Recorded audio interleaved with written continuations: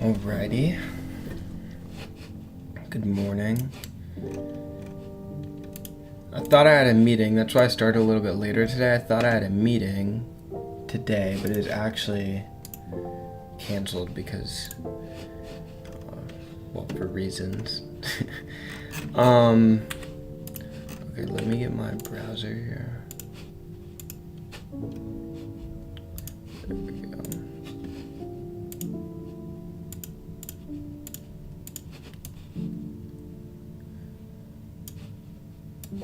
But in any case, what's up, Brain? Bro, Brain is always first.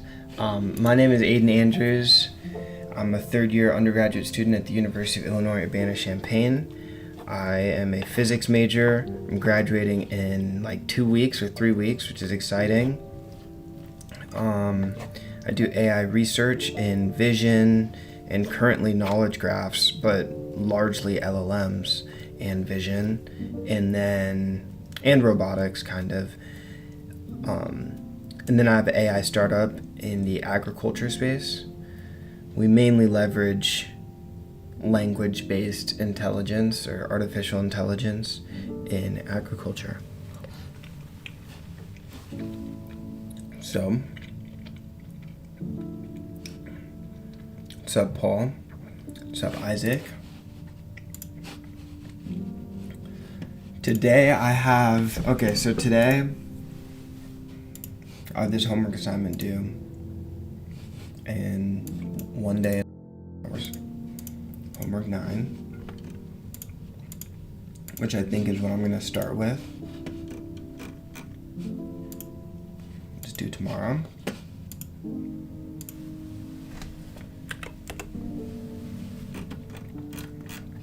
Four questions. And then I have an exam, but I'm gonna take it, I guess maybe I'll take it today. It's not due till, I can take it anytime between the 20th and the 26th, so I might take it on the 26th. But there's really no reason for me not to take it today, but I'm just probably not going to. And then I have to turn in this research report. Let me reload, just in case any changes were made by my partner. So the report is pretty good as of now, but I'm just gonna do a final pass to make sure everything is all good. Okay. And then, yeah, I mean, might as well just get started. So I need to finish this homework assignment.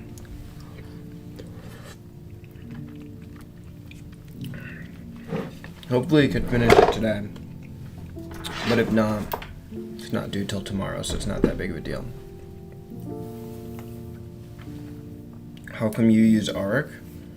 Because I like it and it's a good browser. That is how come I use Arc.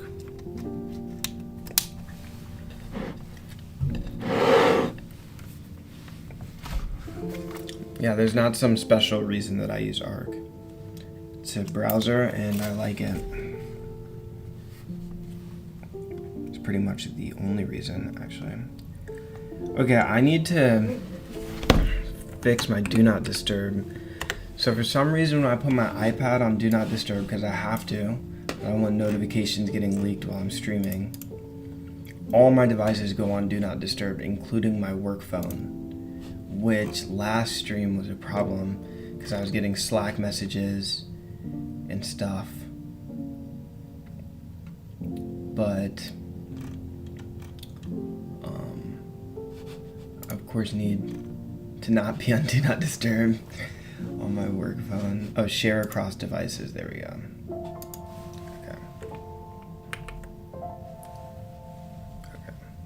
So Do Not Disturb is on my iPad, it's off on my laptop, and it's also off on my phone.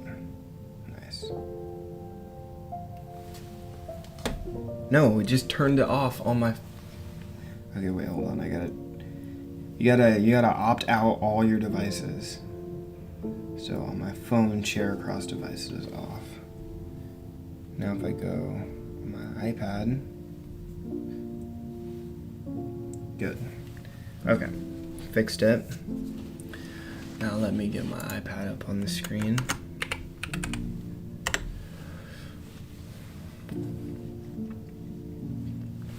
It's gonna take a second.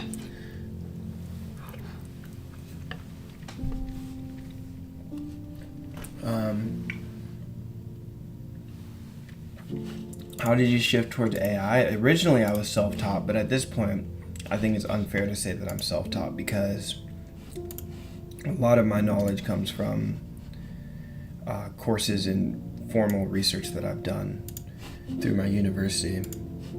So at one point I was entirely self-taught, but at this point I'm not, because I've taken all the courses and stuff and done academic research.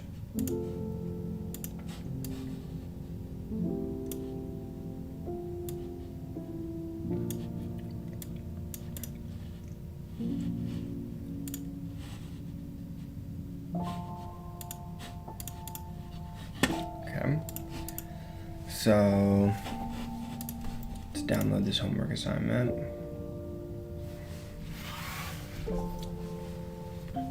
Yo, congrats. Thanks, SB.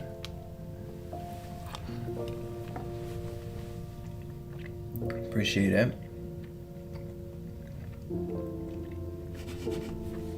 Okay, my computer is loading. There we go. I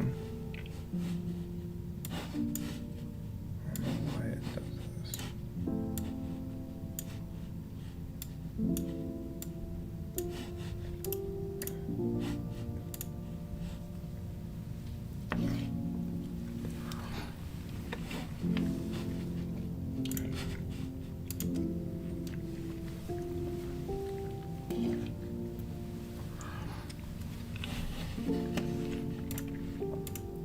All right.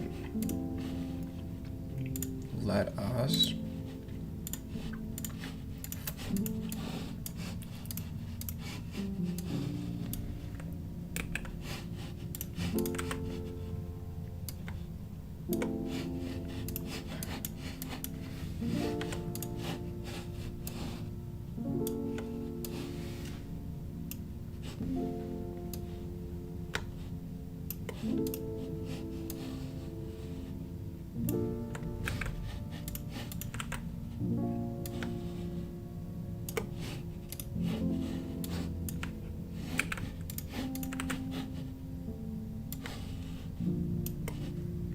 okay.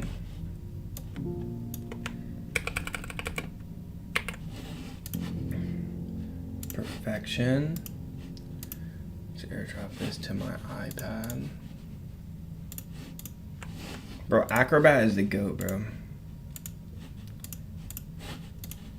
I can edit like the PDF and put each problem on its own page, because having them all on one page is so suboptimal.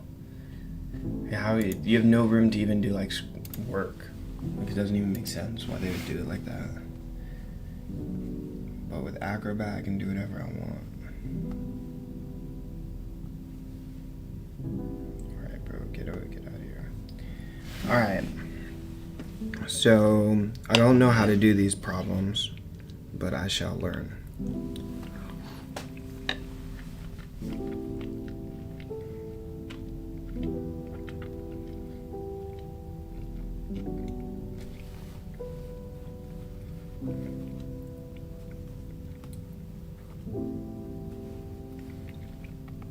Okay, so we have some Coulomb potential, whatever that means. I don't really know what that means, so let's find out. It should be chapter 4, right?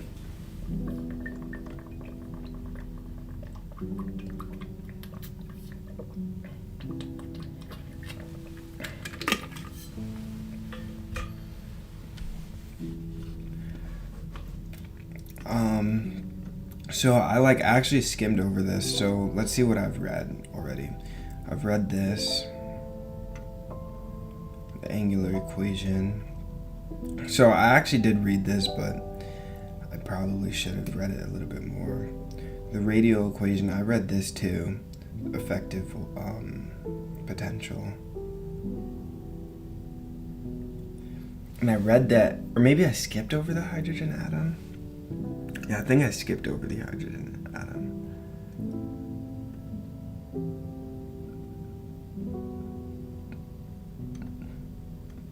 Yeah, I'm pretty sure I skipped over the hydrogen atom. It's okay. I mean, last homework we did kind of have something about the hydrogen atom, though. Right.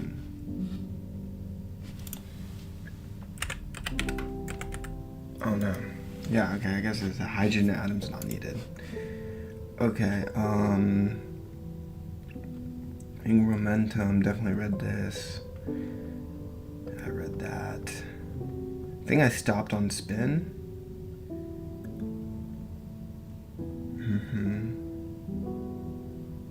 Addition of angular momentum. Yeah, I haven't read this.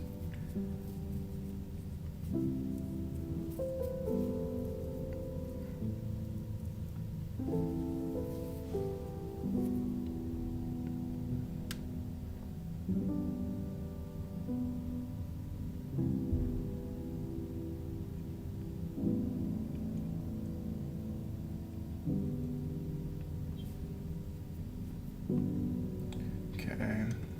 I don't really know if I need to read that.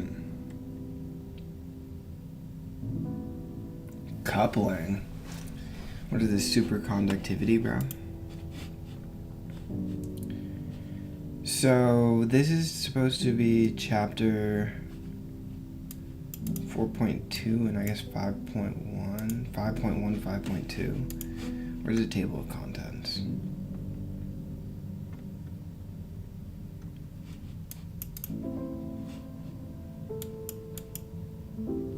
Huh.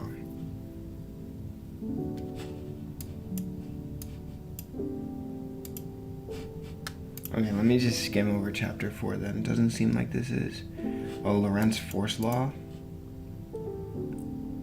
Is this special relativity, bro?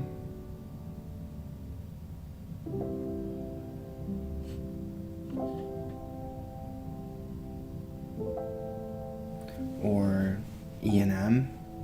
Either one.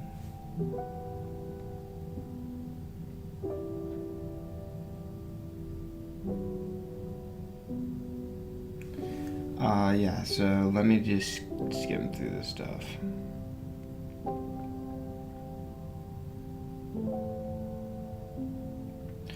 Okay, looks fine. Alright, so chapter 5.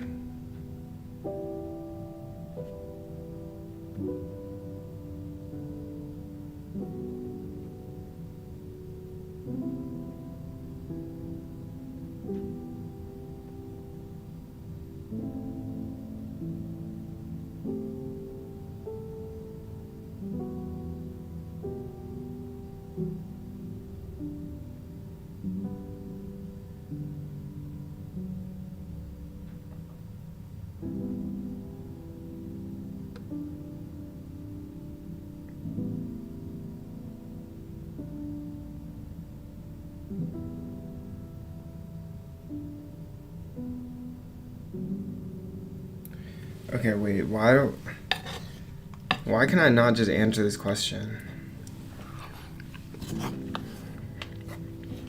I was looking for some like special concepts or something.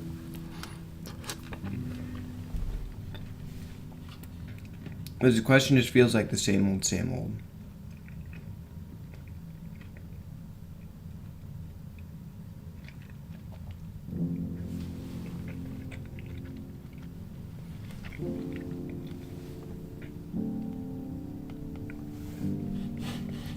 Feels like the same thing that we always do.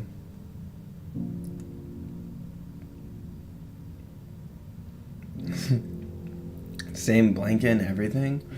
Well, yeah, I'm I don't have multiple pairs of blankets, but I do have multiple pairs of sheets, but I don't really use the other pair. I just wash my sheets weekly.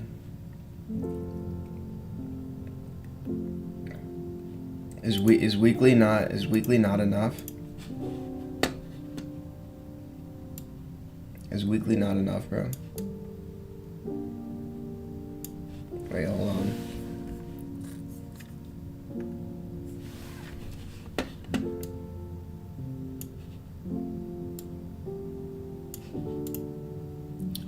Wait, why is this camera like different?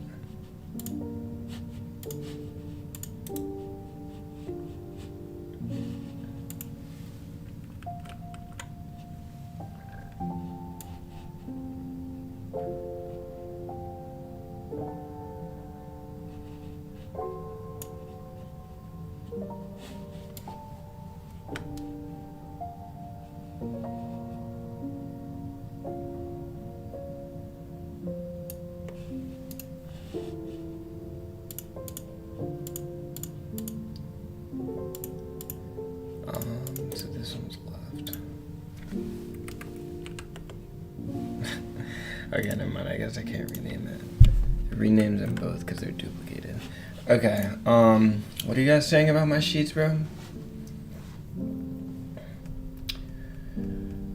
Mathematics play a key role in AI. Yeah, that's the truth.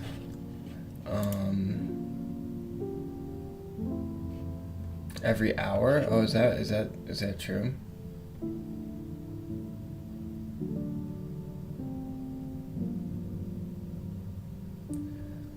What's up, Malik? How long do people study quantum mechanics in uni? I've studied quantum mechanics for 2 semesters. But I know some people do it for like 4 semesters. But I'm barely even in uni for 4 semesters. So definitely can't take it all for 4. Find the normalization constant. So do I not just do square? Is this not just square integrable? Is that not what I do? Let me just make sure.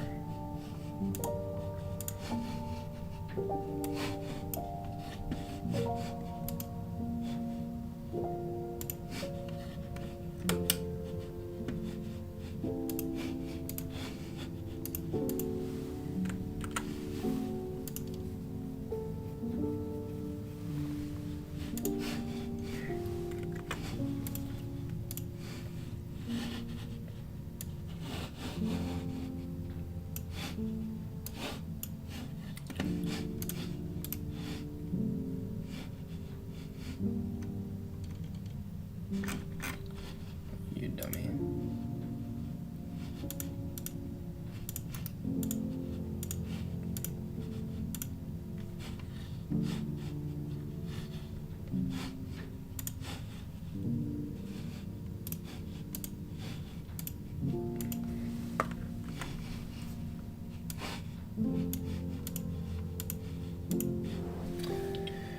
Alright, what are you guys saying? Eating Margot's food. Hello, sir. Good morning. I'm learning English from this video. I don't think that's optimal, bro. Does this sir teach Hindi? Do I teach Hindi? That's a good question. No, I do not.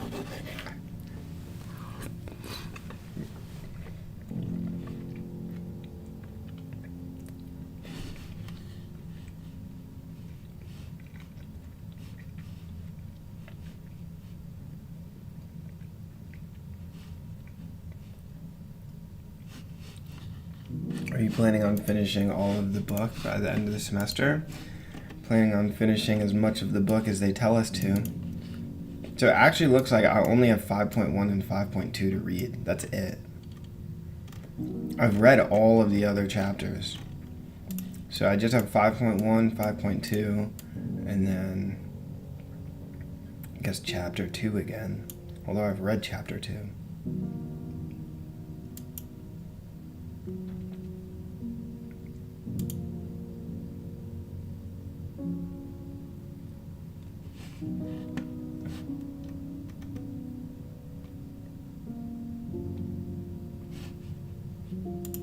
Bro, I'm not looking forward to this final, bro.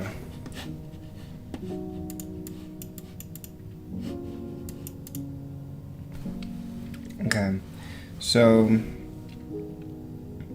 yeah, it's just square integration. So, I mean, formally, right, we say that the integral... Wait, hold on, let me just think for a second.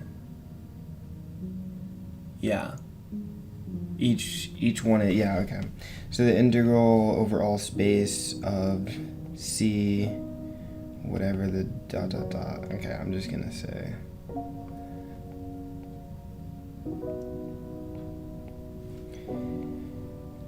Bro, we're so late into the semester that, like, I don't really have to... Oh, this is gonna be D phi. Because it's R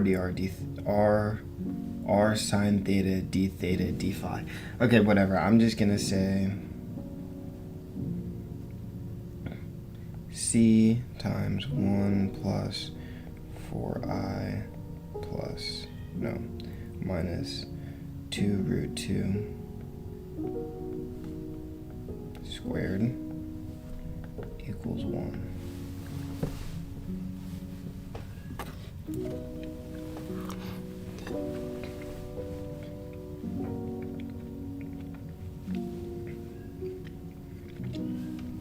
Okay, so we have C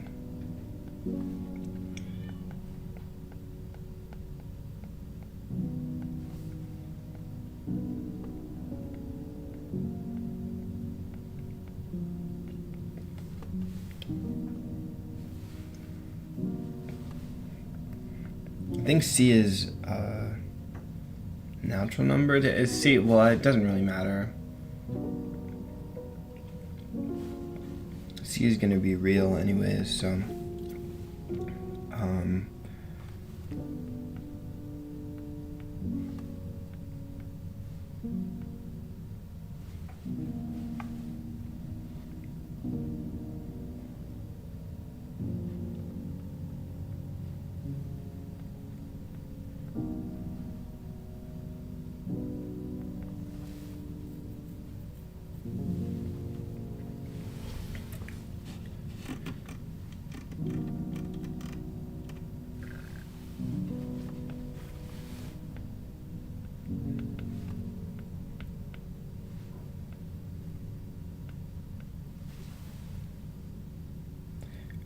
wait, hold on.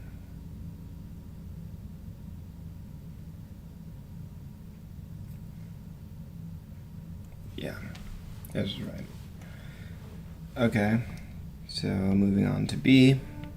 Oh no, not on B yet, actually. Okay, what is the expectation value of energy? These are from like chapter 2. But no, it's not. Oh no, it is chapter 2. Maybe it's chapter 3. The expectation value of energy is like the summation of C of n squared or something times E. Yeah. So the expected value of E is equal to the probability of E. Oh, and these need to be...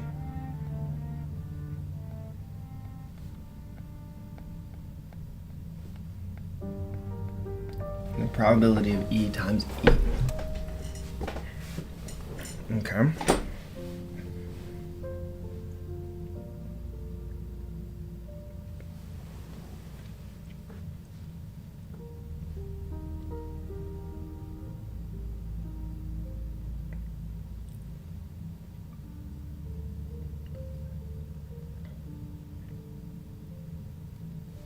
And if we recall, E equals something. It was like n.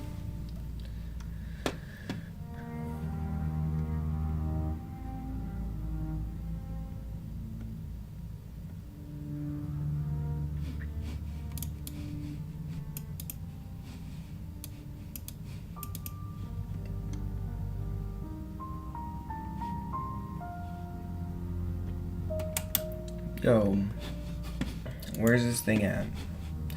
It's like n squared. Oh yeah, c of n. So no.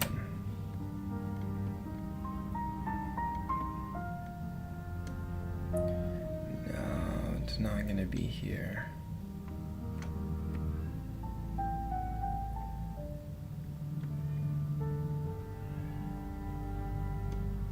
Wait, this is like psi of 100?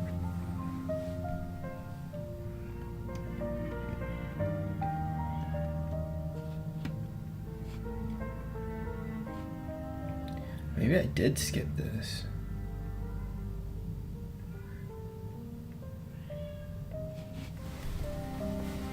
There. En equals E1 over n squared. Okay, so psi 100 is going to be n1, 210 is n.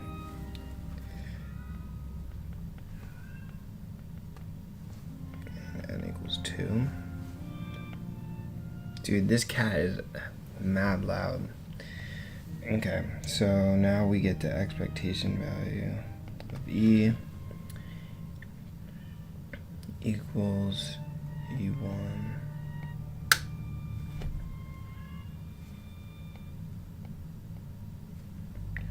why can I not write E1 plus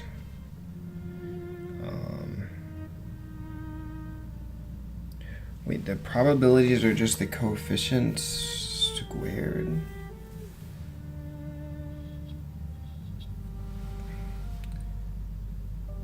Oh, and this is gonna be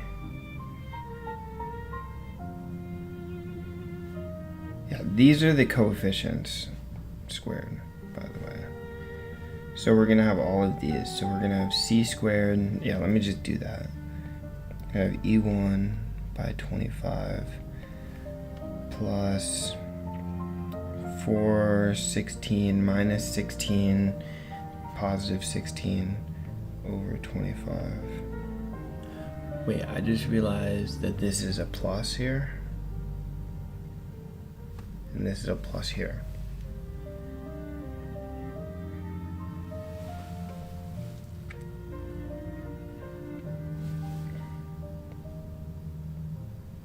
Yeah.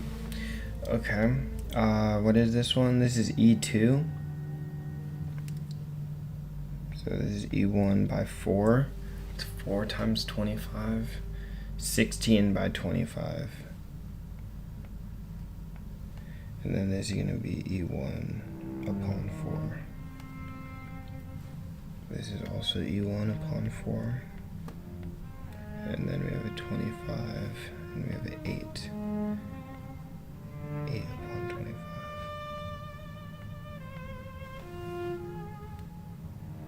Wait, why does it sum up to equal like 1?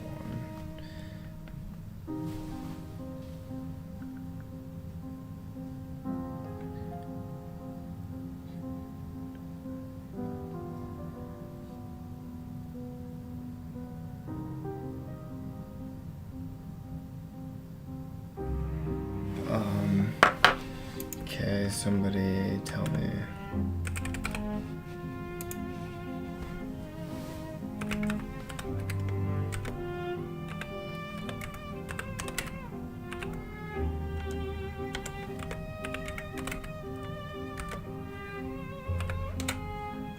This is actually pretty easy. I could have done this in my head. Actually, I'm just gonna do it in my head. It's what, 7 by 25?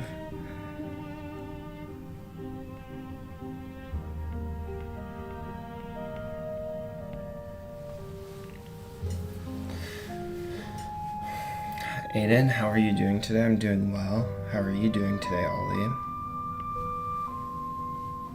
Okay, it's the expectation value of E at some later time t. Does that just mean I need to put on the factor? The time factor? It's just like E to minus I H bar over T? No, En over T. No, over H bar times T. It should be in the textbook somewhere, bro. What is R, bro?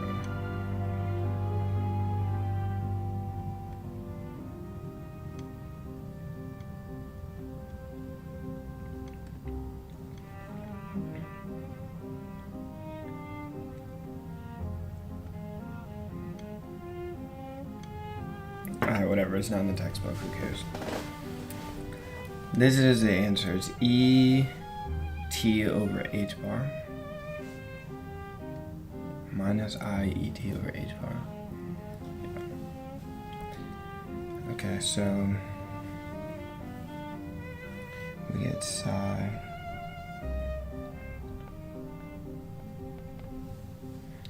This is annoying, bro.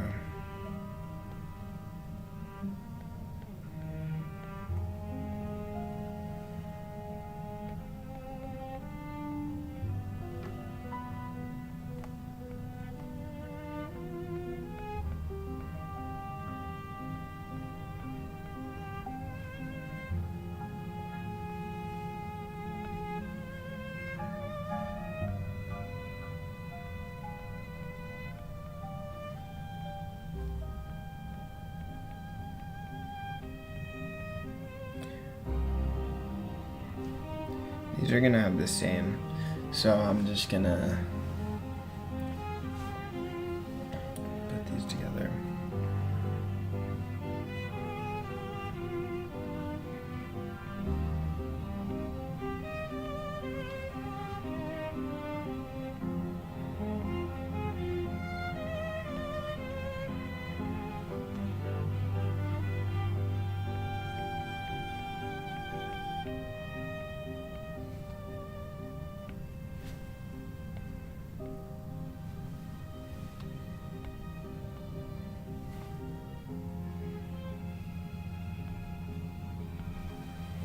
Okay.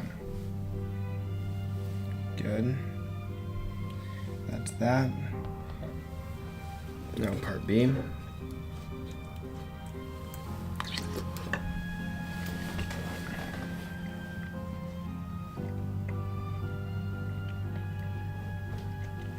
Doing a mini hackathon? That's fire, bro.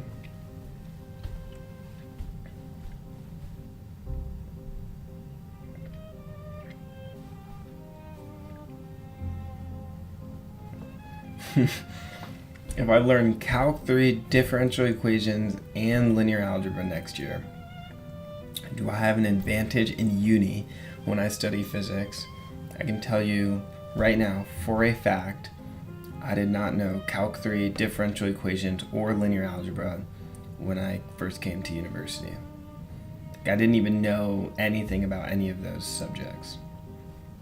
I was in Calc 1 when I came in. So yes, that will definitely help you studying physics. If you know all three of those coming into university, you should be able to easily get through like all the physics courses. H bar is Planck's constant. Planck's constant divided by 2 pi is H bar. What motivated you to start streaming? I just started. I don't really know. You can go watch my first stream. Literally, I just turned the stream on. It's nothing, like, there's no plan. Drop the hair routine, bro. I don't have a hair routine. Just wake up, wash it every now and then.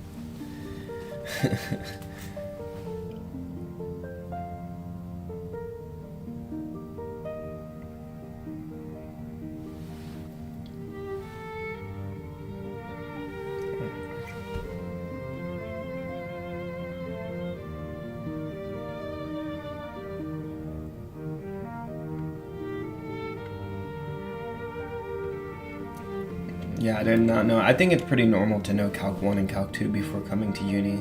but I didn't, so. Yeah, I came in with 0 credits.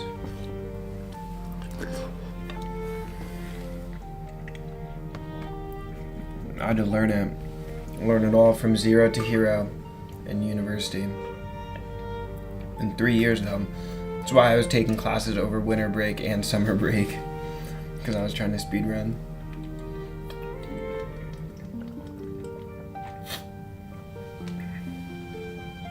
Genetics? Yeah, I think it is genetics, right?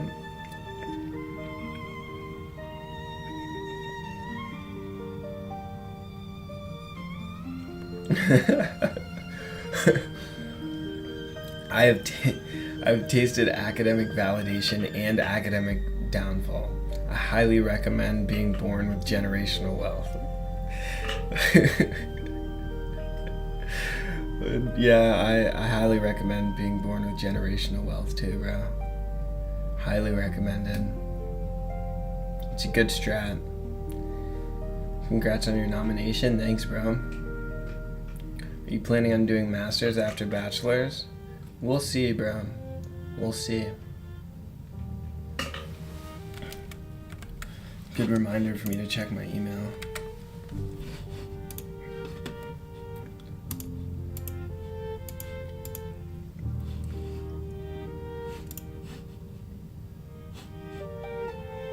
Yeah, I'm pretty sure our meeting at 9 today was canceled, but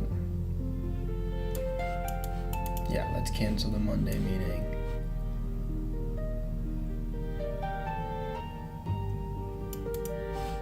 Yeah.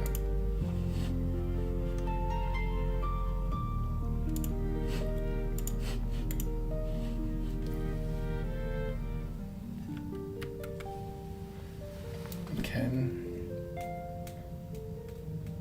I think you mentioned you didn't take pre-calc. Yeah, I didn't take pre-calc. For some reason in high school, they just let me skip it. It was fire.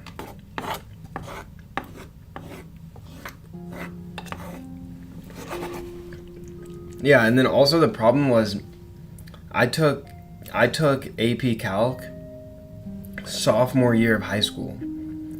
So, and then first of all, I didn't take the AP exam seriously because I was a sophomore in high school. I didn't really care. Thought it was stupid. And then secondly, when I got to university, I basically did not know any calculus because I took it like 2 or 3 years ago by that time. No, yeah, it was 3 years ago. Bro, I walked into Calc 1. I was like, bro, this class is gonna be so easy. I've already taken it. And I was like, dang, I don't remember a single thing from high school. I actually did very poorly on that first exam, and then I locked in.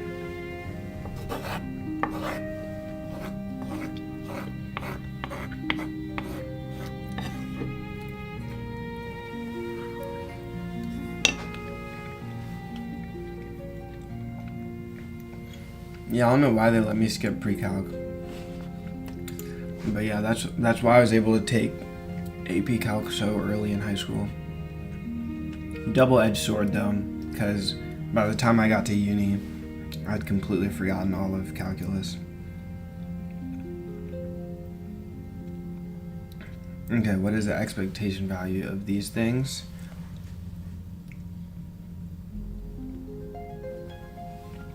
So we have some properties here in the textbook. Hopefully. Bro, what is this, bro? Ain't no way.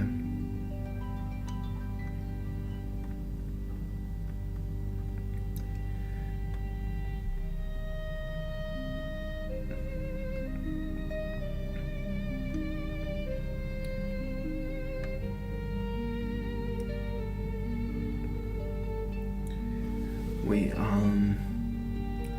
there's some like property. Where is this at?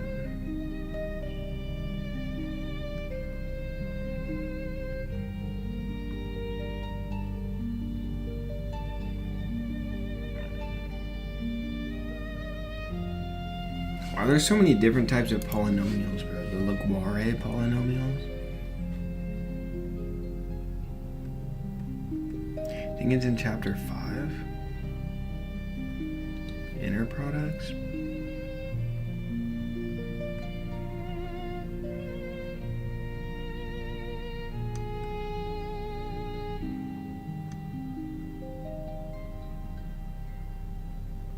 Dude, what is this? This is like a novel. This is a novel, bro. I thought this was a textbook.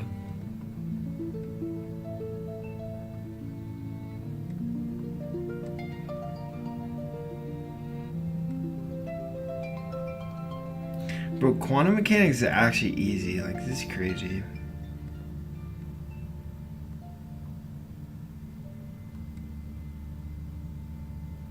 They just repeat the same thing every single time. But I'm looking for this simple principle. I don't know where it is.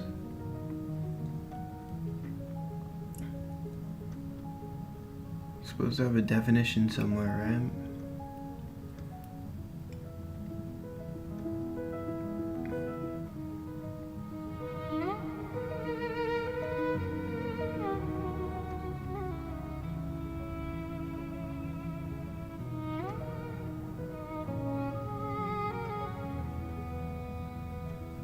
Huh.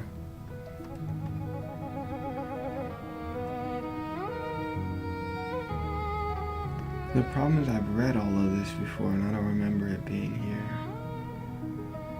Yeah, it's definitely not in spin, bro. Spin is like completely unrelated. Dude, last exam they actually scammed us. There was no spin questions on the exam. Spin was so easy too, it would have been fire. Oh, maybe this is what I want?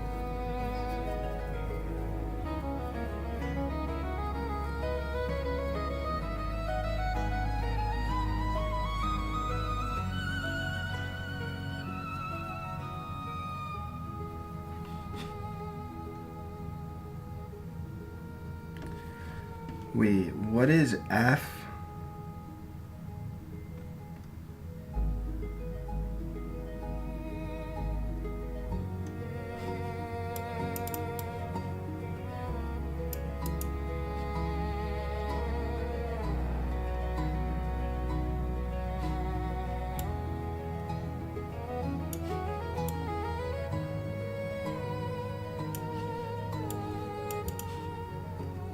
Yeah, I actually read this.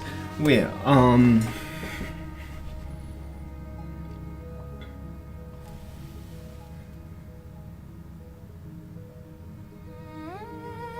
psi.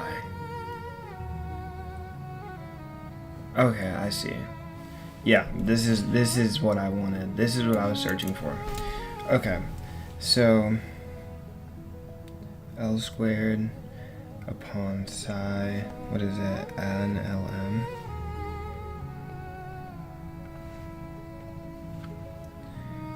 Equals h bar squared L plus 1 psi and LZ psi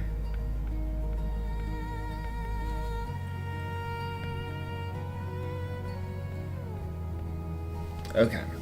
So now, wait, what was the question even asking? What is the expectation value of both?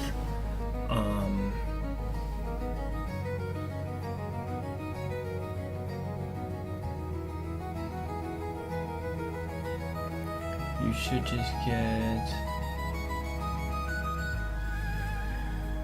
Wait a minute, hold on.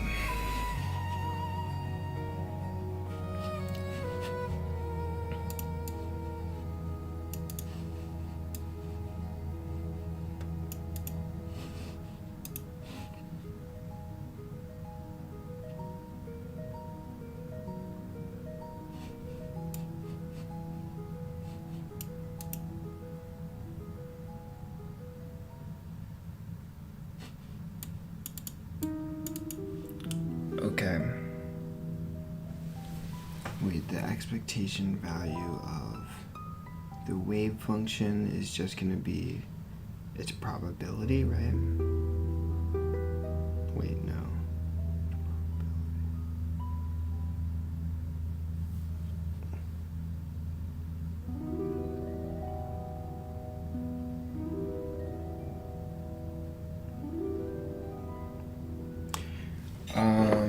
Okay.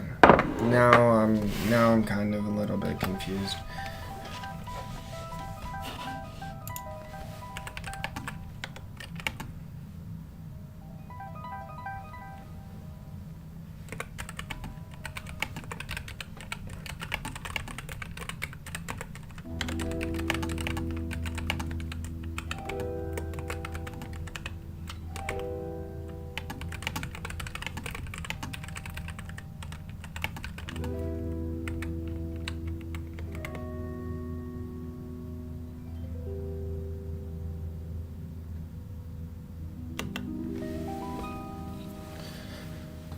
What song is this? Oh, that's true. This video is also not uploaded to YouTube.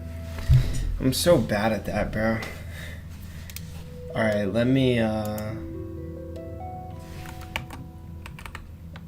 find a picture. I'll put it on YouTube right now. I gotta find the video to use though. Because it's an MP3, I need to make it an MP4.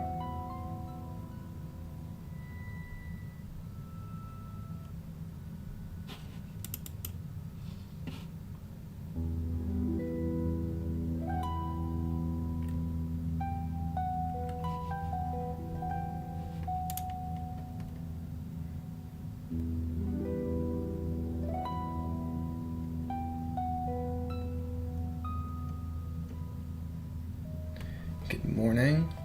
Good morning. How do you do?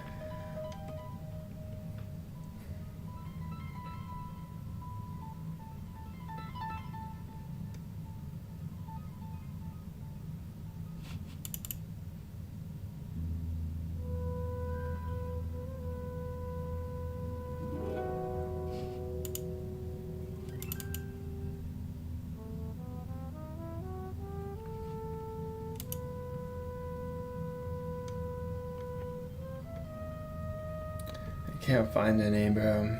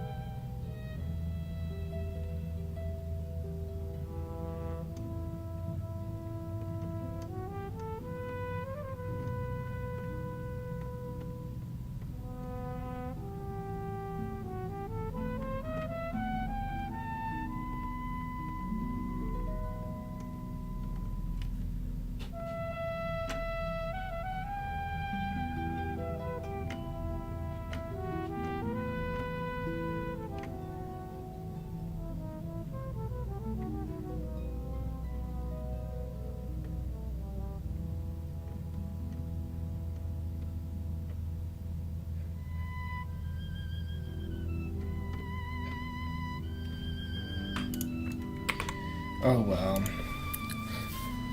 What is this? Good morning.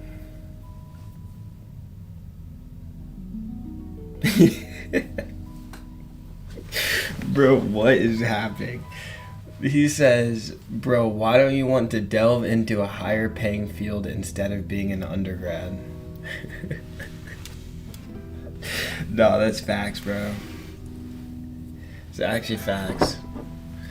Why'd I waste my time being an undergrad when I can go into a higher paying field?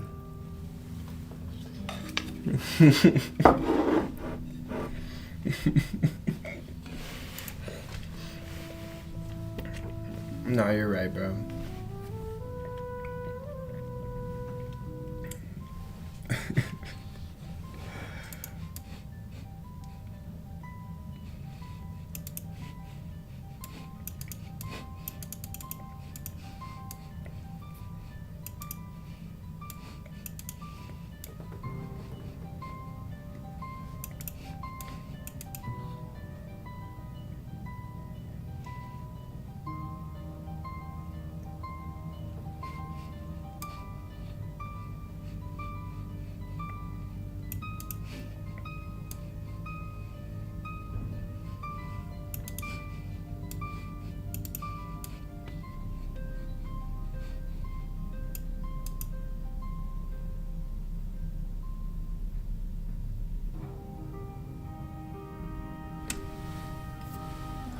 Oh, I see. Oh.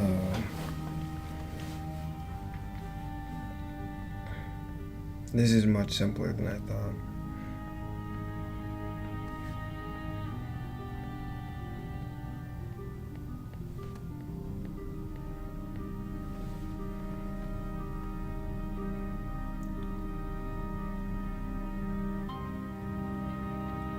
Yeah, well, it's gonna be on each individual component is the only thing.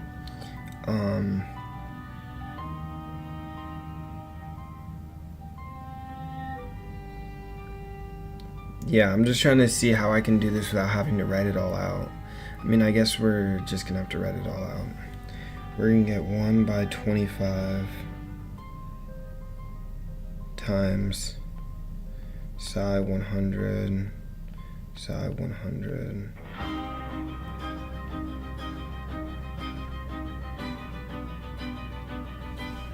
H bar squared, L is 0. Wait, L is 0 or what? Yeah, L is 0 times 0 plus wait, 1 by 25 isn't it? Yeah, it's squared. Yeah, 1 by 25. So this one's gonna be 16 by 25 and it's gonna be, wait, should I really write this all out? I mean, it's not necessary.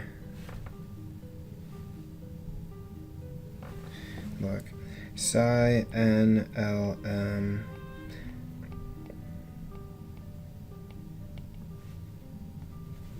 equals 1 if and only if psi NLM equals NLM.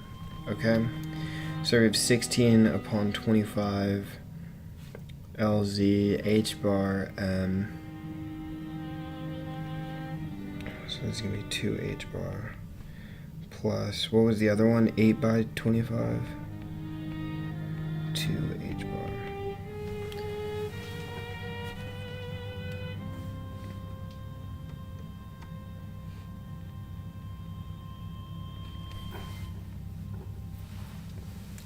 So this is gonna give us a final answer.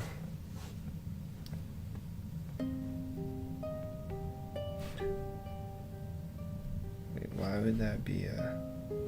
Oh, minus, because it's minus 1. It's minus 1. So this is gonna be minus 8. Wait, isn't it positive? Oh, this one's a 0 as well.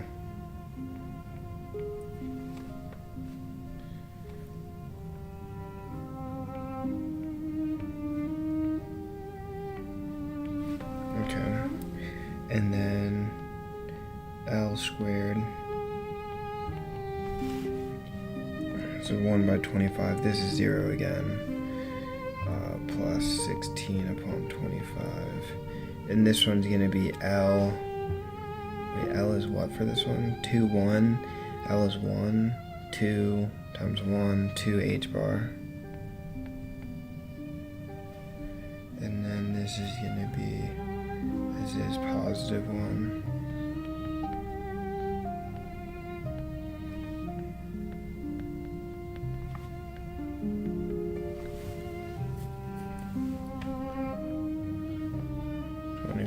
Times 2, 48 upon 25, H bar squared.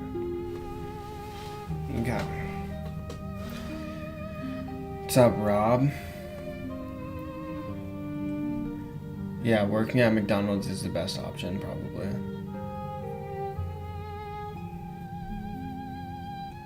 Dropped a 60 on a computer architecture midterm, but I heard computer architecture is hard. Undergrad, waste of time. High paying field, optimal. No, that's facts. Why would you pursue an undergrad when you can go into a higher paying field?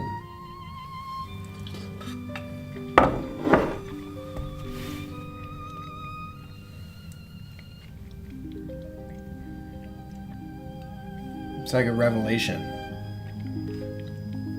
It might be the smartest thing anyone has ever said.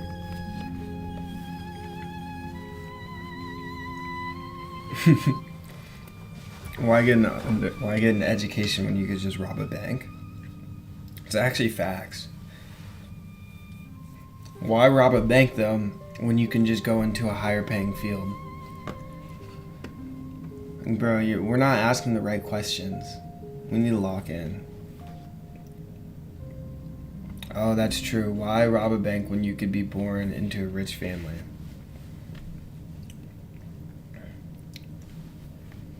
Do you like reading books? Yeah, I do like reading books.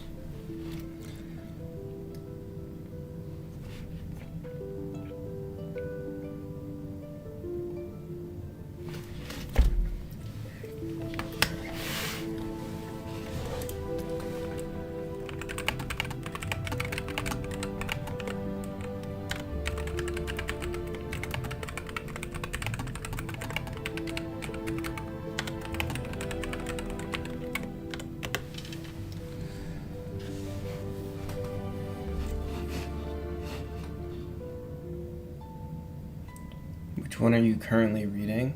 I'm low-key not currently reading a book. What is the last page of a book that I read?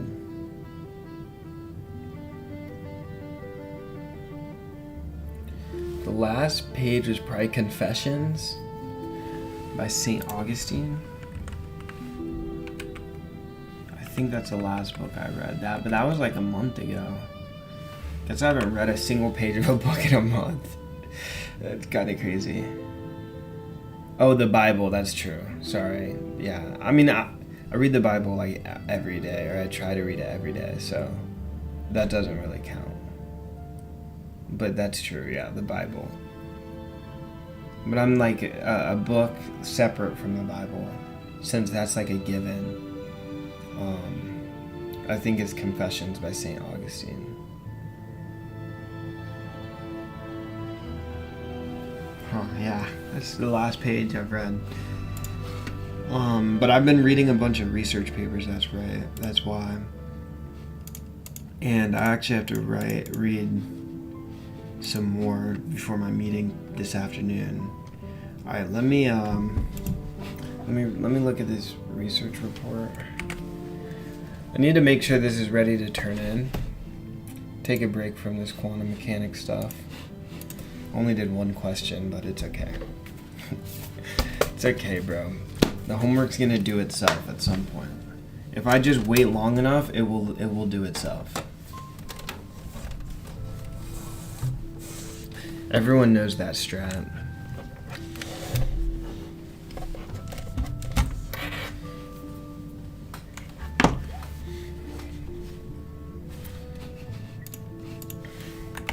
Everyone knows that strat, bro. Just keep pushing it off, and then it'll get itself done somehow.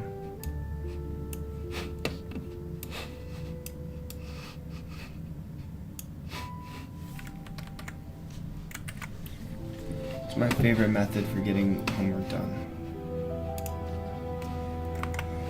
Okay.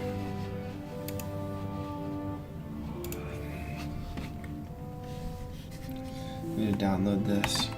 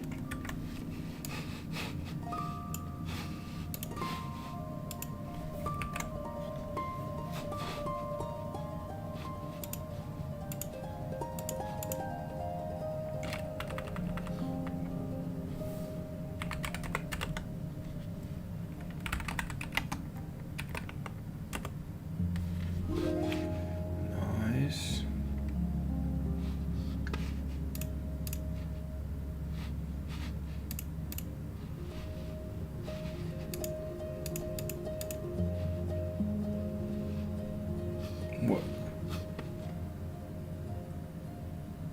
Oh no. Oh no. Wait, how do I undo that? Gosh darn it.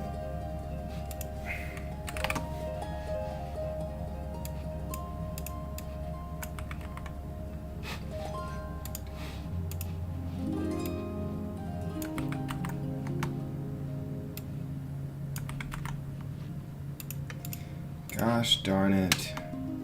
I just made my life significantly harder.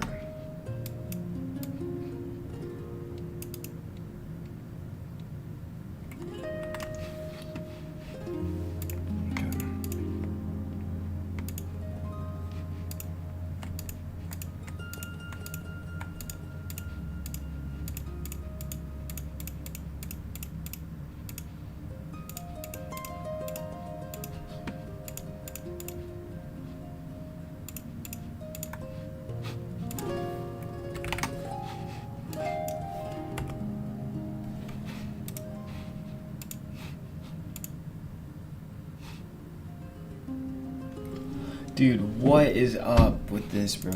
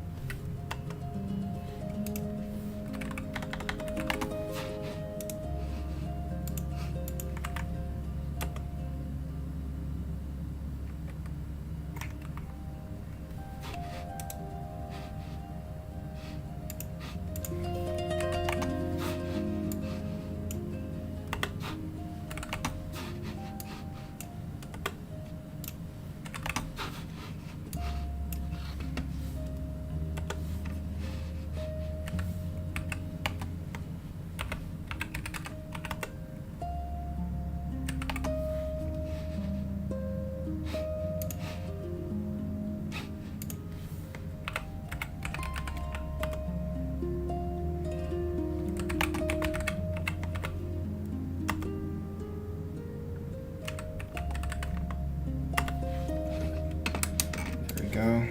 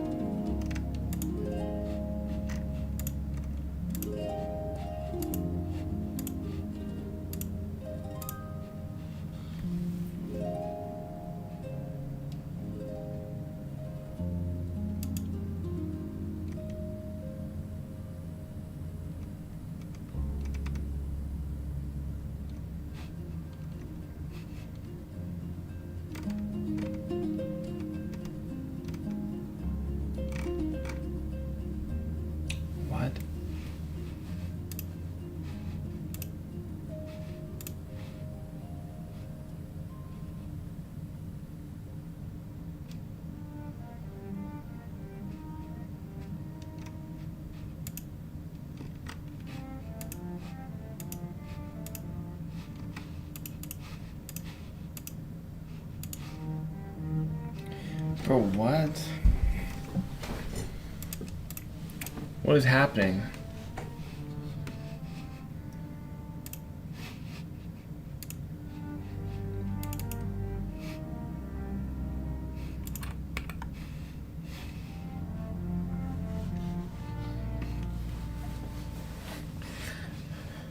Okay, so I don't know what's happening.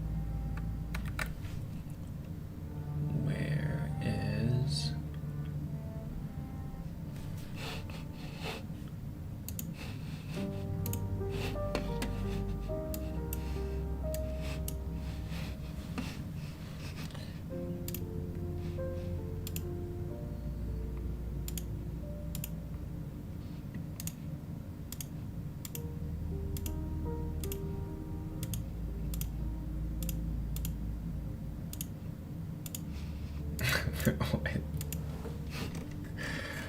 what is happening?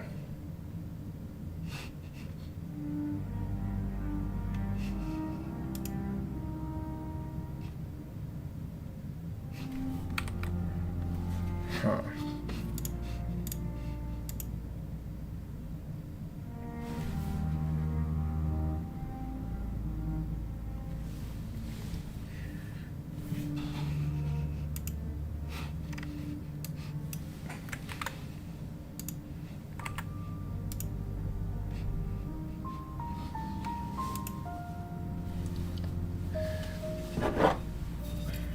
Pomodoro?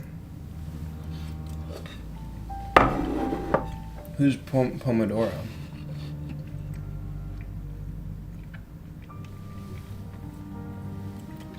What's your favorite cereal?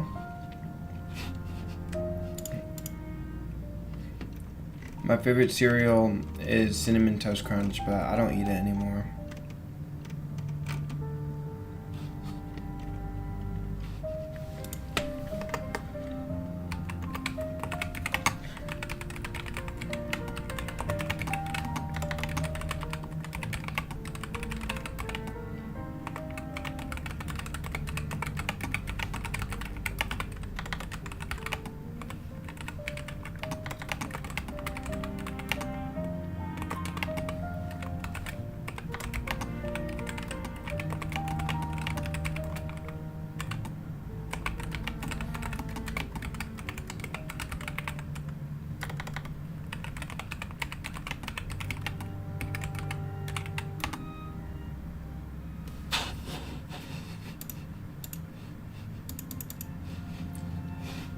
My name is Pomodoro. Is that true?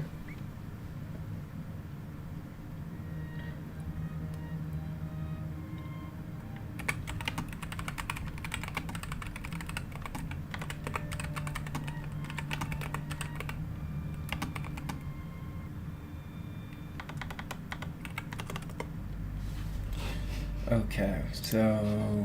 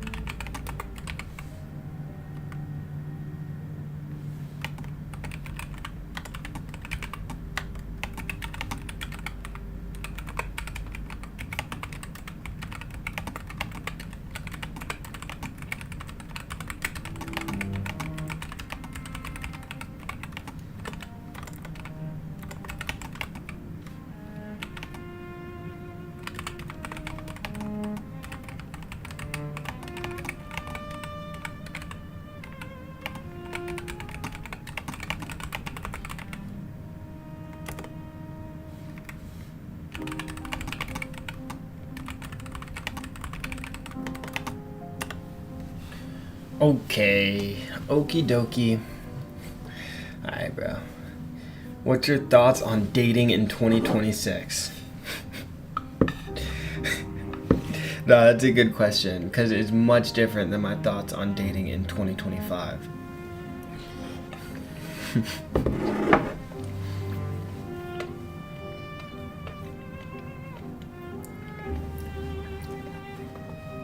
Yeah, so overall, I think carbon dating is a very effective scientific method.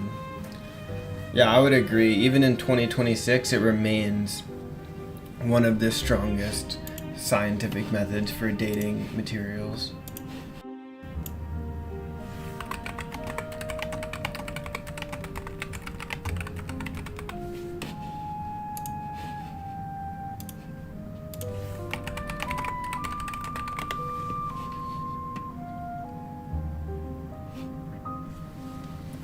Although radiometric dating is becoming really popular, especially in 2026. So I think my outlook on dating in 2026 probably going to be most bullish on luminescence dating. It's a newer concept and newer method of dating, but I feel like it's really strong. Radiometric and carbon are going to be, those are really strong and are going to be there forever. So those would be some big dogs in 2026.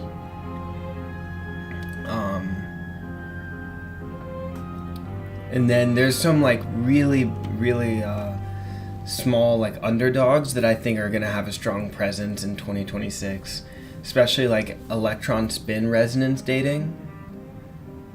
Really looking forward to what that has for 2026. What are we talking about? Someone asked me what my opinions were on dating in 2026. And so I was just answering to ensure that they knew what I thought.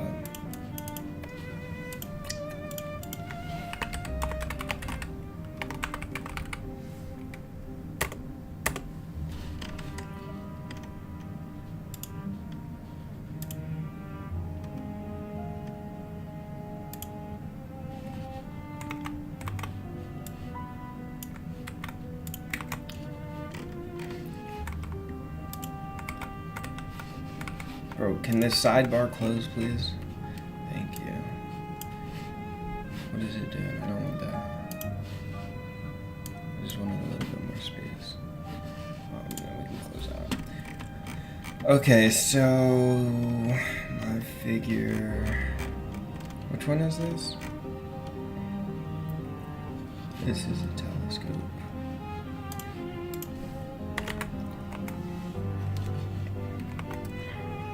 No. It's this one.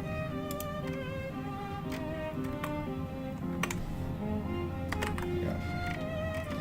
So let's get the telescope label and then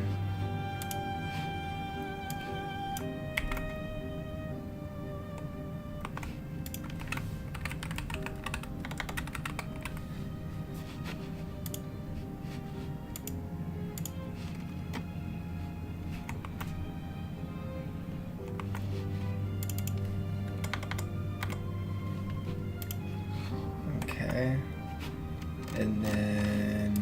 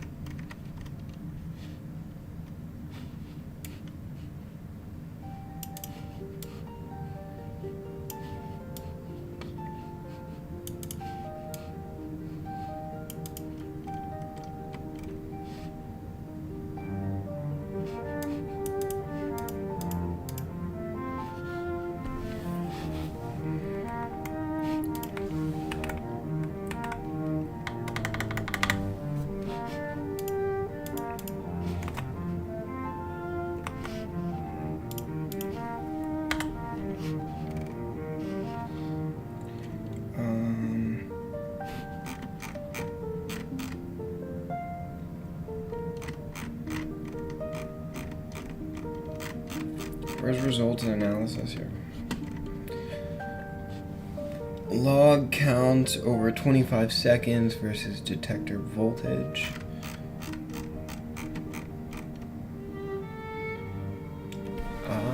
Oh yeah, this is a duplicate.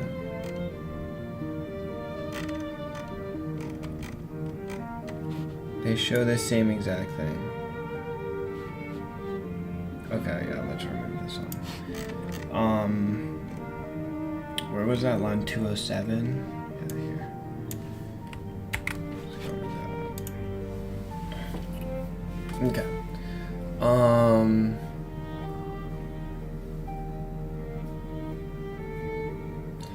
We need an extra employee at McDonald's. You trying to join? Yeah, bro. Online drive-thru? Yeah, let's do it. When do I start? How much per month? $7 USD per month? That's pretty good.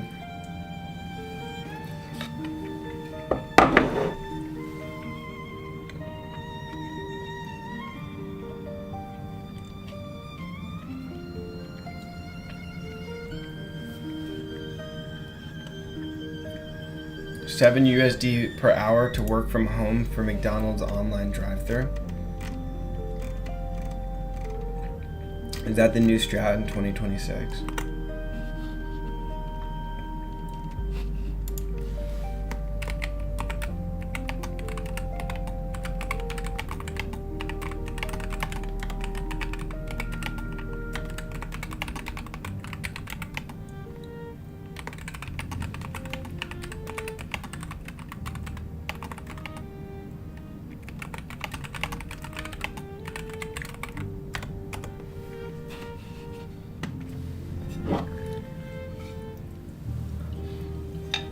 Yeah, bro, this report is low-key kind of done.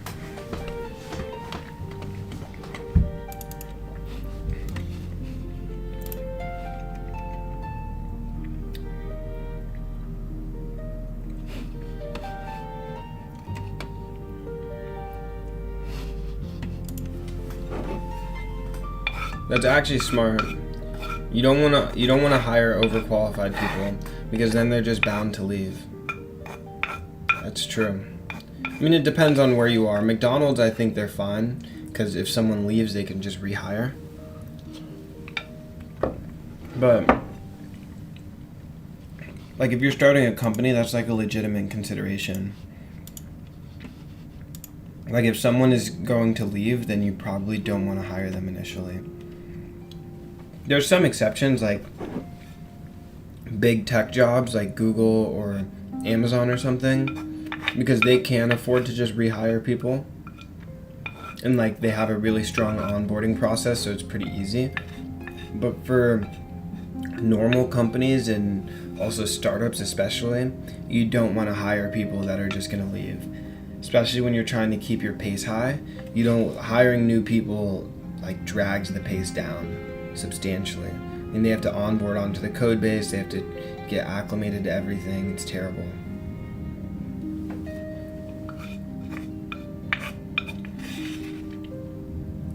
It's actually good advice.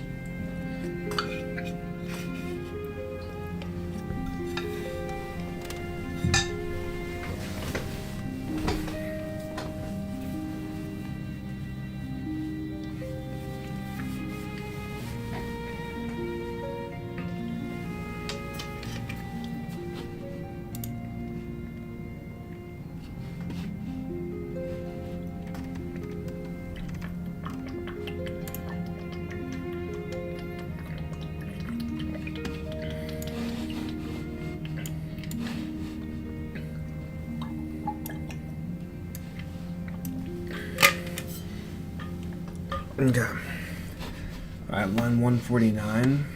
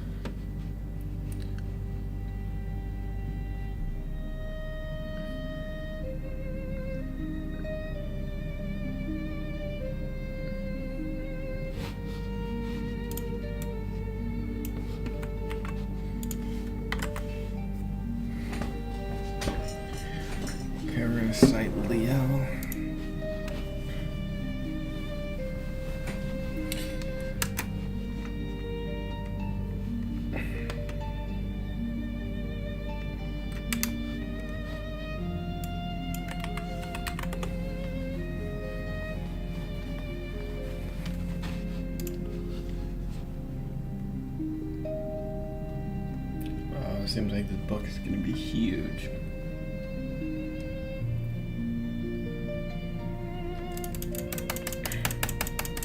Yo, can this thing hurry up, bro? But why is there so much space above my head on the camera? But makes me look short, huh?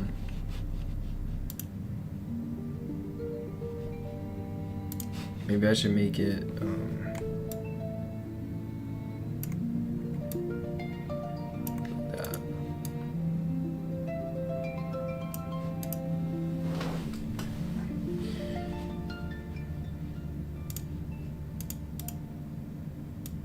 The other side's still the same. Alright, bro. This is like, what is it? The largest document in human history. We get it. I don't need to do it anymore. Okay, that was my only change there, and then here.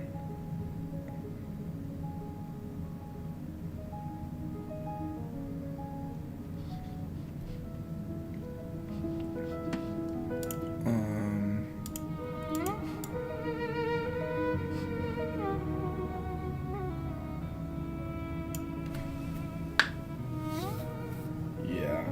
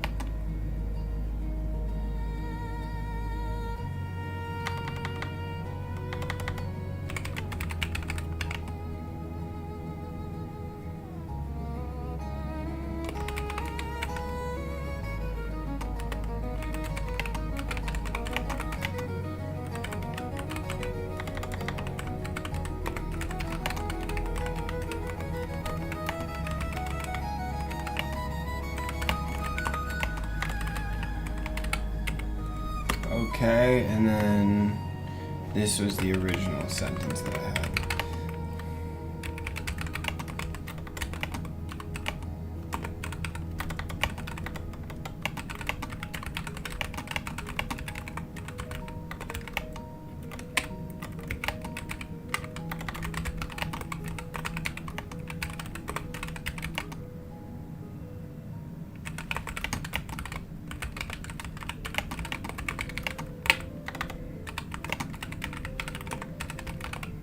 Okay. All right.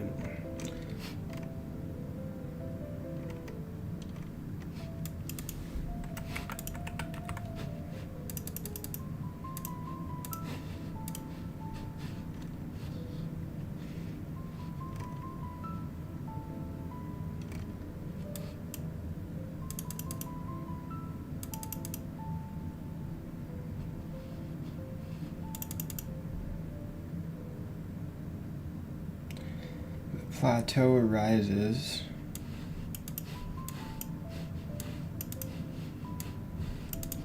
okay, it's nice.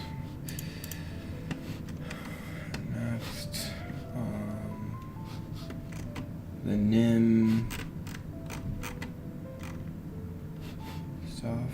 This is in front of plateau.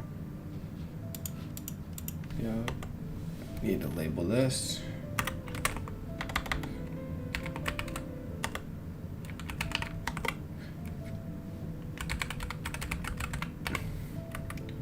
So that it can be referenced later.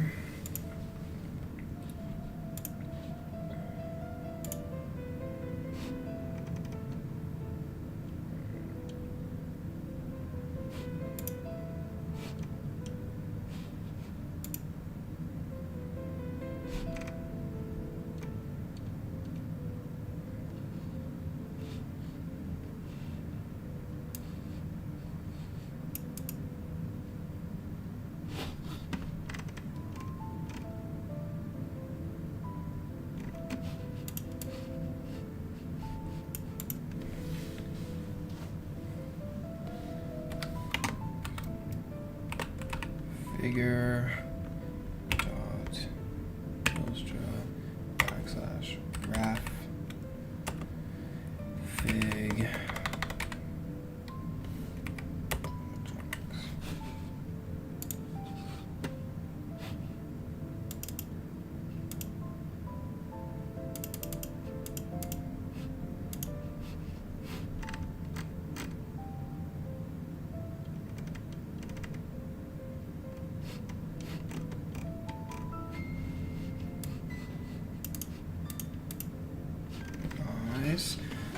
Nice.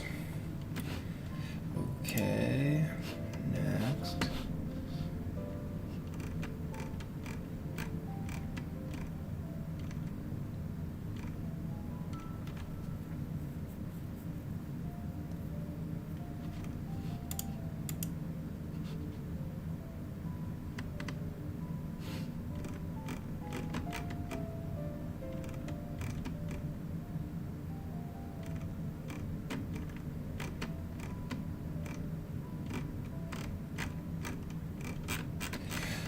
Oh, where is this text at? Where the uncertainty is. Oh, wait. Where the uncertainty is propagated from counting statistics.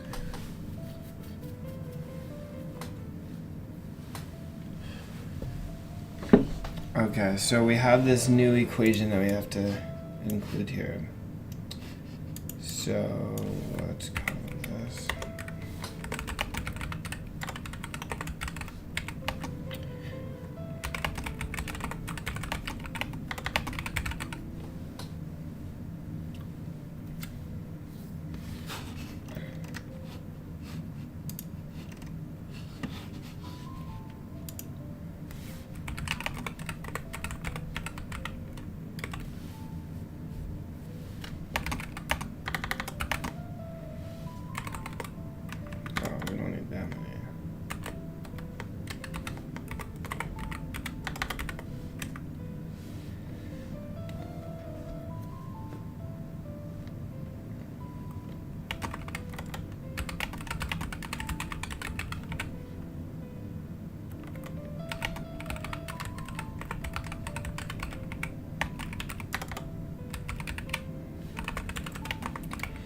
Okay, so wait, hold on.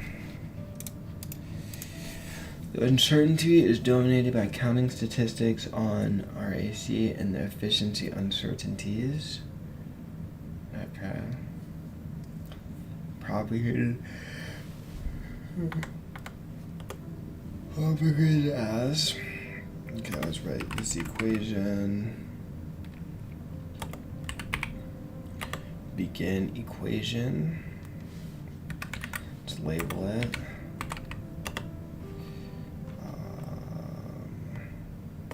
EQ. It's gonna be the flux error. Okay, and this equation is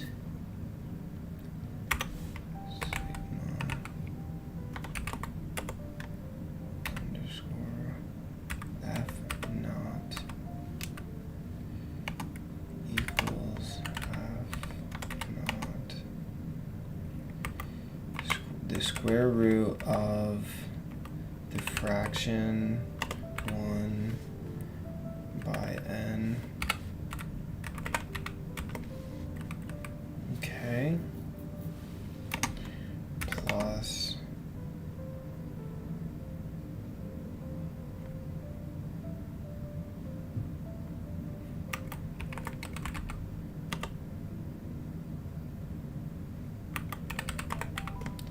the fraction of sigma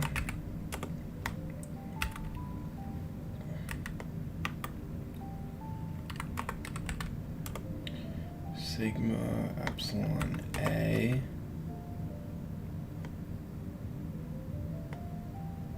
missing a denominator of epsilon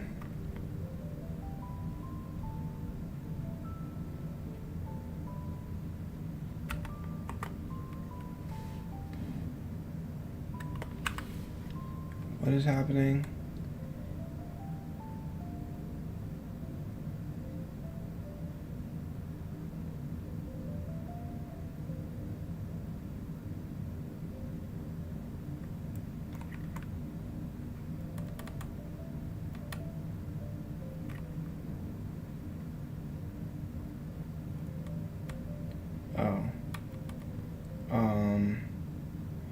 Wait, sigma underscore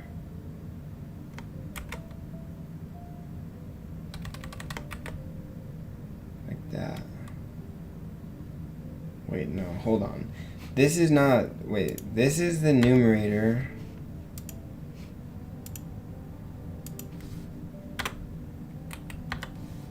This is the numerator, and this is the denominator. What happened to my preview, bro? There we go. Okay. Sigma epsilon A upon epsilon A. No, quantity squared. Quantity squared. Plus parentheses. The fraction of sigma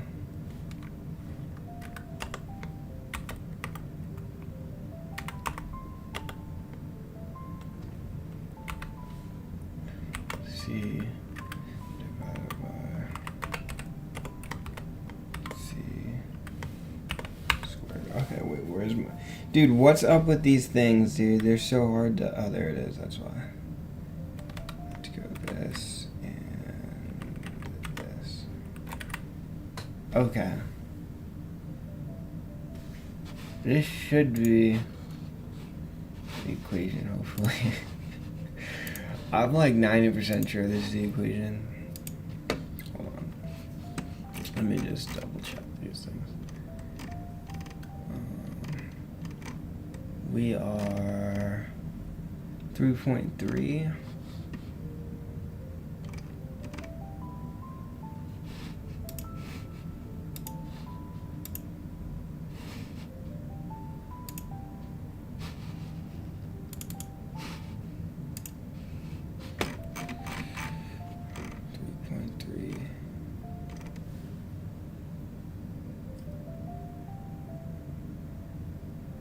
Wait, my thing is not.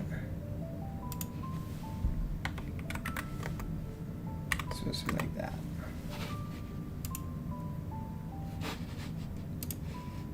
It's supposed to be like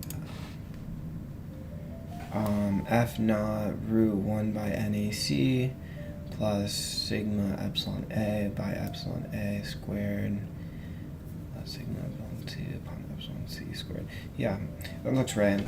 Okay, and let's just say we need to define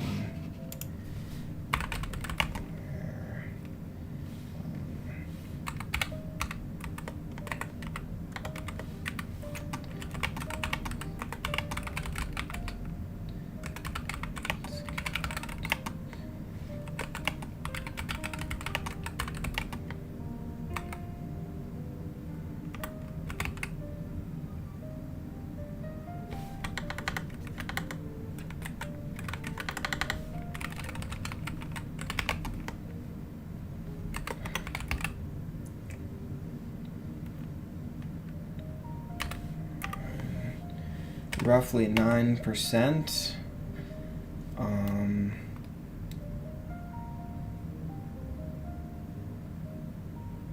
And the efficiency terms roughly 15% each, giving a combined relative uncertainty of roughly 12%.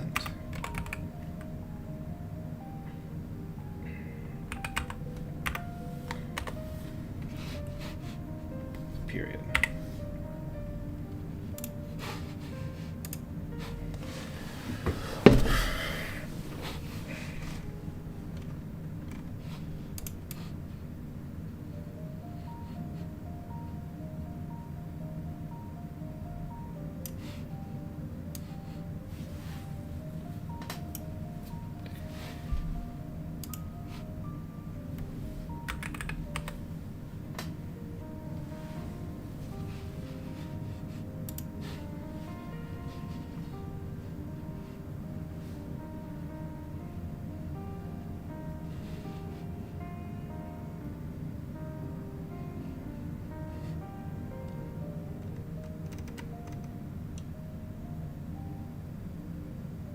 Okay.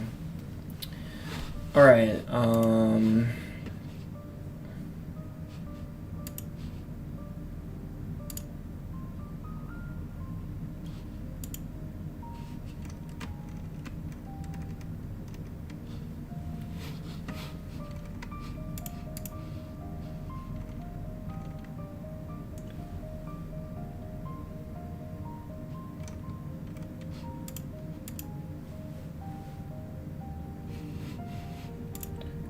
Threefold condition and coincidence rates were measured at 8 distinct angles, east-west, over 2 sessions. The rate and its uncertainty at each angle are R equals N by T.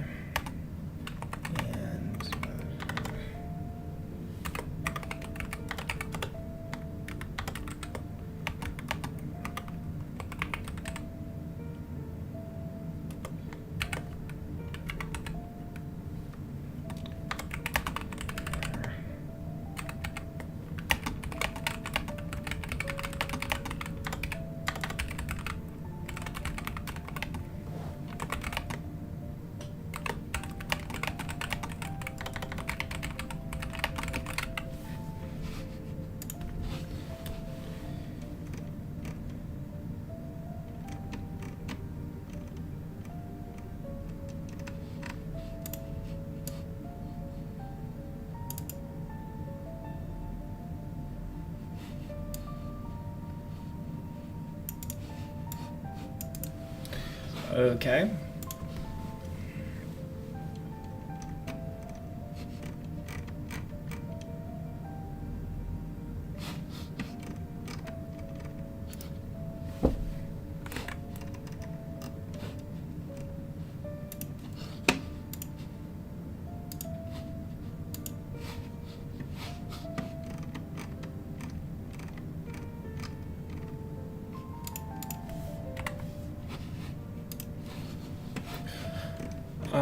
All right.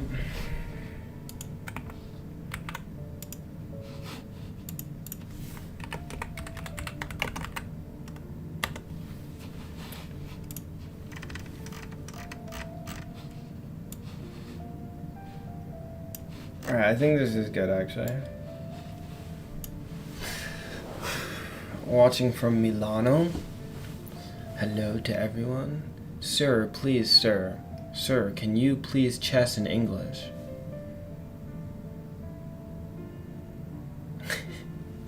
I don't want to see you proceed your 30-game losing streak. I'm actually on a 2-game winning streak, I believe.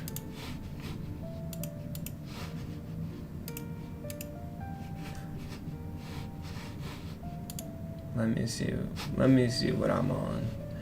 Oh no, I'm on a 1-game winning streak. But I've won 1, 2.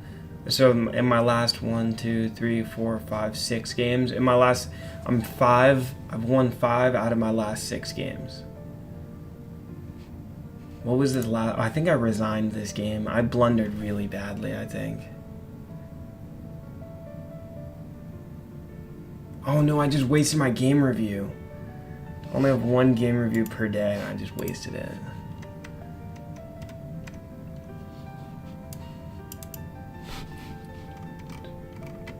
Apparently there's a bug.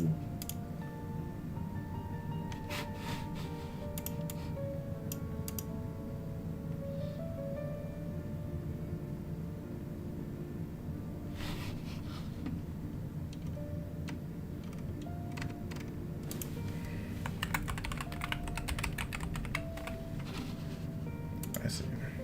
Wait, what does that render as on the PDF?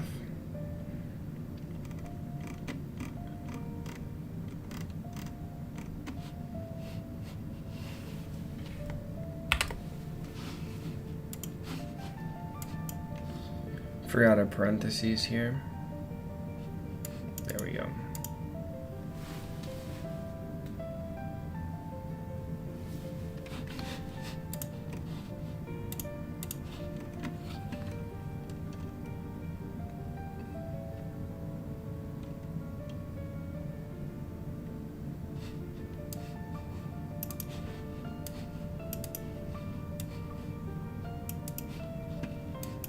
Okay, I'm done.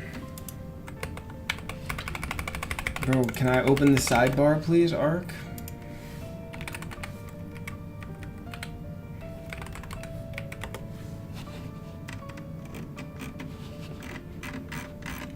Okay, I think we're done. So let me text my lab partner.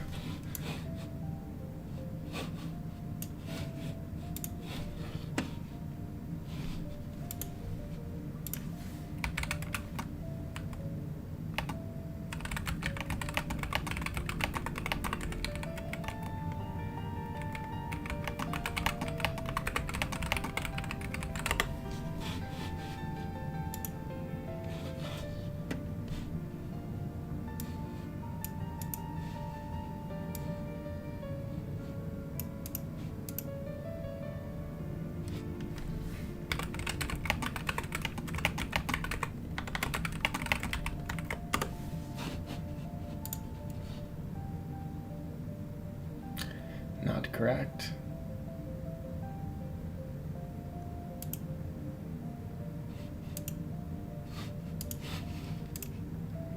Exam 2 clarification.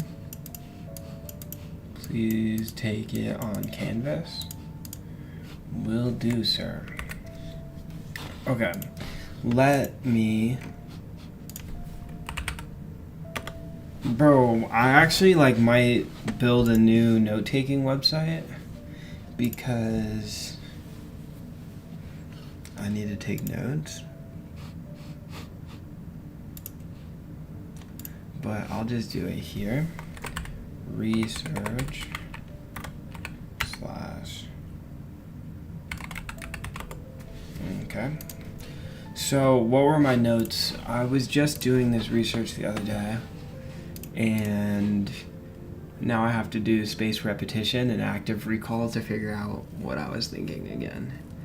I completely forgot. It was here. I was reading this report, so I was thinking...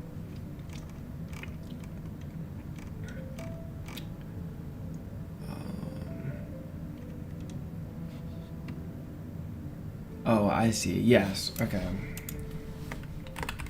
For eval,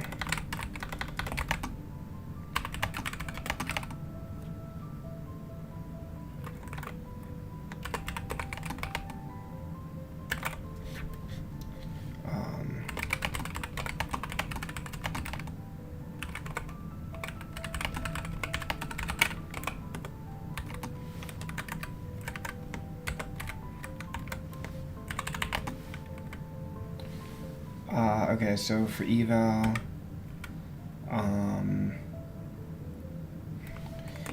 answer level metrics, reasoning level metrics, and retrieval.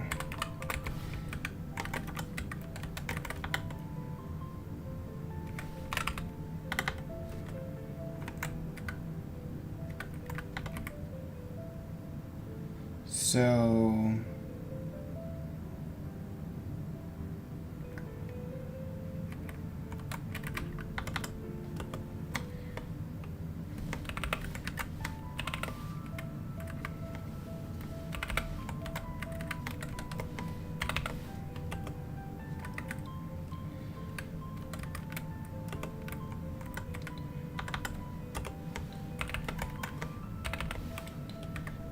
okay, so let's see.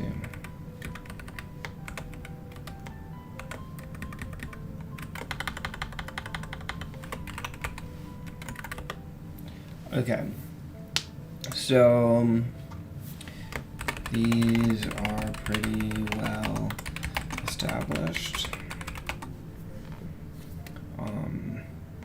Easiest is exact match and token level F1.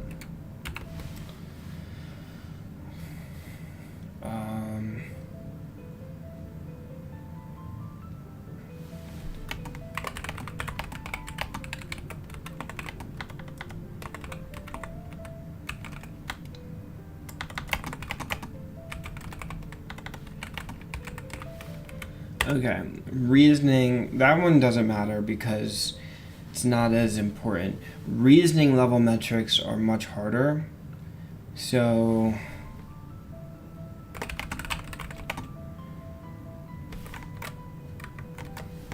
much harder. There is chain of thought faithfulness.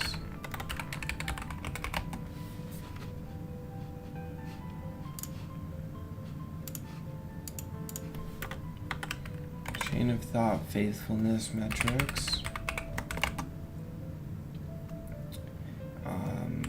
Early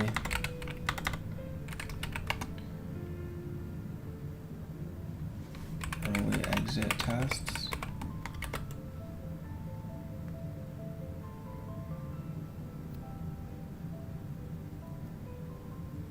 Truncate.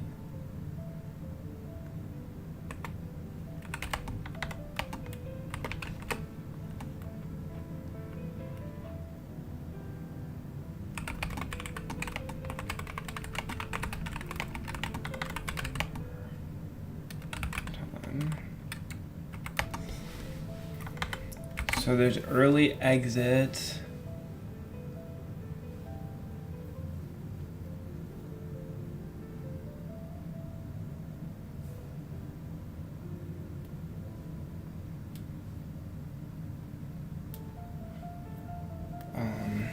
There's also per hop.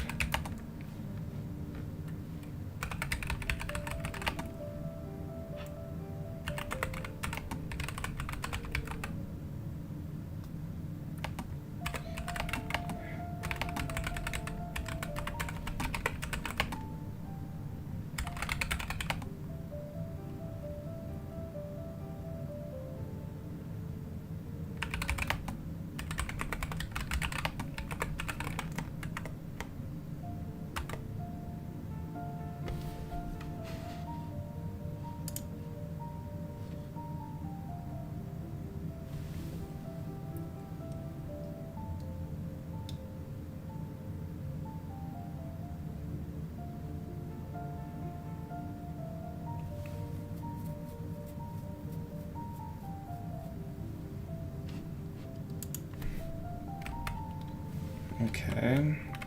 And then there's retrieval.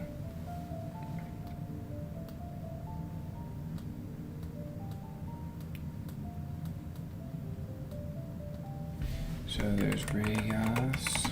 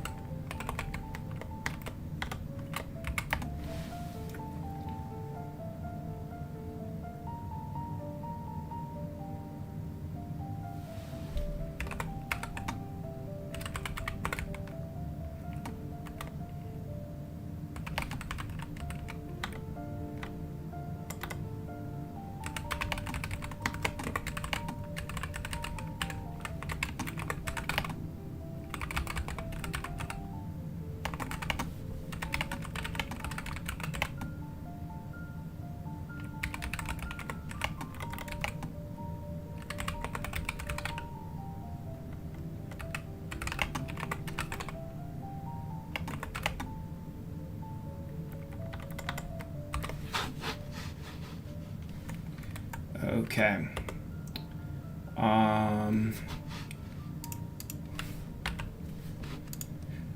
Okay. What were other thoughts? No, it's good. Domain specific metrics, it's fine.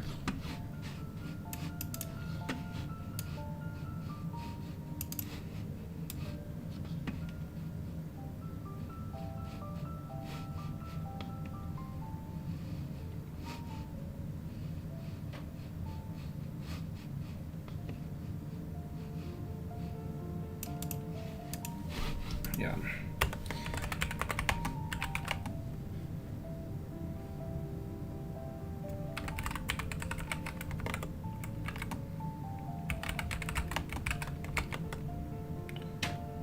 I'm pretty sure this exists already.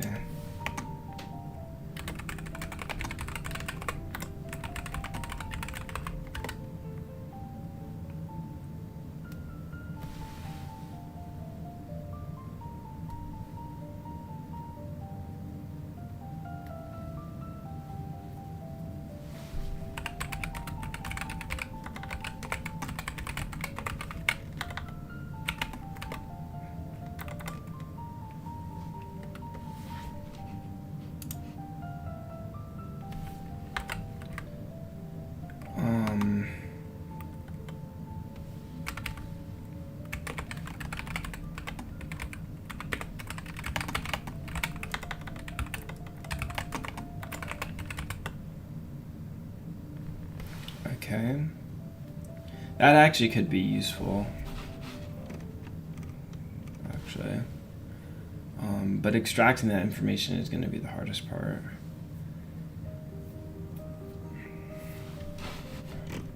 Do you text him in Chinese? I have a new lab partner. They are also Chinese, but it's a new... Or maybe they're Taiwanese?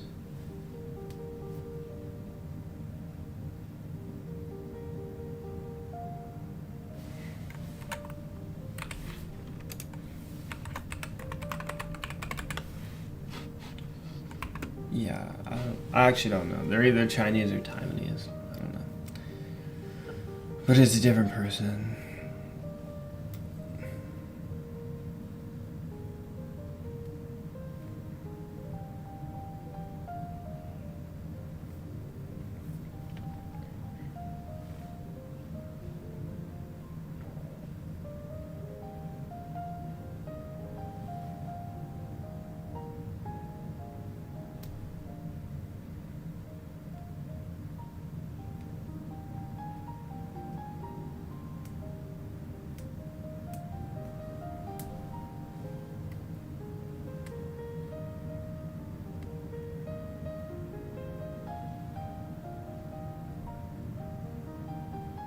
Nope.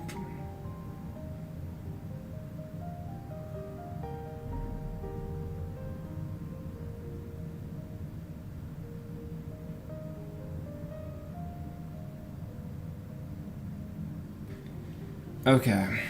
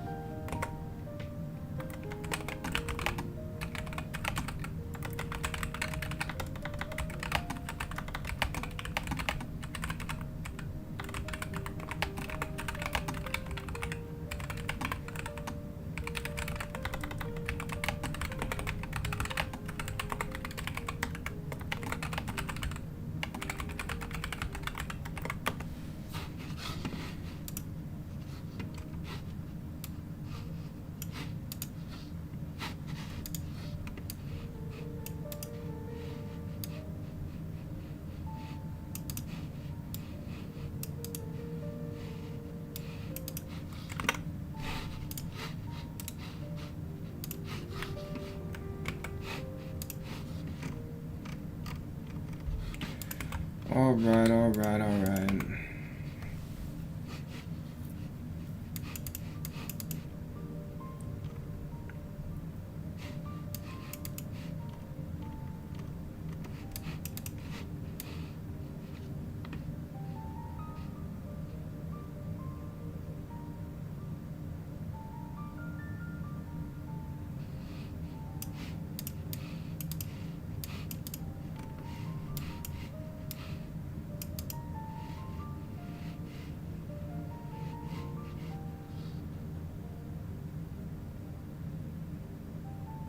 Wait, I'm confused. What are we doing a triple for? What are we doing a triple?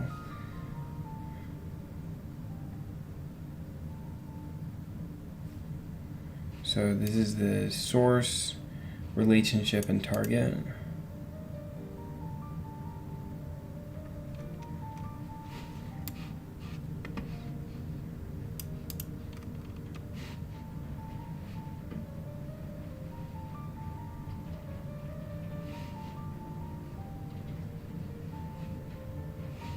Yeah, I see. Okay, that makes sense.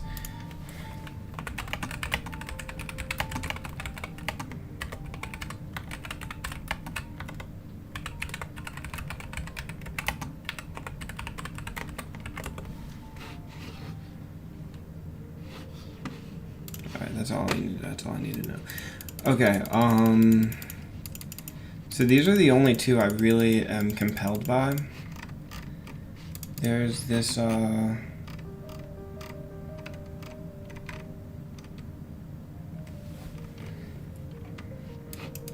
didn't like any of these. Yeah, we already did that. Benchmark, rag framework, evaluation.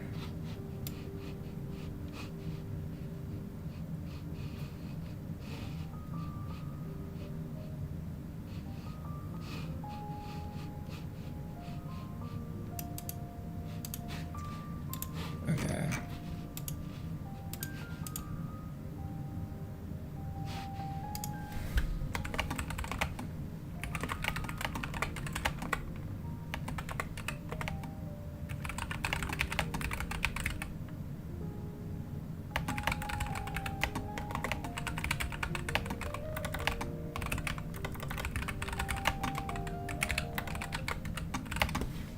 What was that? That was Ag MMU or something?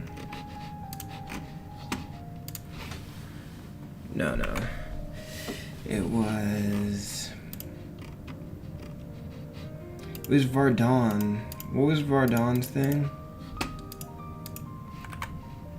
Mirage? Yeah, it was Mirage. Because... yeah.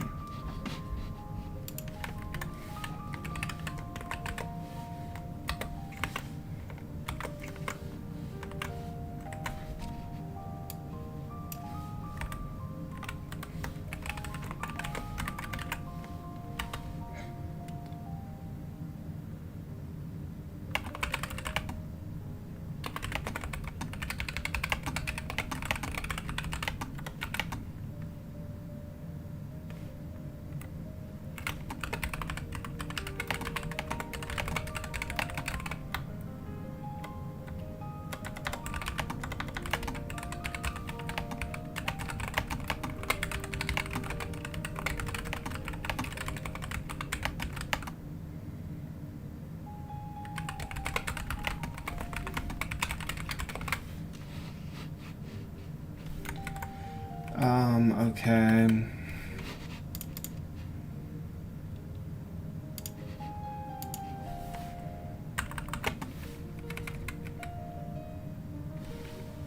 That's all I have. That's really all I have. So, just do that. Okay, so those are my notes. I think that's enough notes. I mean, I obviously have notes about all these things, but they're kind of all just here. Like, there's no point for me to rewrite them.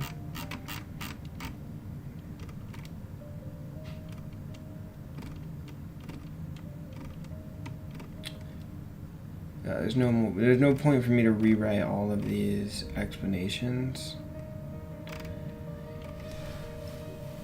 I did review some of them. I had mental notes, but I never wrote anything down, but it's fine. Yeah, so I think because we're meeting today, at what time? At 4.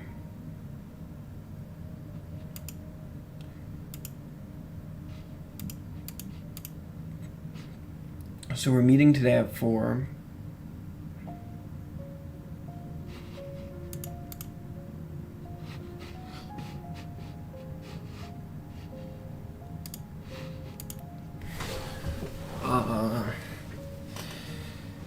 I'm just thinking, yeah, I probably don't need anything more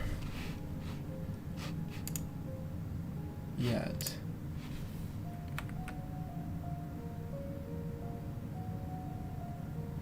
You're back? You were eating dinner? Hi, what's up, bro?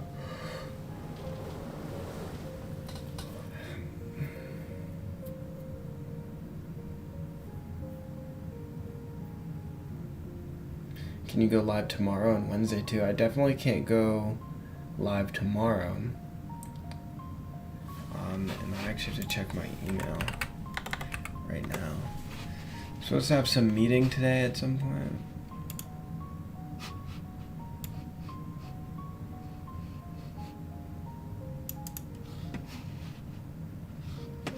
Wednesday at 10 a.m.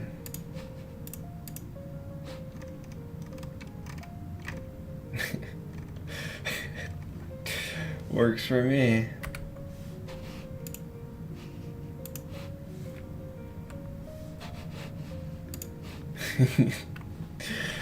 Oh, works for me.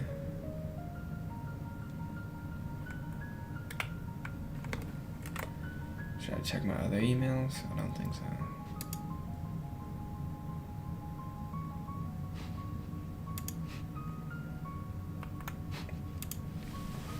Okay.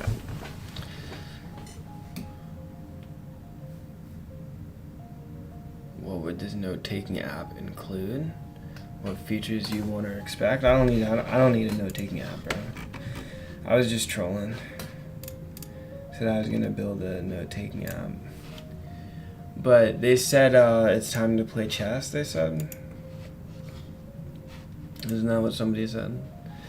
Isn't that what Mike Honcho said? He said it's time to play chess, Mike Honcho.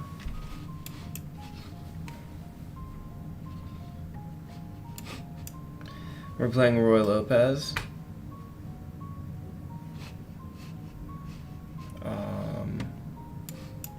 Let's do castle first. This is like the most standard Roy Lopez of all time.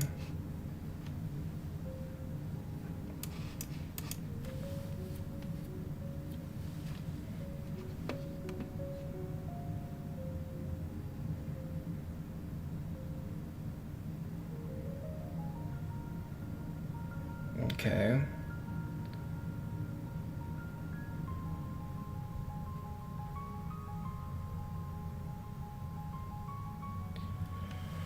Wait, I actually kind of forgot the theory here.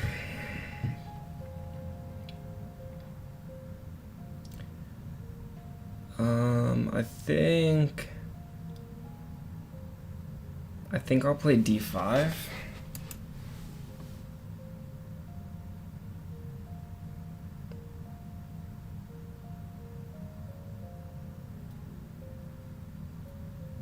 Yeah, it's kind of what I expected. And then d2. There's knight d2, bishop e2. I think bishop e2 is bad. Knight e2, b3, fianchetto. Fianchetto.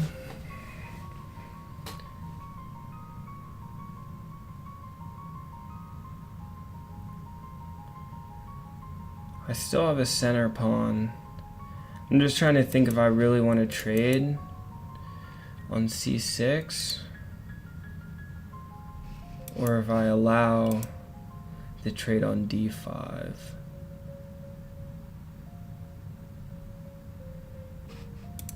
His bishop is closed, so we want to keep it that way. So being on d5 is strong. The problem though is that my pawn is really weak if we trade on d5. And of course, I don't want to lose the bishop pair. Wait, I actually don't have an option. If I trade on d5, I lose a pawn, right? Whatever. Just play. How am I already down on time, bro? Come on, lock in.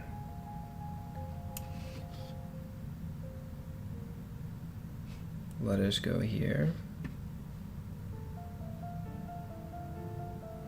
Okay, now he wants to trade on d5. For real.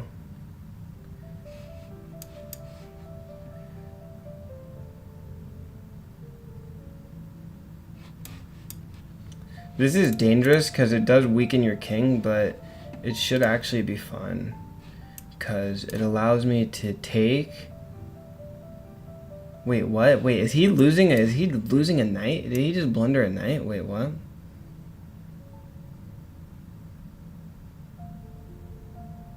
And his pawn is hanging?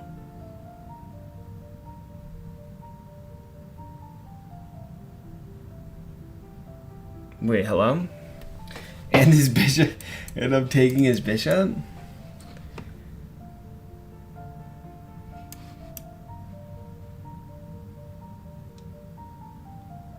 Wait, hello? And then also his queen and knight are getting forked? Am I missing something?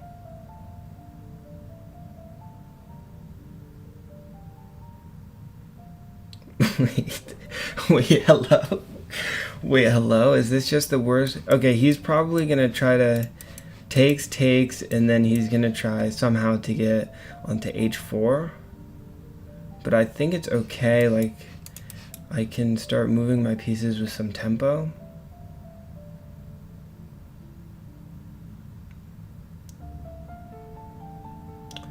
But that kind of traps my bishop, but it's fine because I can play. Okay, let me just... Wait, this is actually kind of dangerous. Hold on. My king is like really weak. Okay, wait, I'm actually calculating takes. Because F2 is really weak. I guess I can play like F1. Rook F1. Oh wait, but takes, sacks the pawn. H1. H1. No. Wait, yeah. No, I lose a bishop at some point. No, I guess I don't. Wait, okay, this is what I'm saying. Takes. No, but just...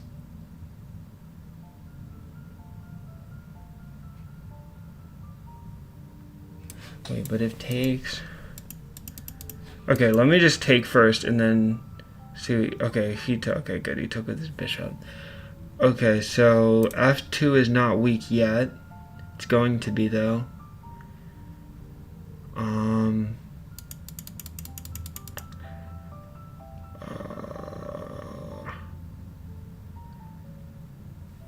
I mean, I guess like just playing.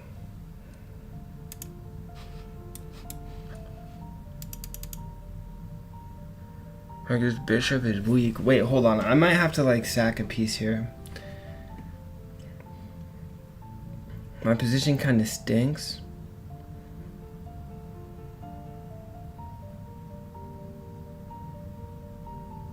Well, I guess I could always just take the pawn. And then I can play bishop e3.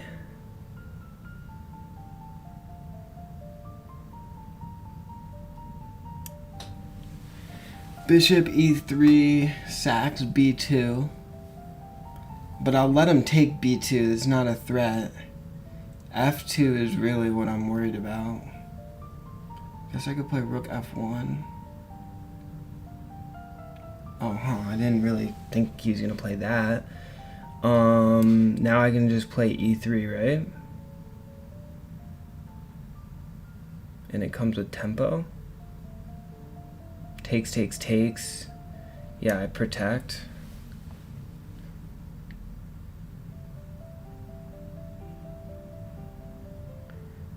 Yeah, I'll just take with the queen.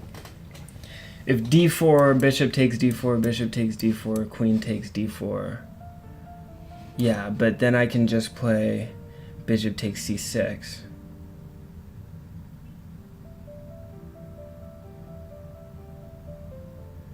Bishop takes c6, his rook is hanging. I'm threatening check on d5.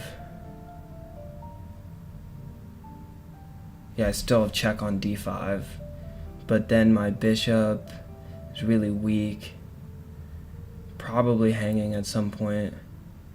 I also have... Bro, wait, he's actually blundered this whole game. I also have bishop c5. Bishop c5...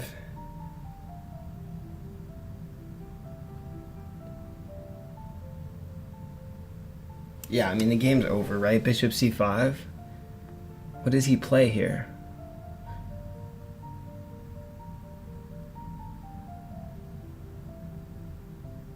The game's over, right? Yeah, okay, resignation.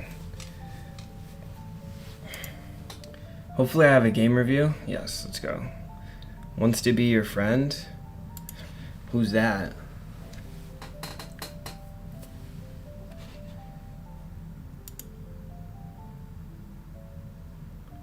Dang, bro, I played 92.3. Yo, I'm actually him. Yo, I'm actually him.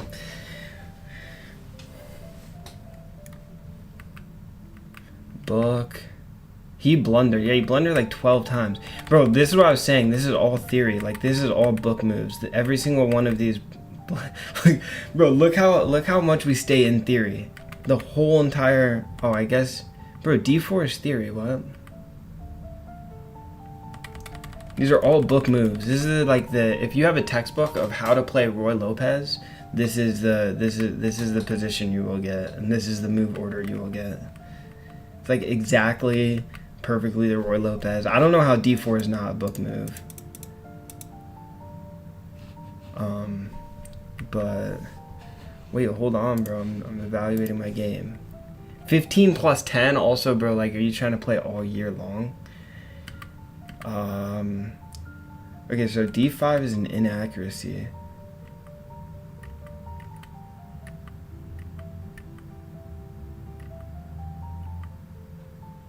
Yo, wait, I actually played this poorly. Wait, hold on.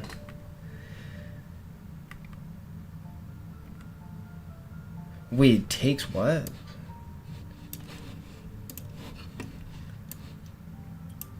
Knight takes... H takes g4. Bishop takes g4, right? No. Knight takes g4. Queen c2. Bishop. Wait, why?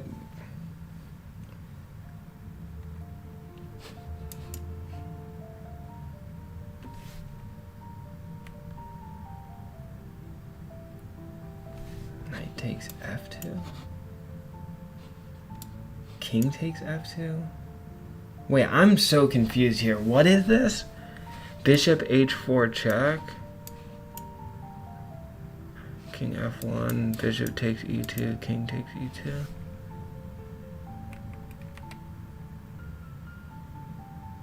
Oh, knight takes e1.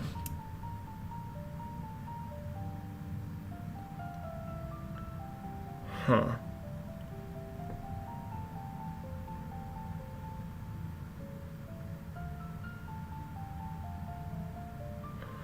Bro, what?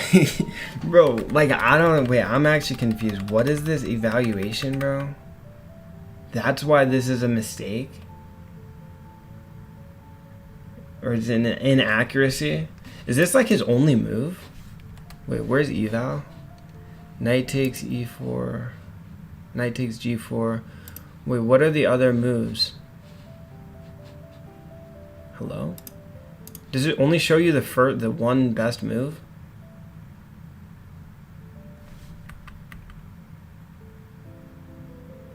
Yeah. And then he was just hanging all his pieces. Like, I was like really confused. I was just really confused why he just like didn't enjoy having his pieces. Really strange. Bro, I'm not playing 15-10, bro. That's crazy. But I have to get back to work. I have to get back to work. I'm not playing a 15-10. It's just too long. That's the only opening I know. What opening? Are you self-studying or in uni? I'm in uni.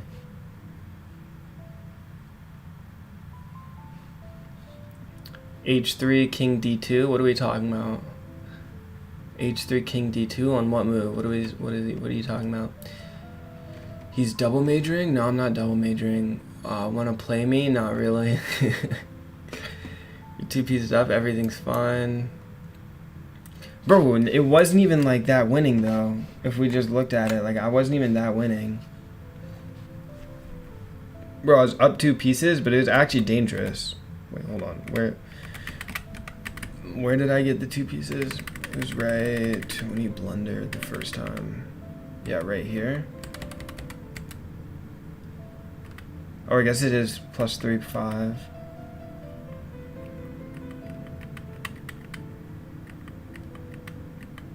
Yeah, I don't know. I was just concerned. In what position was I concerned? Here. This is when I had like thought the longest.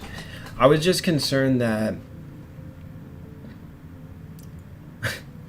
bro, like taking is not even best. Knight B3 is best. Well, Knight B3 is tempo, so I guess it's fine. Knight B3.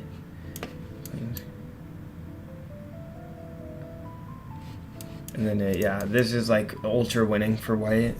But, I don't know. I was just concerned here that if he took Queen E2, I guess he doesn't really have anything.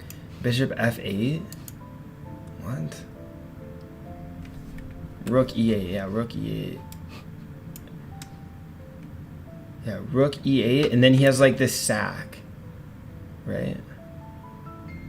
No, takes. No, he doesn't have sack actually. Well, yeah, no, he does have sacks, right? Whereas if I move, like if I just played like a random move, like something like this, then right, can't he sack here? No, it's inaccuracy.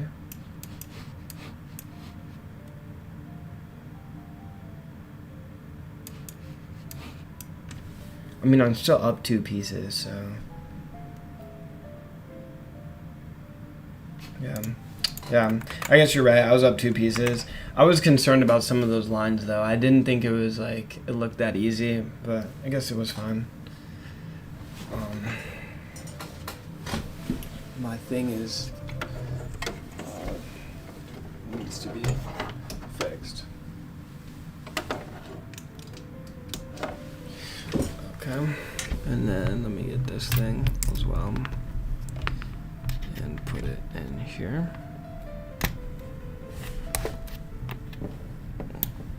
Should I do one more physics problem before I go do work? I need to work, like I actually work.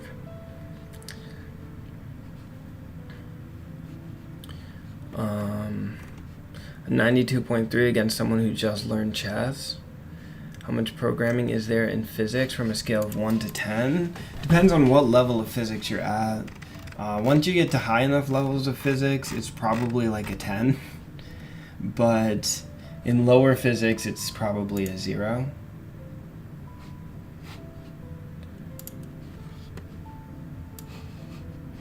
Do you study every day for uni?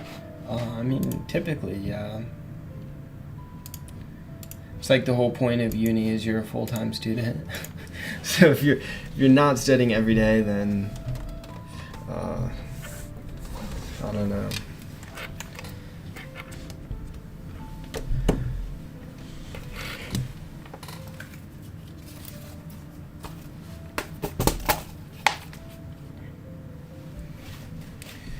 Okay, should I do problem number 2?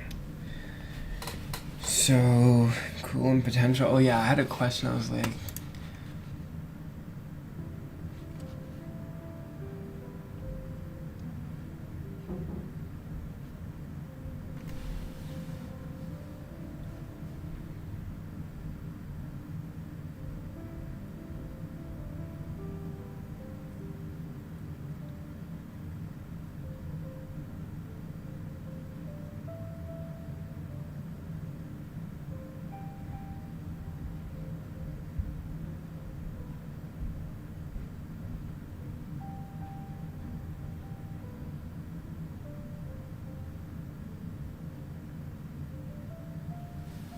interesting. Okay, so what do we say? Let's put some headphones on. Damn, so you program a lot in physics? Just realized that that's a swear word, my fault. Yeah, you can program a lot in physics.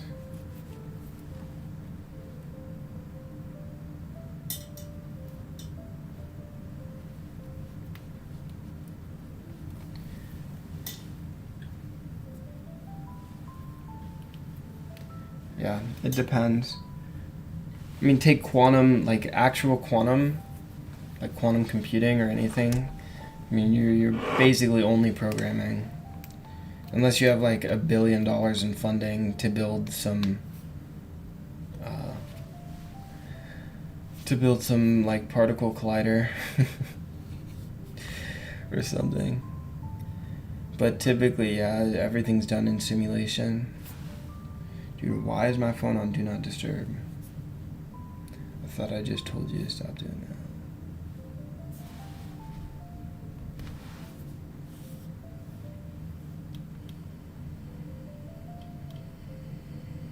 You want my recovery score? Why is my headphones not working?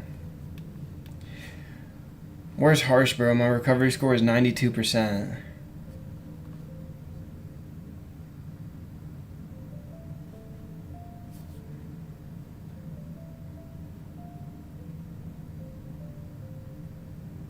Only got 5 hours and 39 minutes of sleep. Is that optimal or what? Bro, my doctor said I'm gonna die if I don't get more sleep. That's basically what she said. Okay, so consider an electron bound in a Coulomb potential.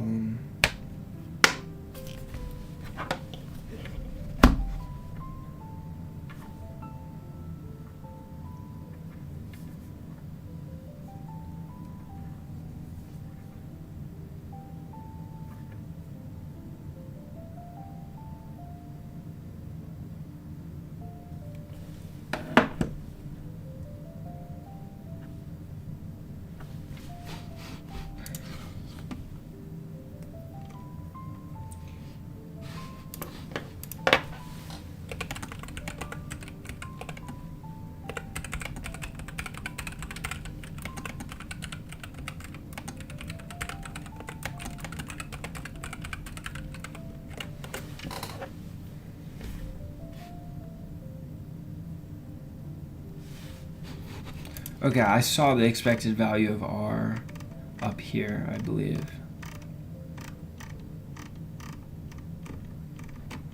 Or down here, I believe.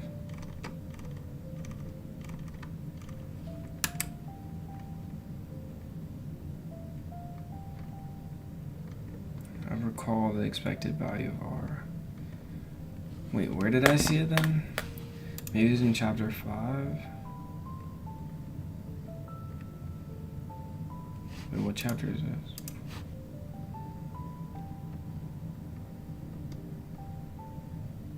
I swear I did see the expected value of R somewhere.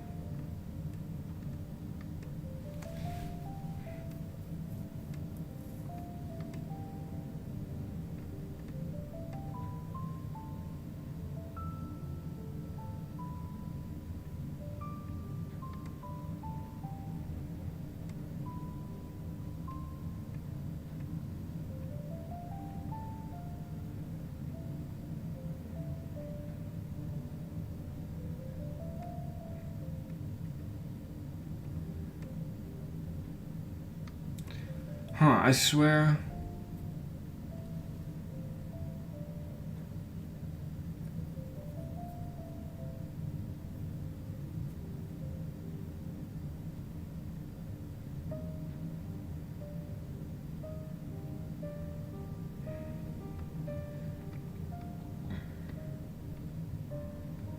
Dude, I saw this in the textbook. Where'd it go? I saw it when I was solving last question because I was like, wait a minute, this is the thing that I'm looking for.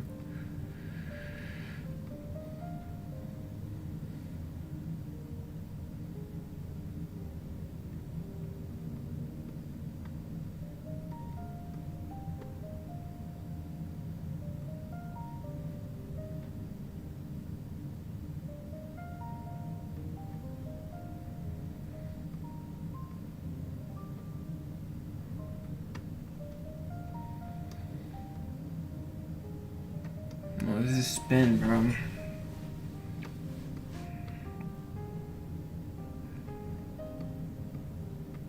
What the heck?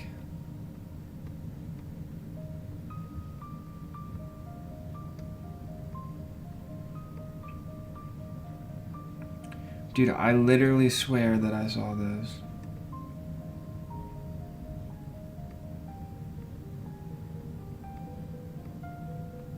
No, I'm telling the truth. I'm telling the truth.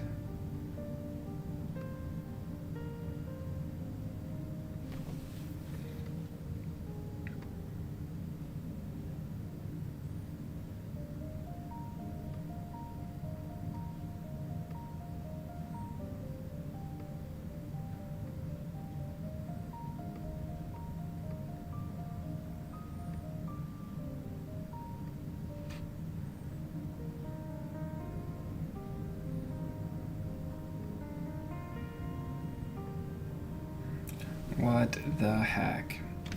Okay, well, it's supposed to be in the textbook, bro. I swear I saw it.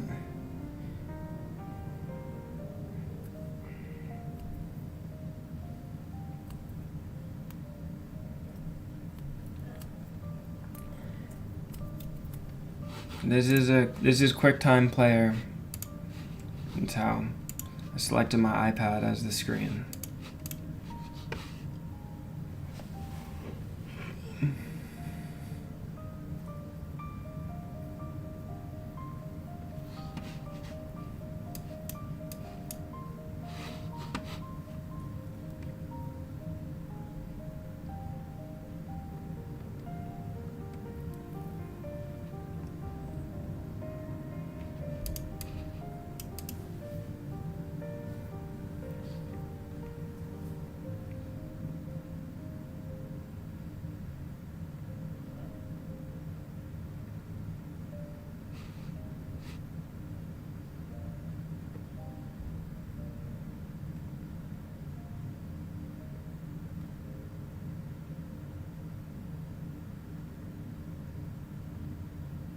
This textbook sucks, bro. I can't find anything. I can't find anything that I'm looking for. Where's chapter 5?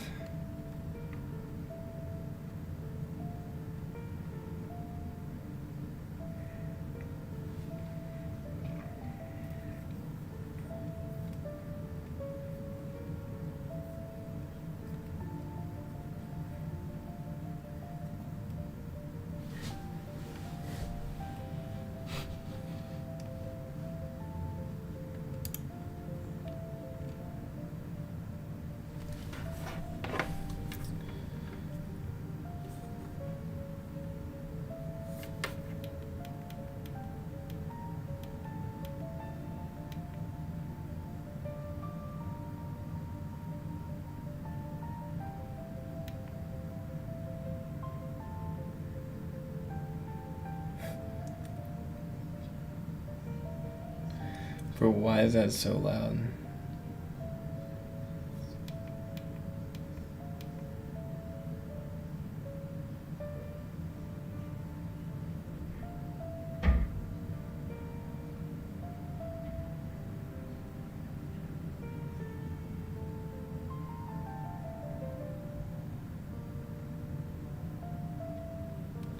Dang, bro, the background music of the stream is so fire. How can I mute myself though? I don't want to hear myself. I just want to hear the background music. Oh no.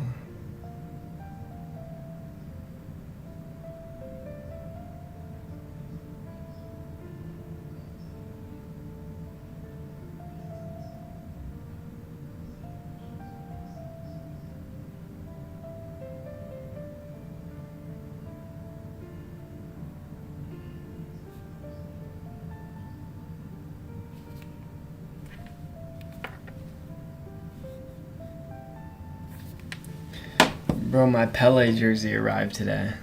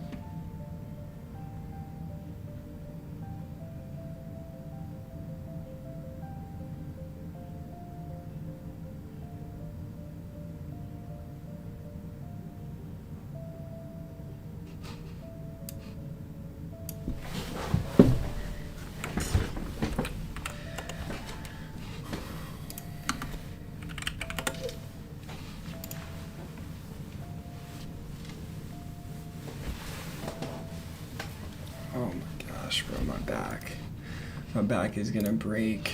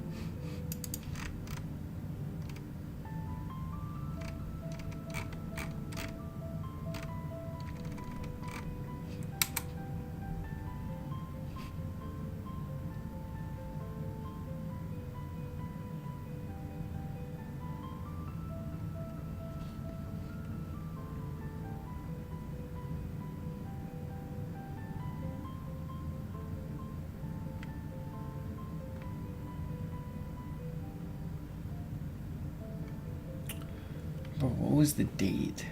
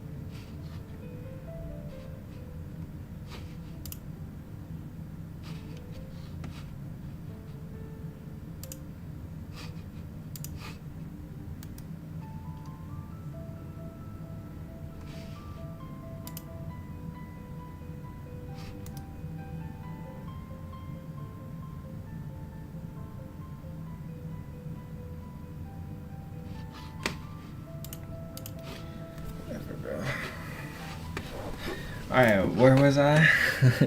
I was doing this problem. Bro, this problem's impossible though.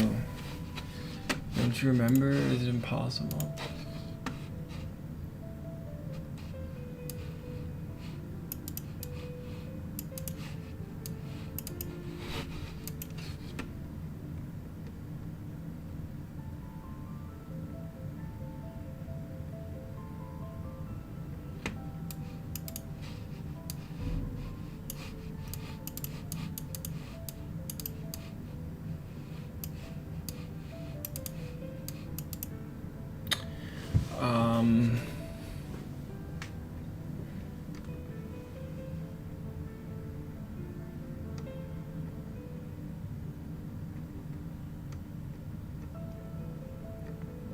Let's see, where's the definition of that though?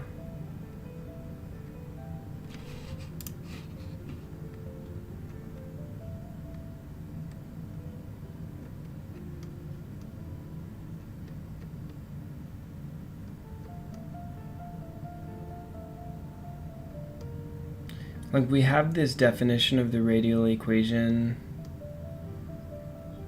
here somewhere.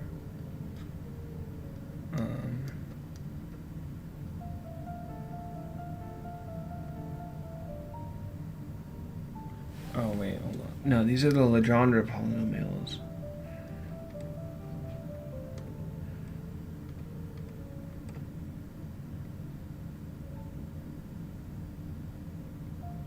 Wait, do we not? Where's the definition of the radial equation? Oh, here. 4.36 and 4.60.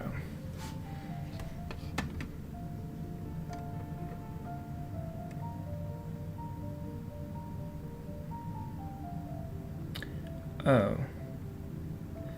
No, this is exactly where I was. Where's 60? Yeah. This is so stupid. Okay,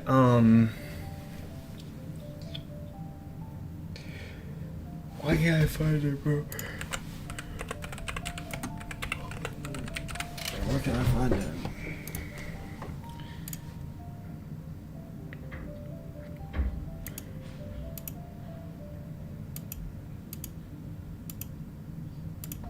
Does anyone want to provide me the definition?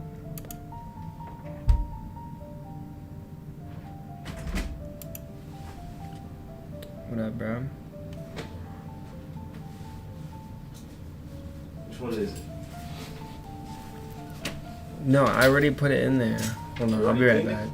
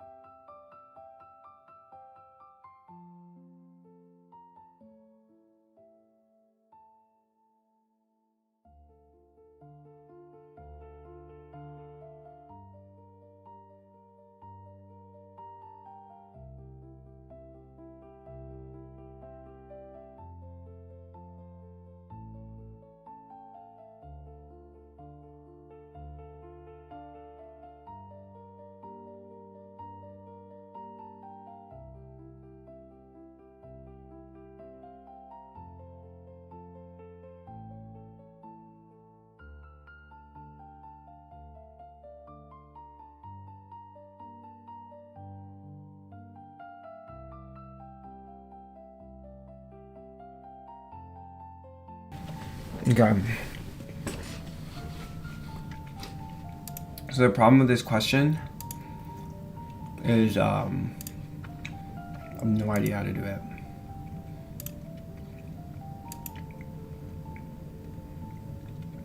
I'm definitely not in chapter 10, bro.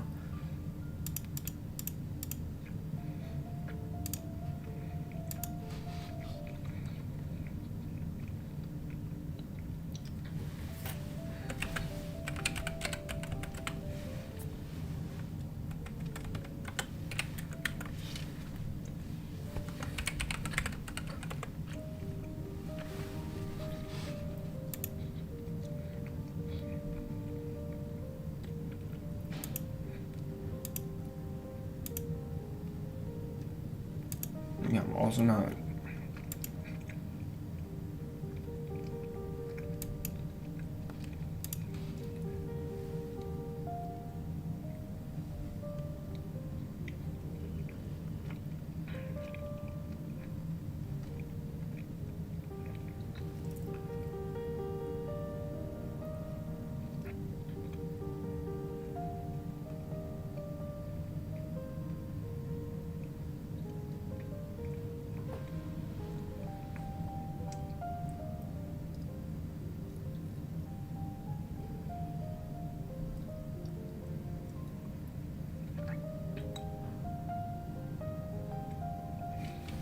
Bro, like, where is the...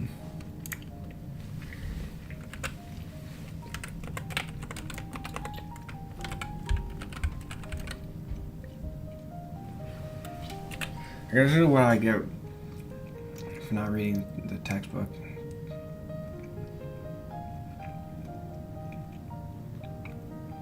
But I, like, actually kind of read this.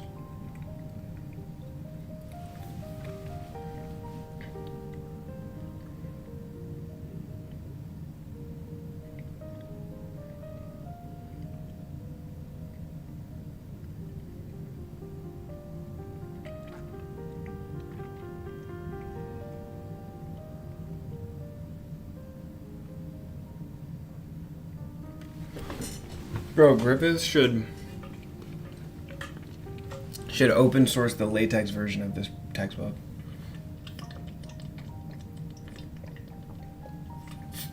Bro, then I could just upload it to AI and tell it to find this stuff for me. But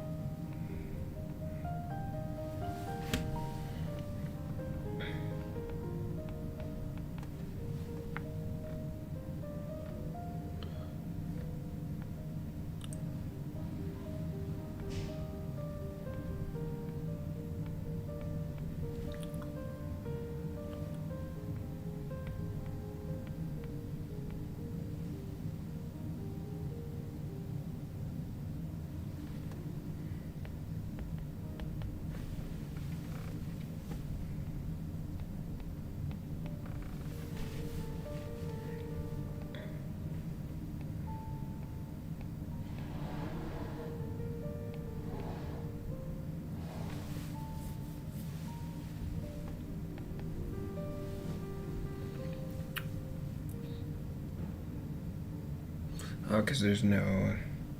I was gonna say, how come this is not,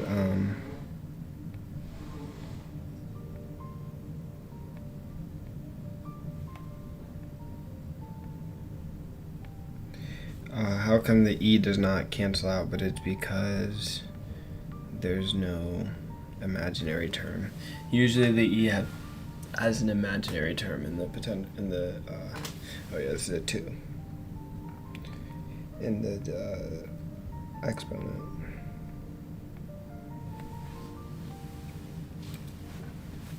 But since it doesn't, it stays and it actually gets squared.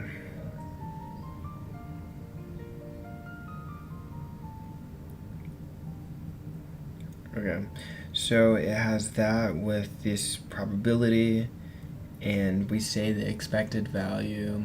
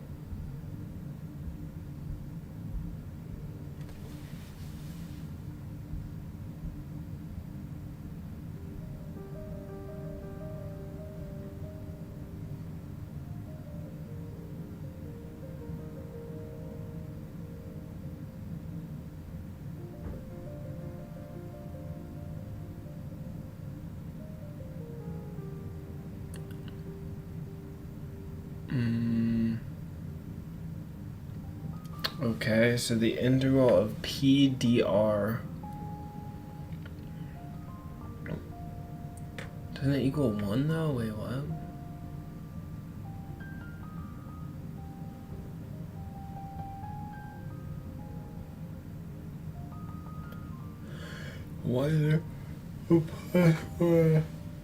Why is there a plus 1? Oh, and no, doesn't make sense. Wait, this is a n.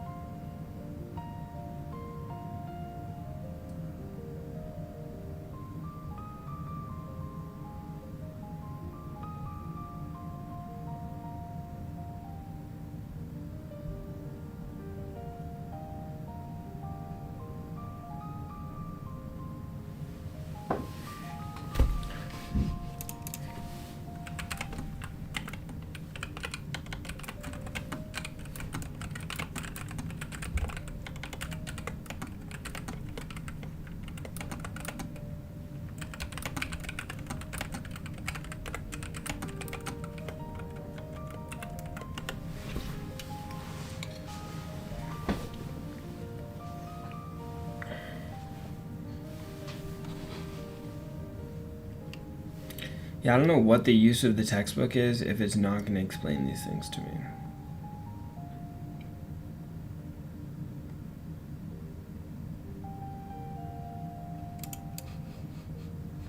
Okay, wait, hold on. 4.15.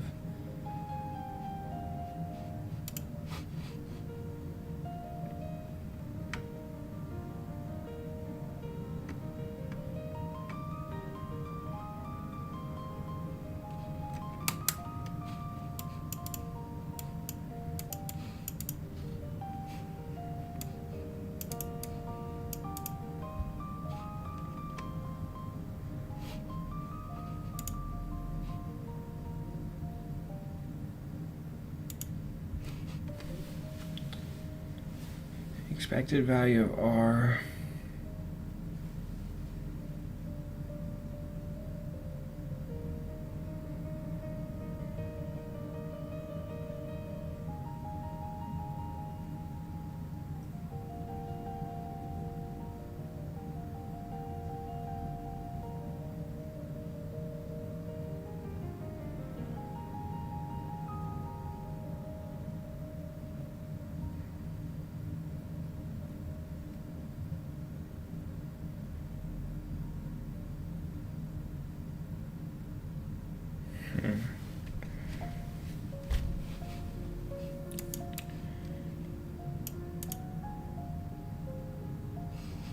Bro, like 4.15, like if I was doing 4.15,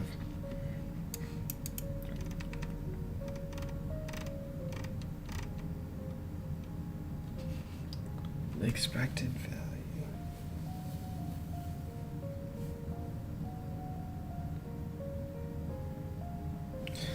Bro.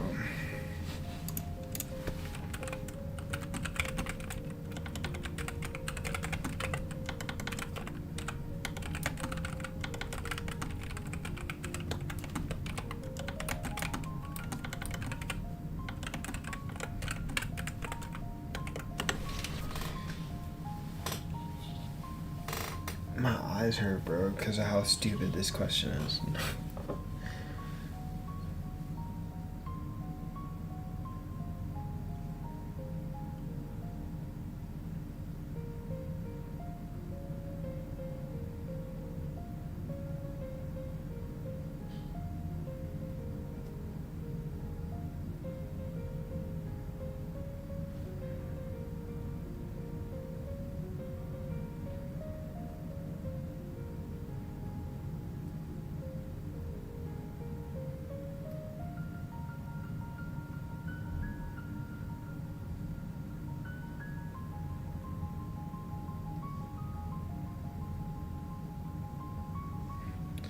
I see.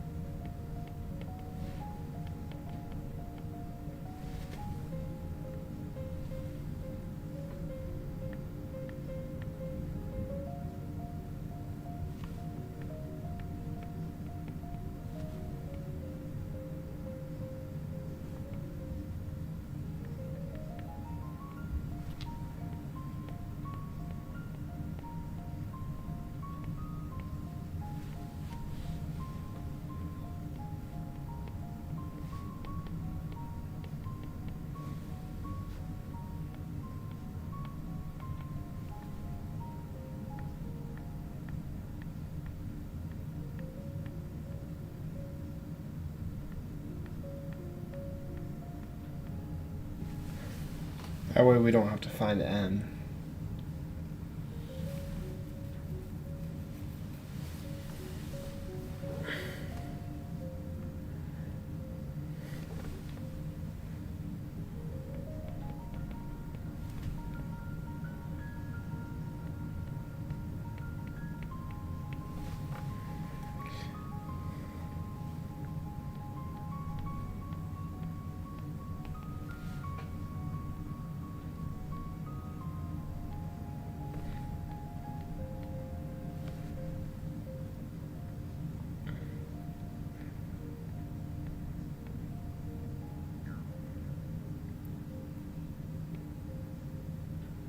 Isn't it r sine theta d theta d phi?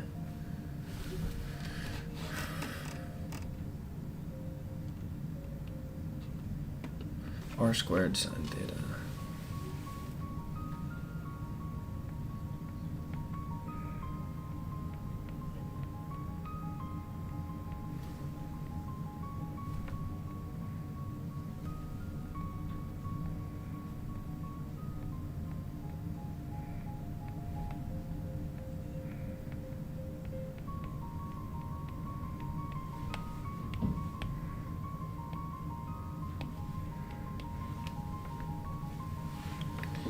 Equals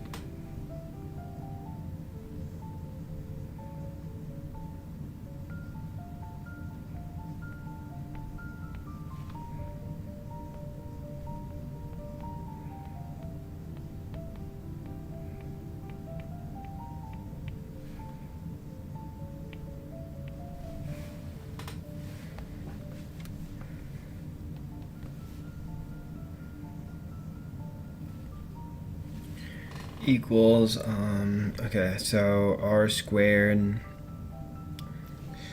it's just the interval little r.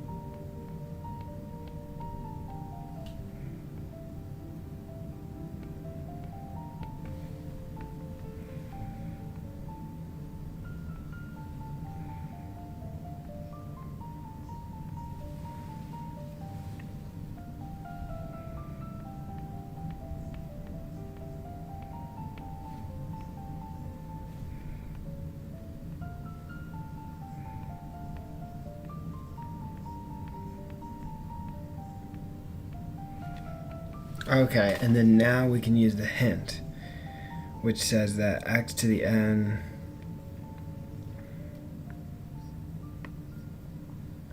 wait, what? Hold on.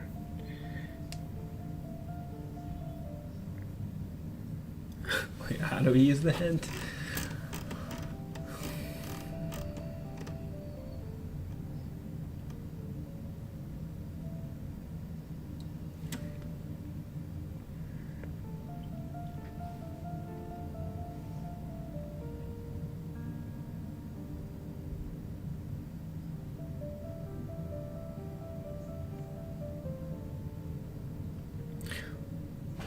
N is dependent on R though. Wait, hold on.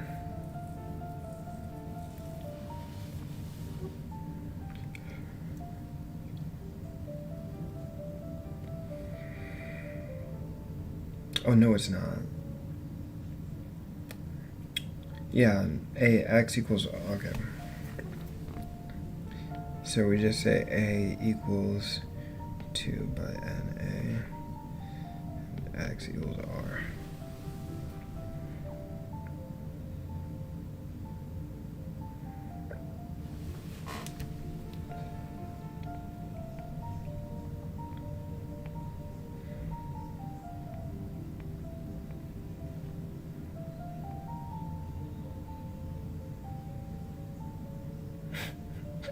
Yeah.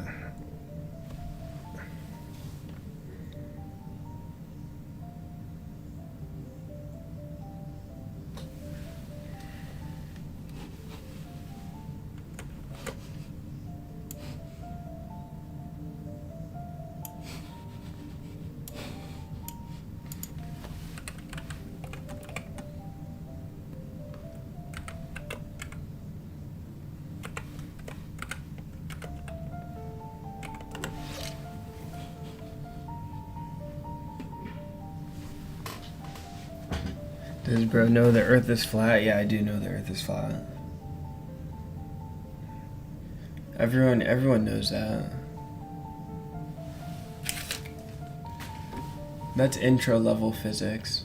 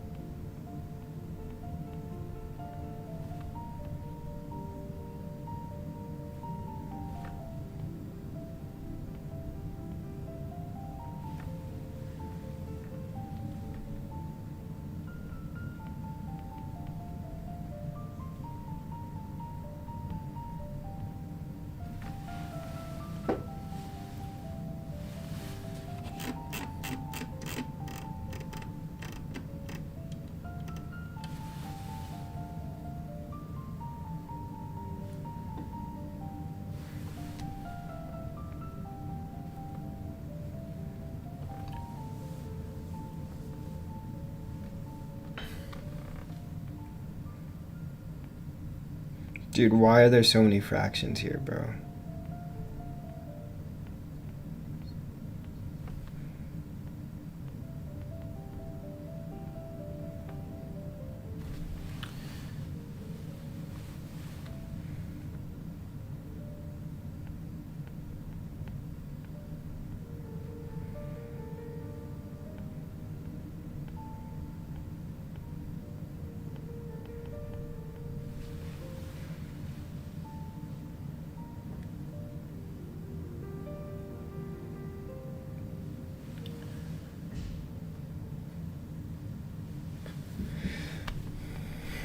Okay, I need to make some more space, bro.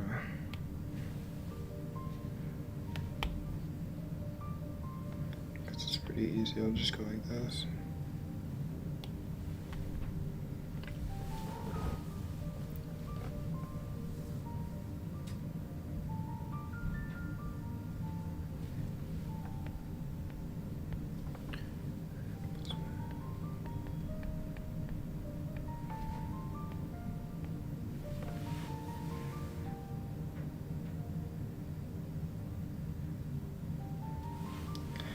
Okay.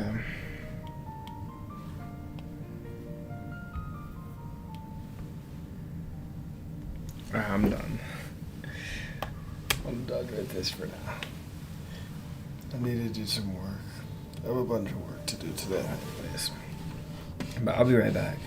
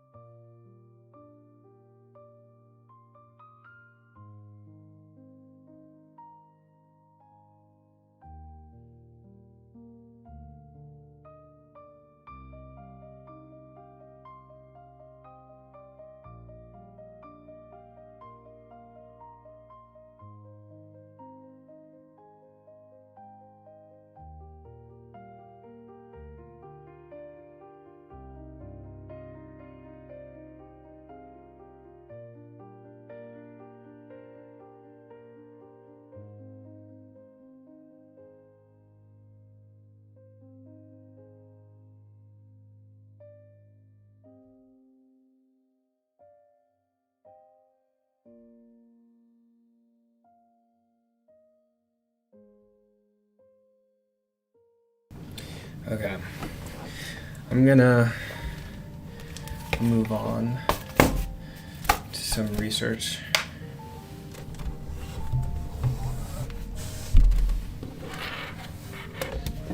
So, let's get this iPad out of here.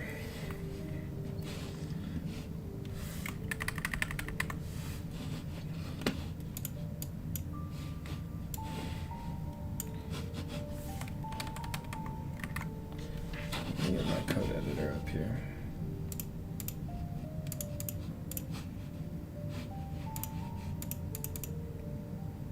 Uh-oh, OBS is frozen.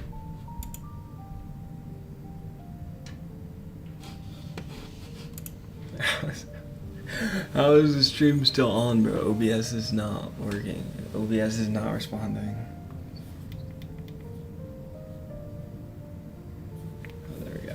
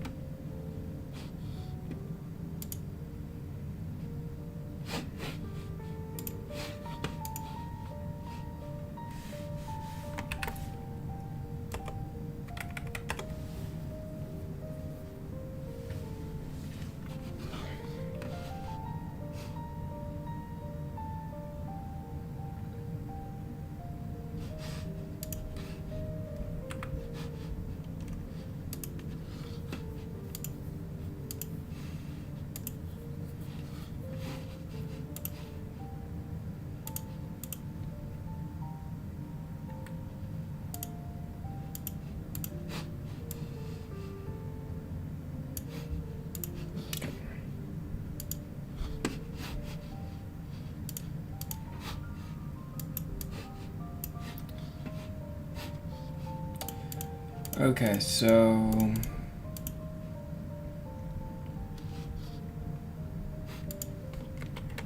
let me just see where I left off. I don't really remember.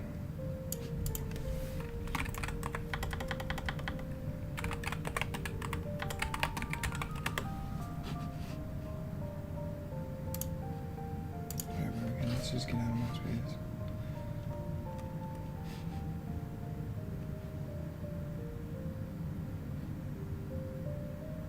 What is this one?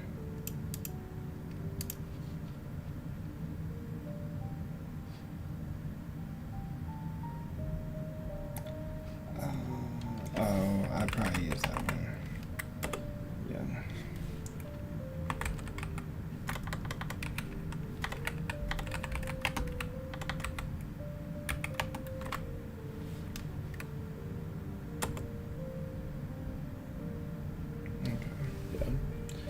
Makes sense.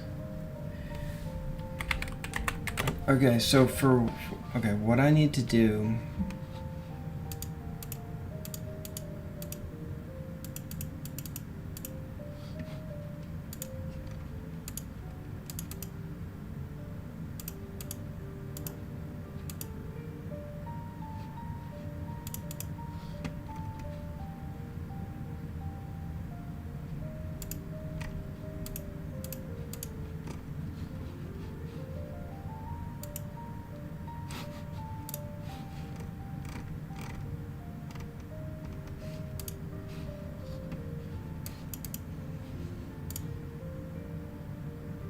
Bro, why doesn't it open it in the cursor browser?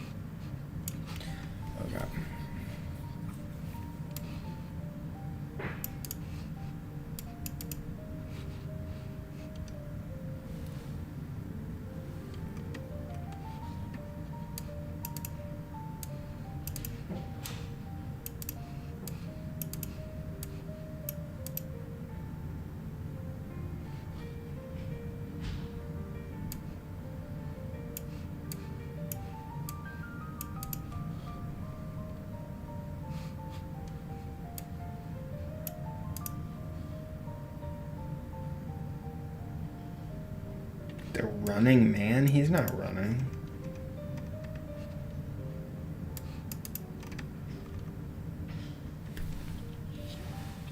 Okay, the problem... These,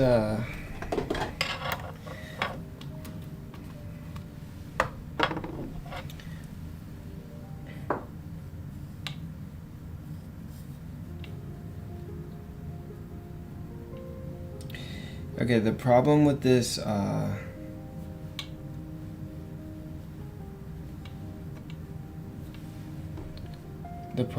benchmark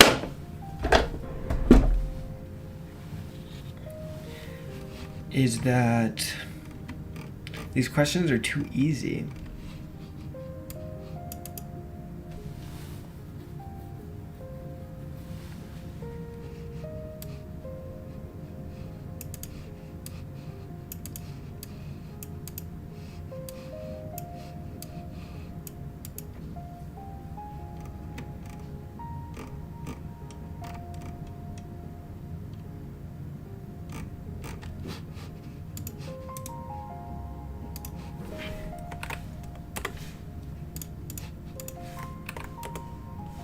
Can I not get a new browser window, bro? I can if I go like this. There we go. Told you. Let's just get a couple of these. So wait, let me get the Argus paper. I guess I didn't need a browser for this one. Alright, any day now.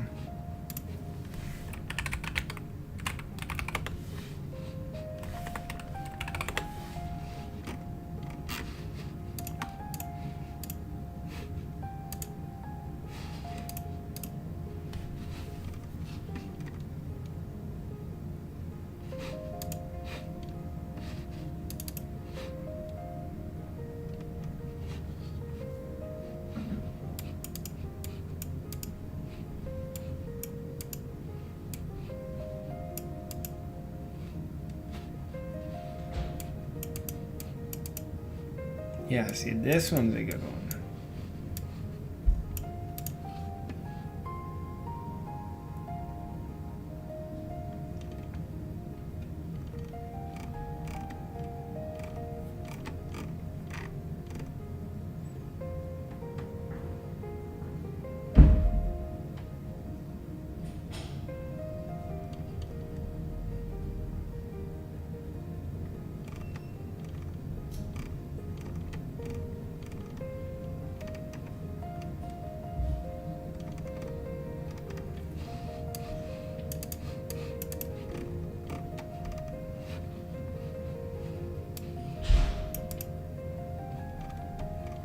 Okay, these are all the benchmarks they use.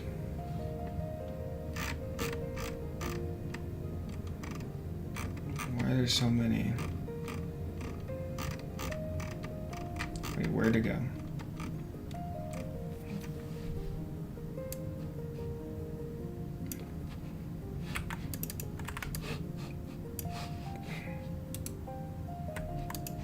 Bro, what is happening? Why can't I copy? Okay.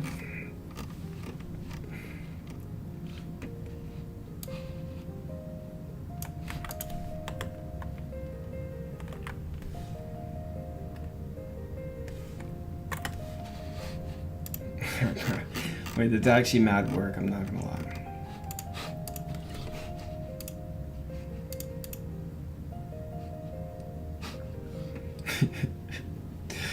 It's actually OD work.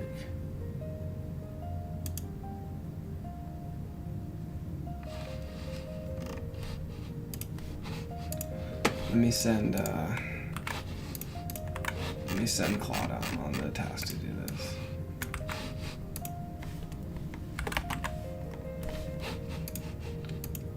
Is there a page for this?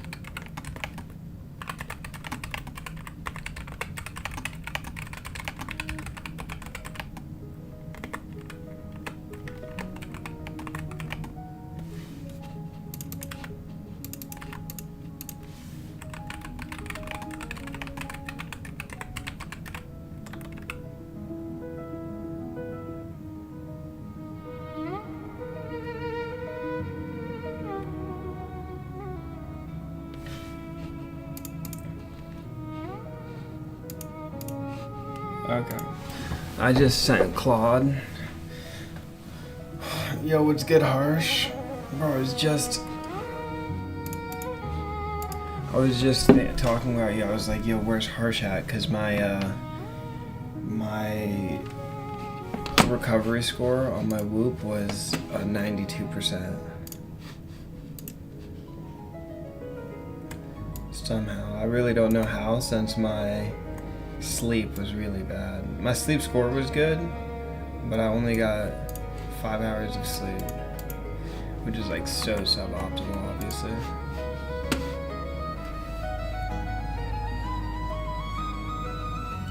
Yeah, the song that's playing right now is my favorite song.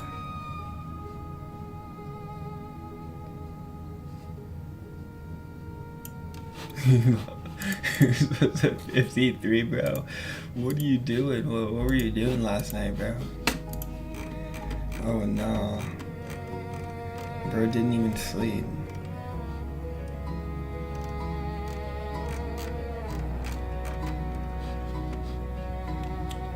Okay, so I already have this benchmark. This one.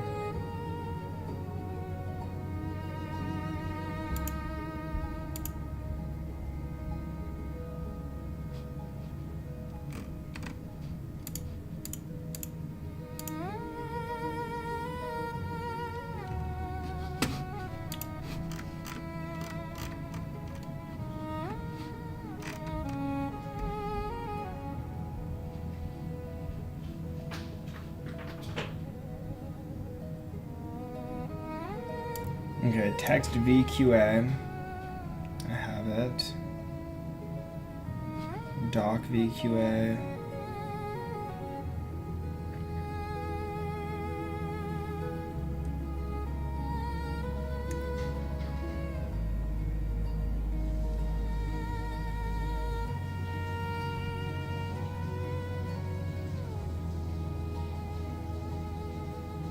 GQA.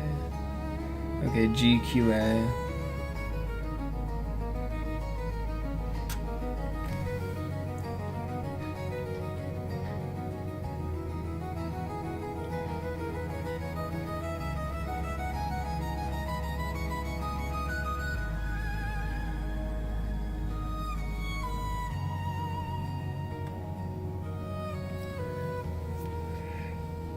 Yeah, bro, this song's so tough, huh? I love this song. Okay, text VQA. Ton of data.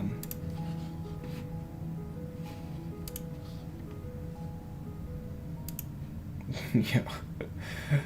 This is literally just random pictures. I wonder who these people are, like, if they agreed to be in these things.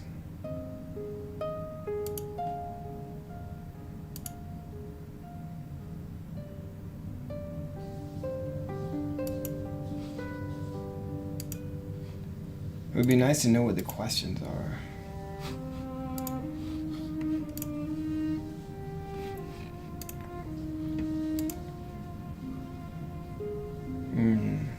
Yeah, this one's good.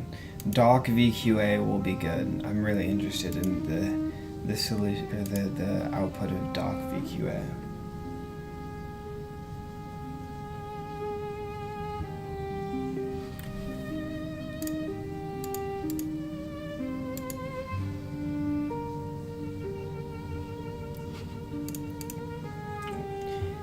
Is there something supposed to be in COT, bro?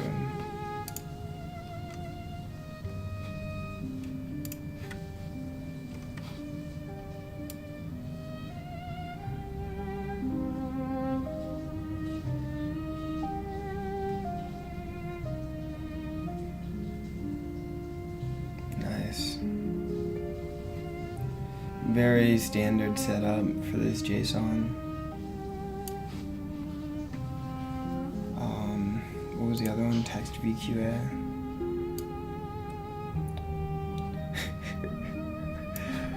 What the type of plane is this? What the heck type of plane is this?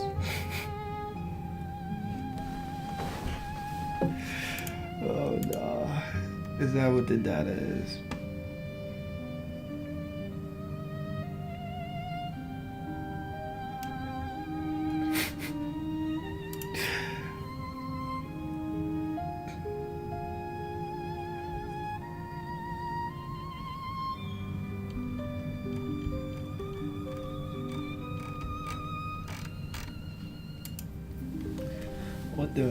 What the type of plane is this?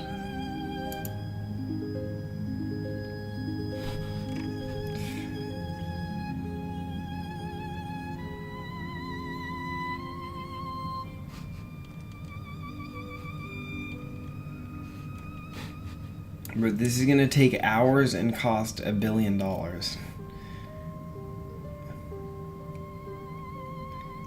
18,524 questions.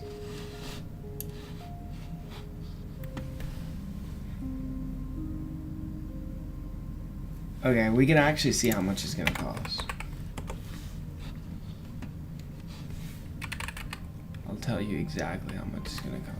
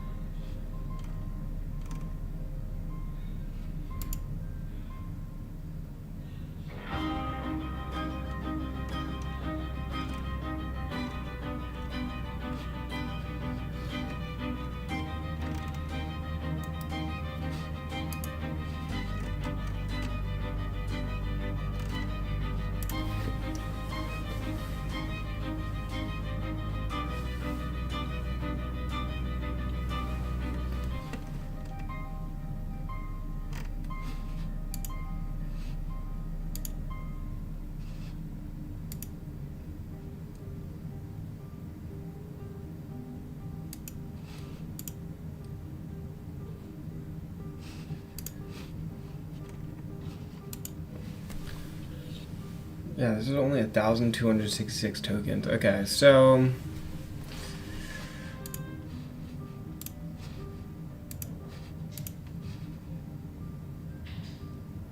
$4,663 tokens.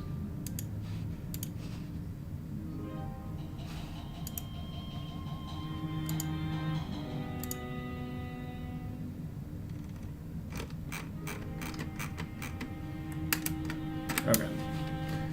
So this is a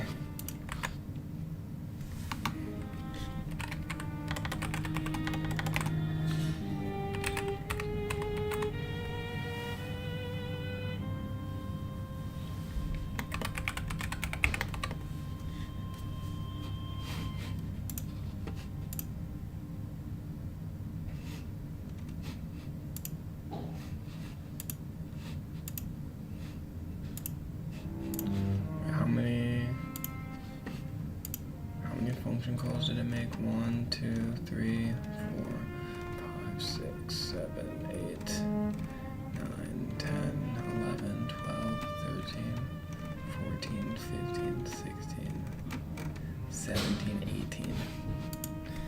I don't know how I made 18. Oh, because they errored. It says 16. We really did 16 tool calls here, bro. There's literally no way.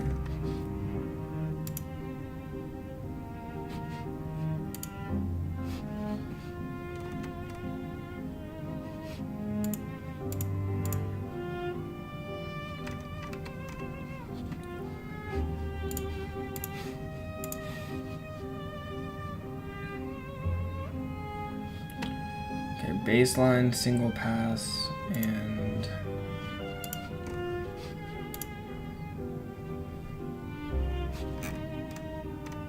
yeah, medium. Okay.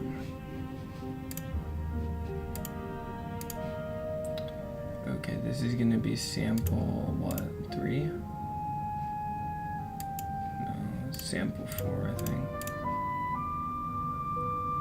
Wait, no, this will be sample 8. This is the last image. Oh no, sample 7. Yeah, bro, it made 16 tool calls. Yeah, I don't know what that's about. Alright, bro, 16. I guess this is kind of worst case. So that's like actually nothing. We'll also do worst case on this one, which is 1234 to 38 tokens, which costs 0.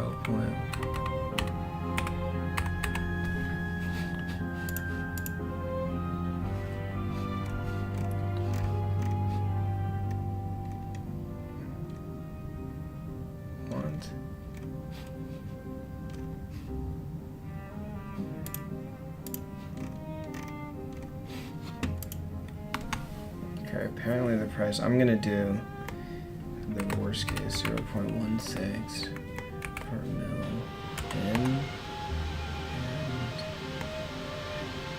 0.64 per mil out.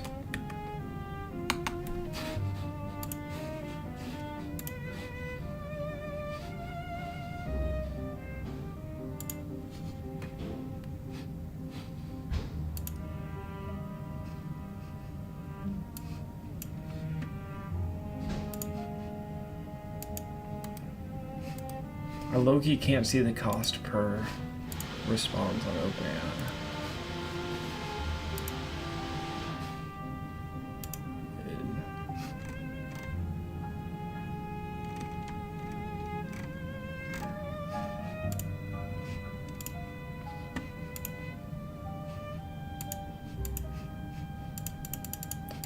Yeah, I can't see the cost per response, so we're just gonna have to estimate it.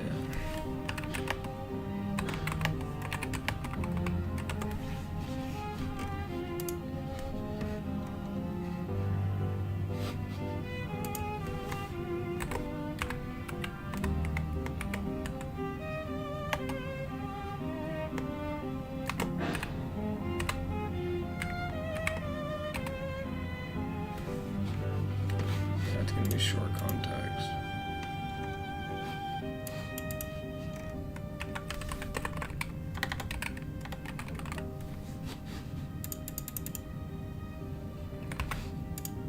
Yeah, I mean, I guess reasoning tokens do just go to output, right?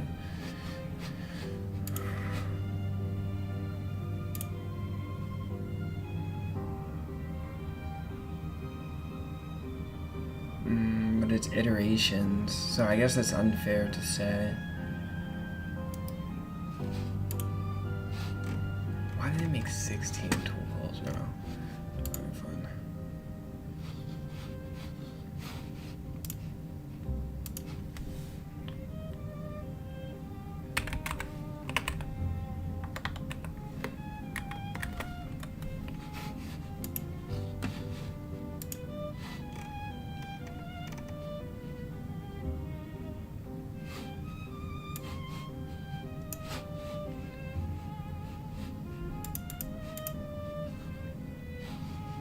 Oh, I can put the prompt ID.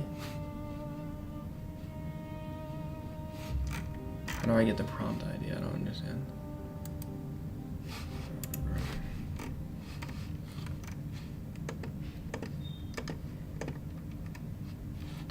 Oh crap, okay, I lost my position already. Okay.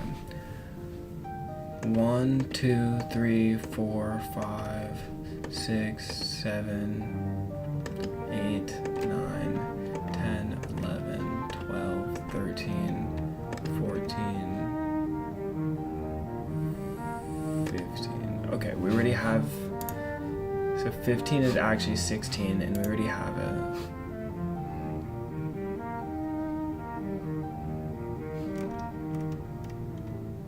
Yeah, 4, 6, 6, 3.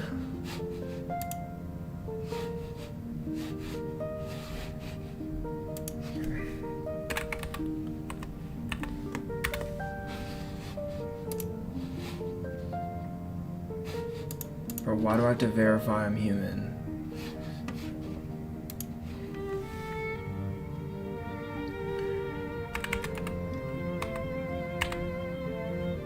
I need to see how much this will cost, bro. It's very important. About to run this benchmark. It's gonna cost $1 billion. 2, 3, 8, 4.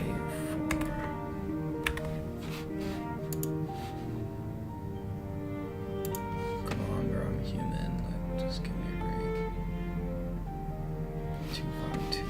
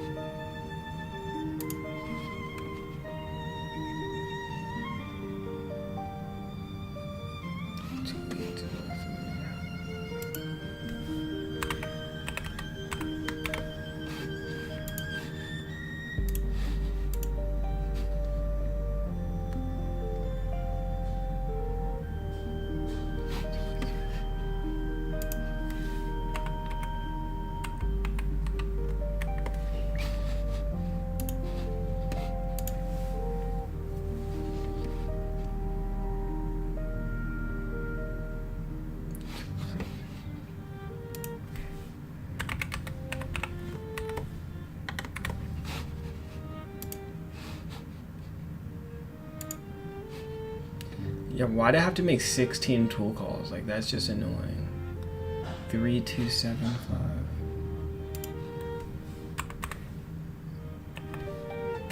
Wait, I didn't even look at output. This is all input. What is, how many output tokens is it? Oh crap, it's split.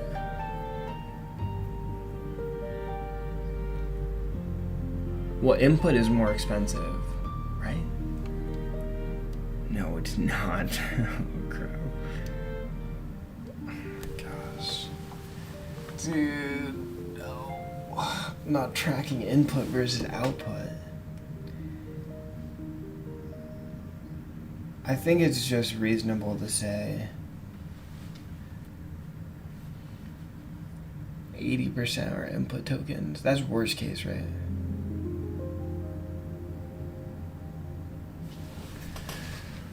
I don't think so.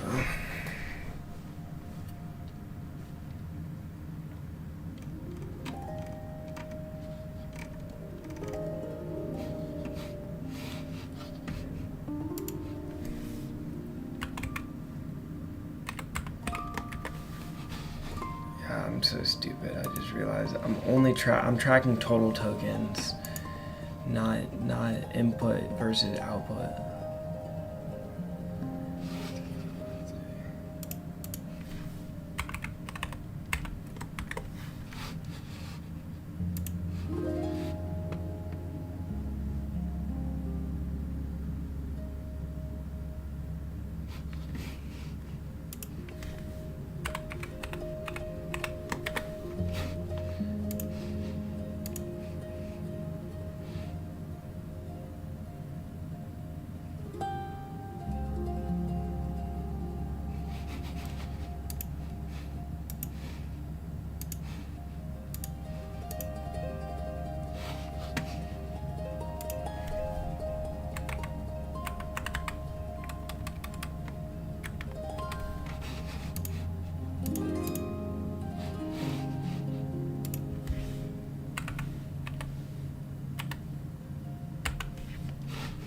Okay.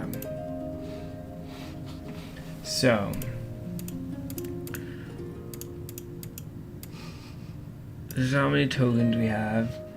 We see it's like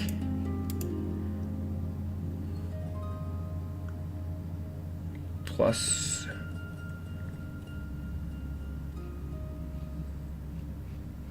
I think it's safe to say it's plus 400.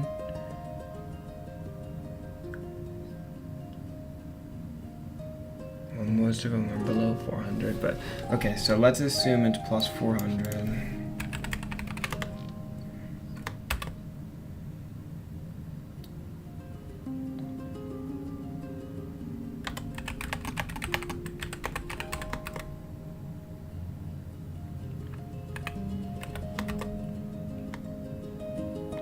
I actually need to write this in like real code.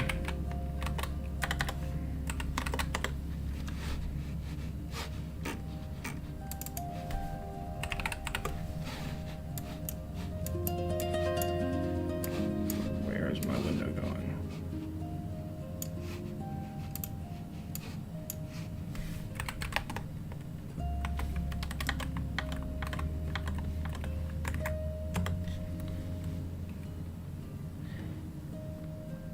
Okay.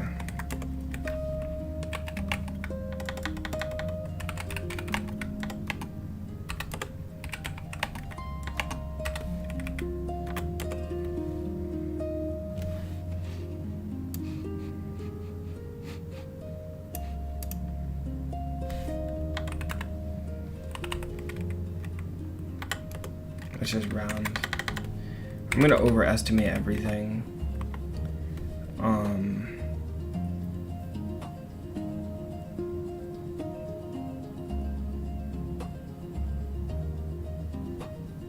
So new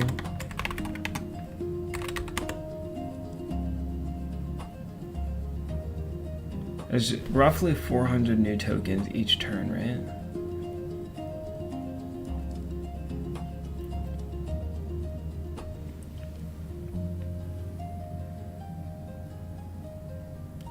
And we're saying 80% of them are input tokens and 20% are output tokens.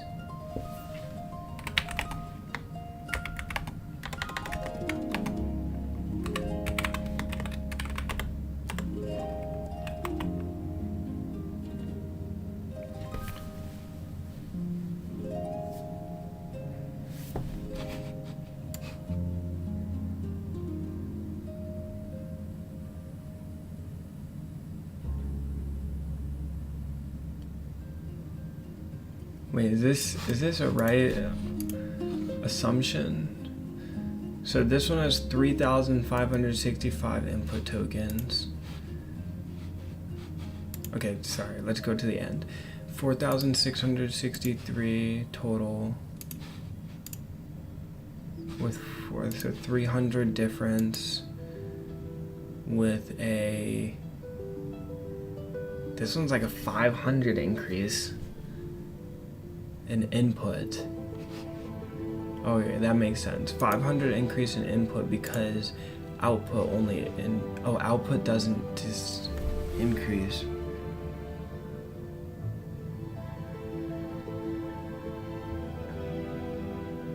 Wait, output is constant.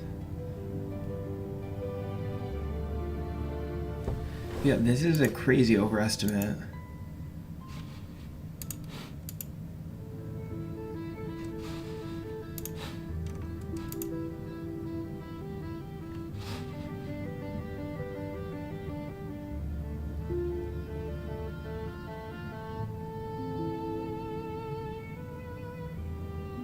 Yeah, output is constant.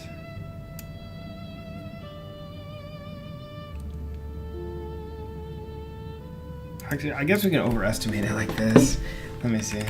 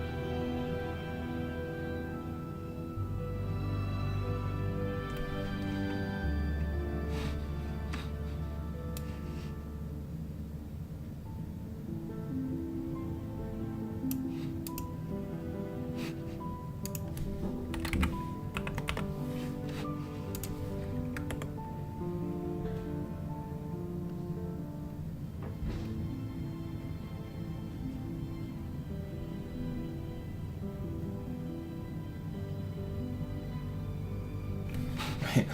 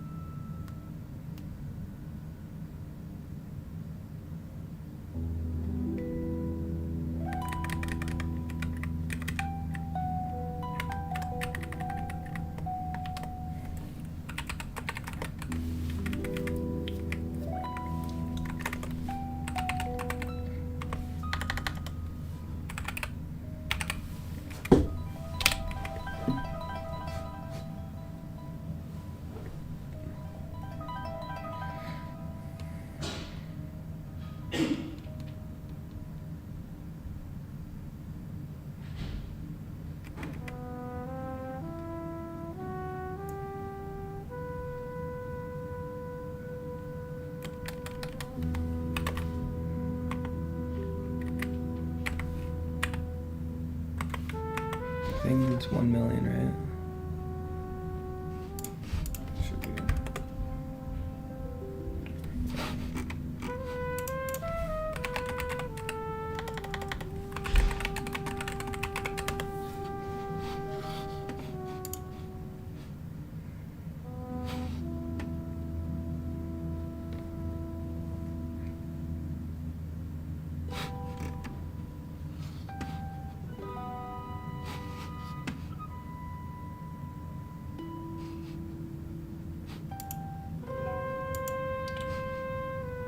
Okay, so that's fine.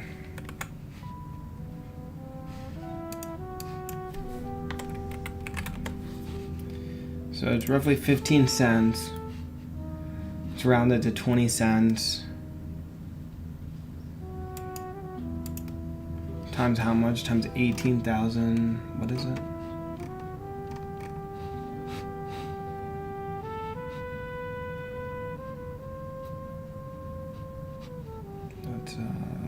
What's this one?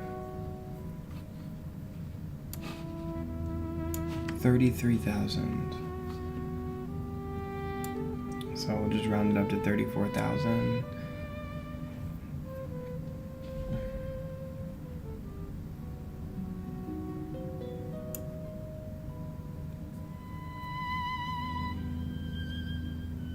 And then I'll just move it over one. Dude, this is gonna be.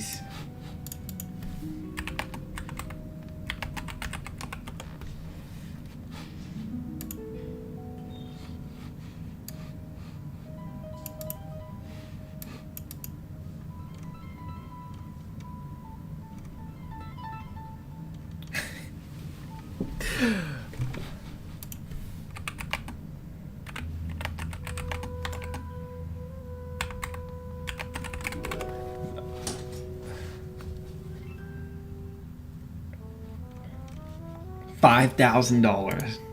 No. Bro, it would cost me $5,000 to run this benchmark.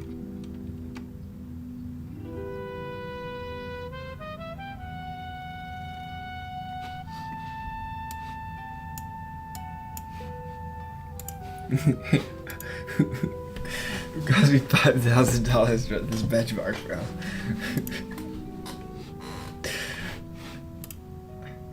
Yeah, also, how long does it take? Do I time these? I wasn't timing them. I'm an idiot. Oh, you know why? I can time it from the logs, actually.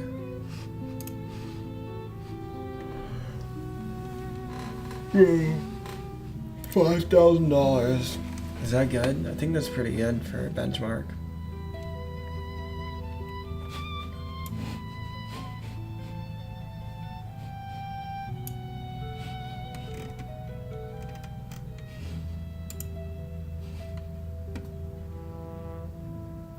Okay, it started at 5:19 and it ended at 5:22, so 3 minutes. That's also going to be a consideration.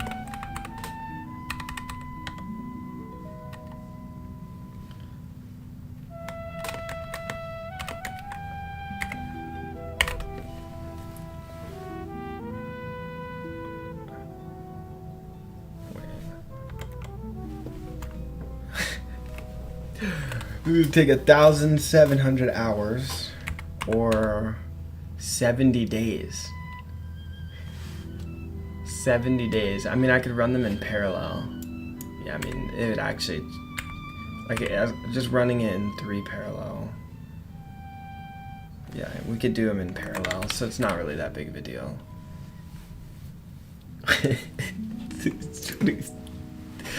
70 days. It's gonna take 70 days and cost $5,000. Alright, well, I actually have to put this on hold until I can talk with the professor about funding.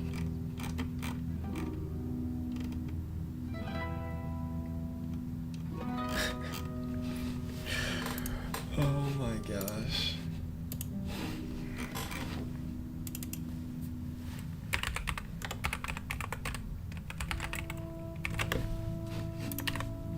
That is hilarious.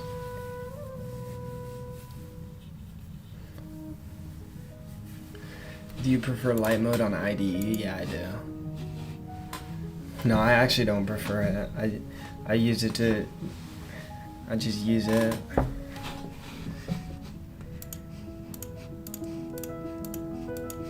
Use it to make myself miserable. No, I'm just kidding. Yeah, I like light mode. I use light mode in everything.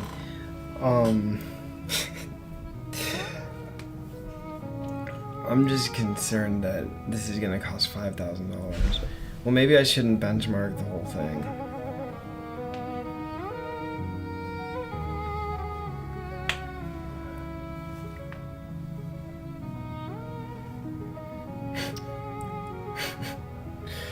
I also could run the benchmark on a subset to see how long it actually takes. A randomly selected subset.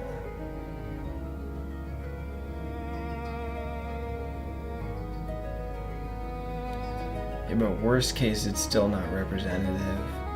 But it should be reasonable.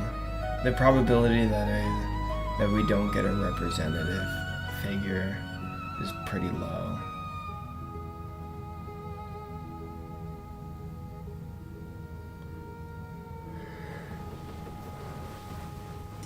I don't think I should do this today. Regardless, just because it's going to cost way too much money.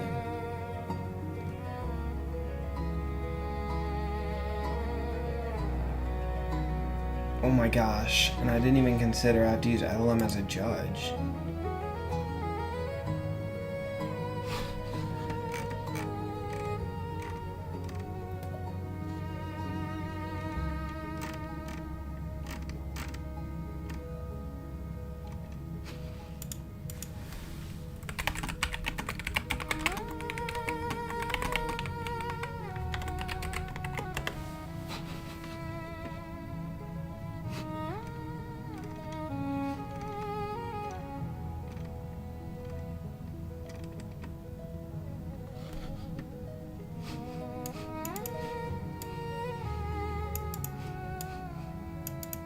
String matching?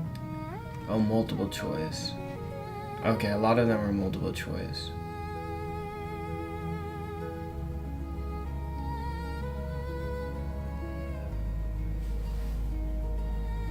String matching.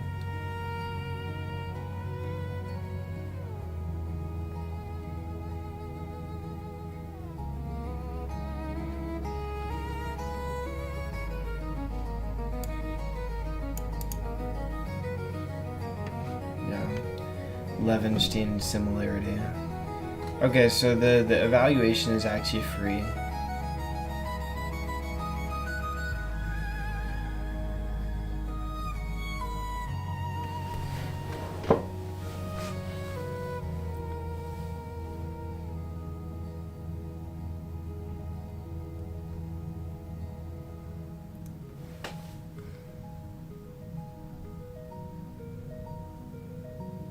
$5K they bug in. Bro, it's the APIs, bro.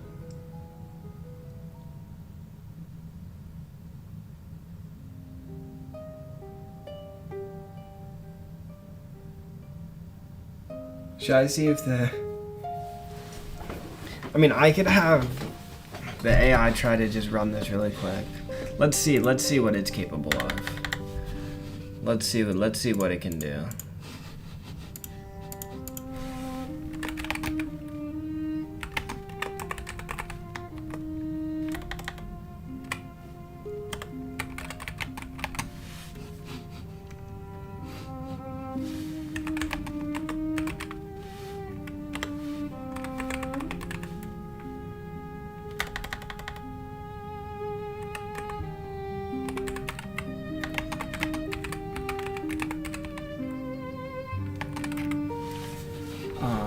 Okay, wait, I actually need the doc VQA paper.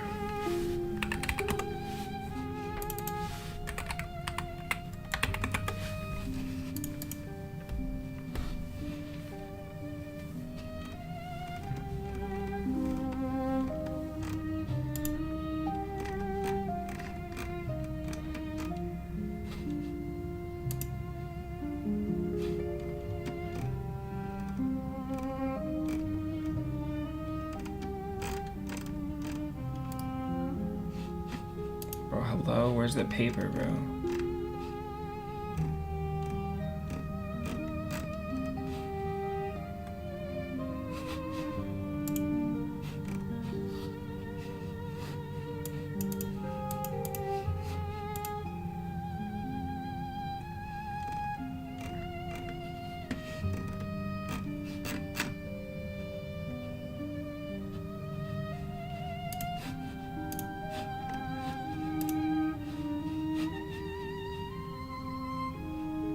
Wait, how do I know which data set I'm using?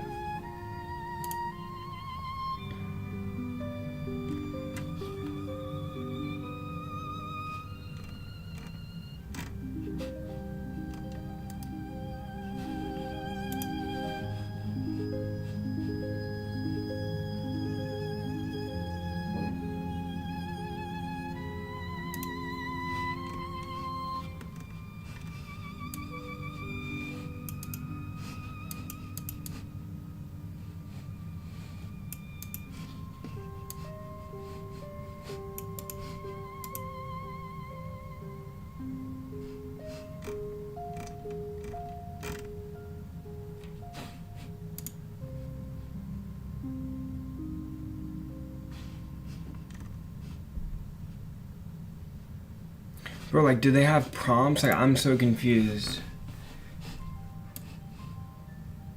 Oh, I guess they don't.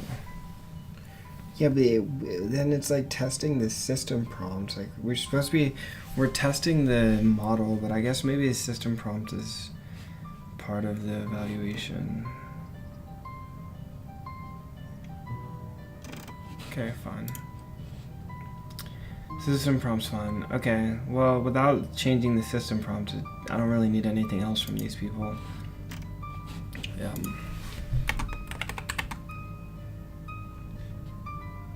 Yeah, but how do I grade it? Like,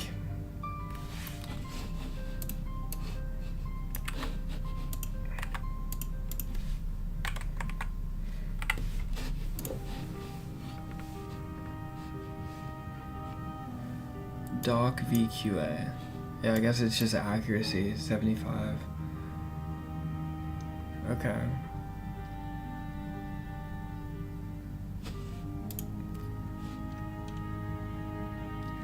Okay, fine.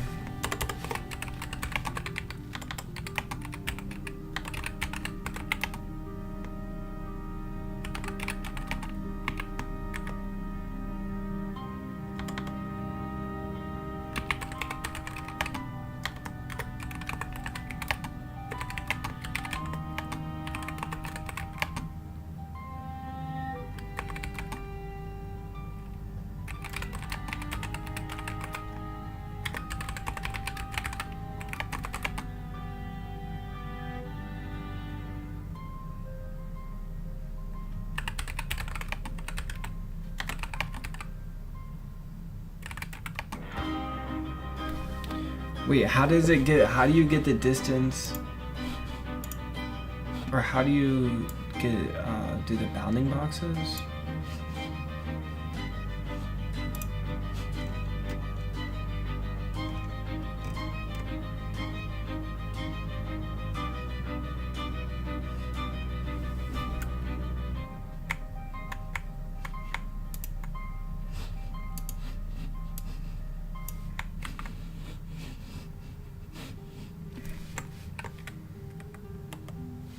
Bro, I want a new browser, bro.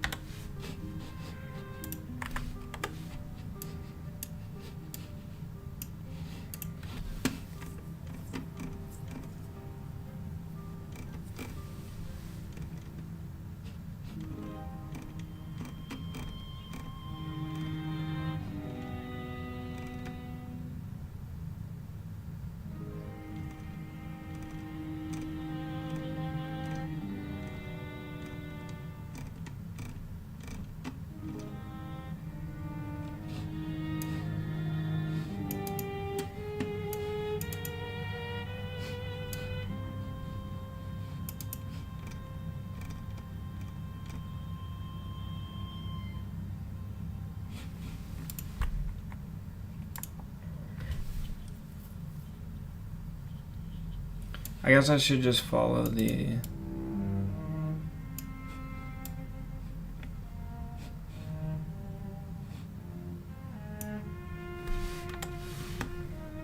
I guess I'll just do the whole thing, man.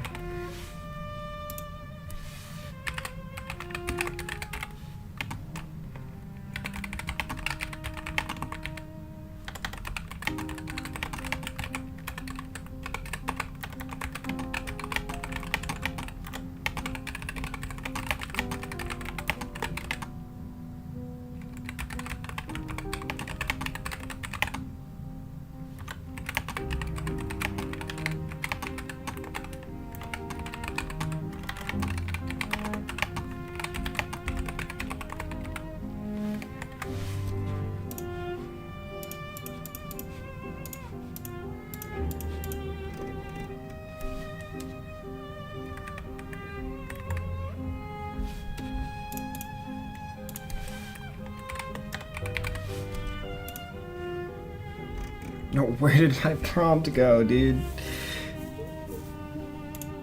Are we serious, bro? Dude, cursor is a joke.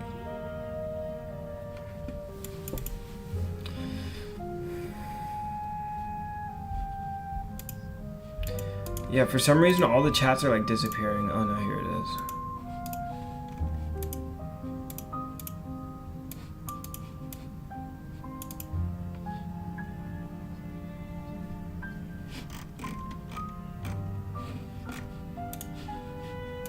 I've had this problem like a billion times.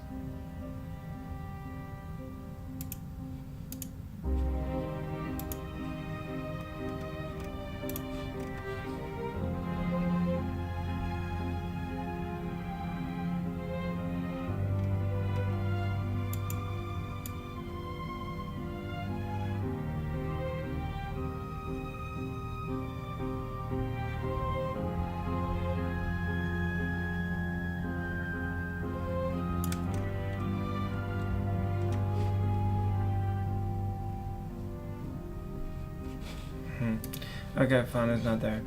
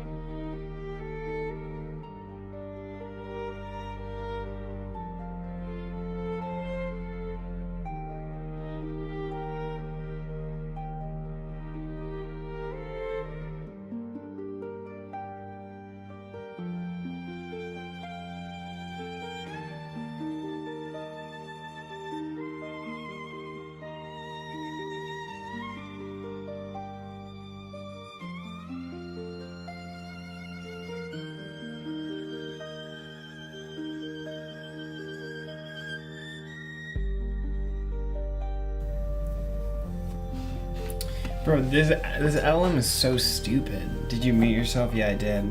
I was on a call.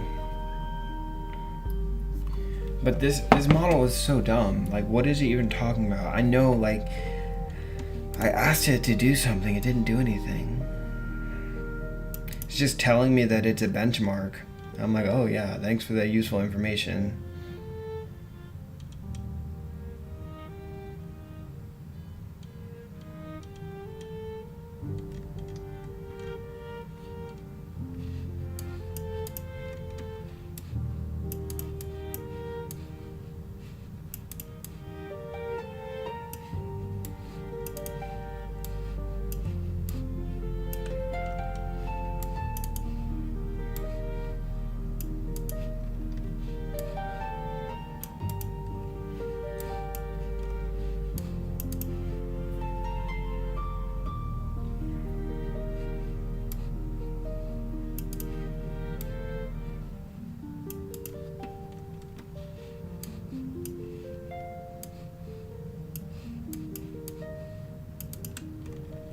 Bro, is 3.5 turbo even cheaper than like Gemini Flash?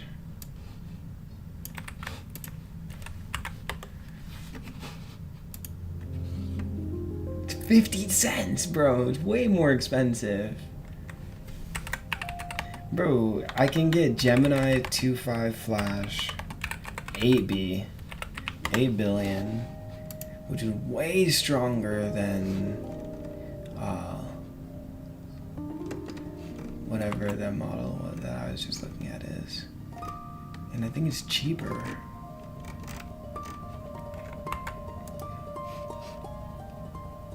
.5 Flash 8B.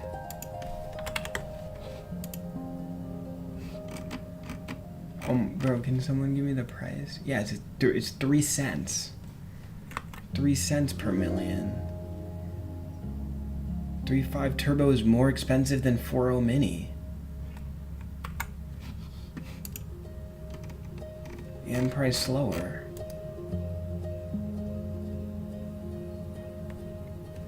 They're so stupid. Why would they use 3.5?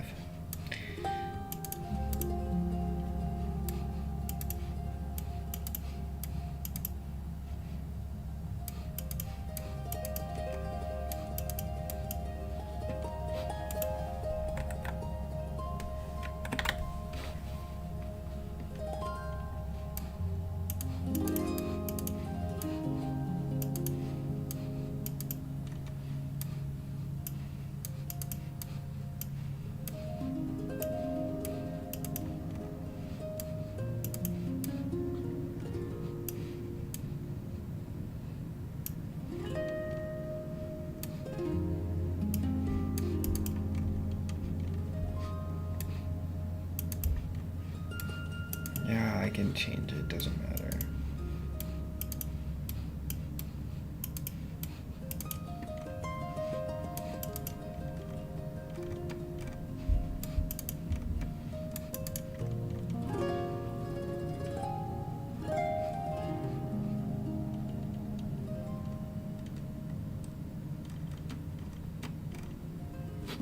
Alright, bro, I don't know what it's doing, bro.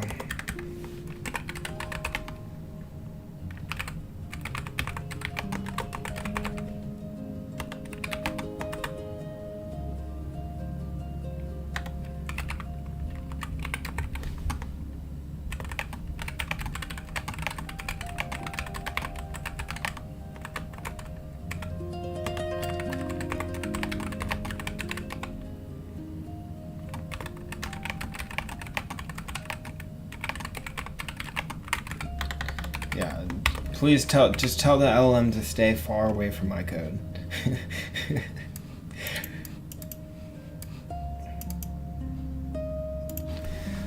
Just please, for the love of God, stay far away. Stay far, far away from my code.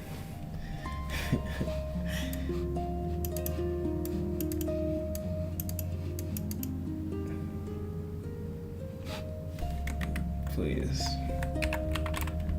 That's all I can ask it.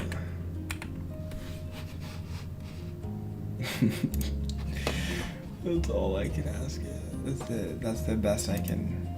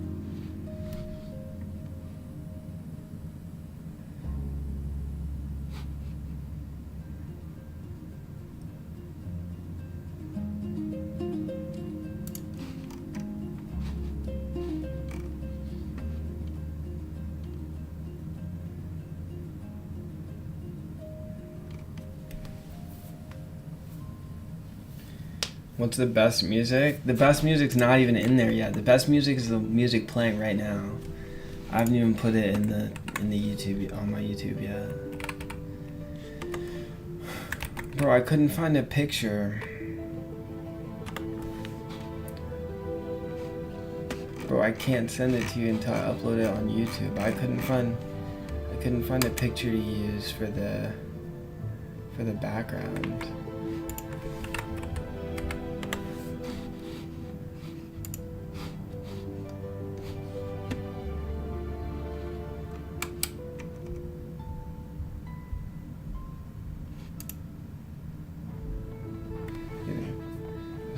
It's getting serious, bro.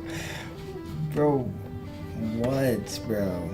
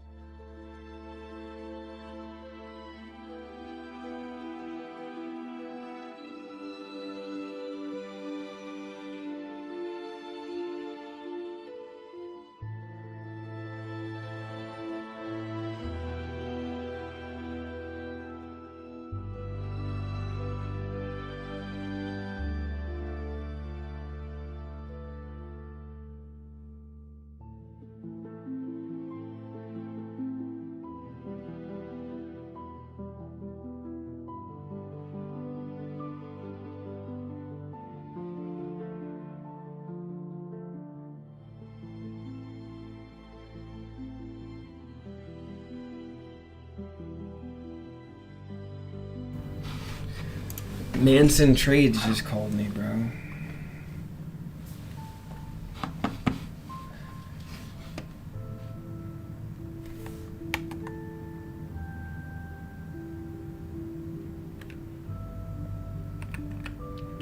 Yo, a rating 1 out of 10.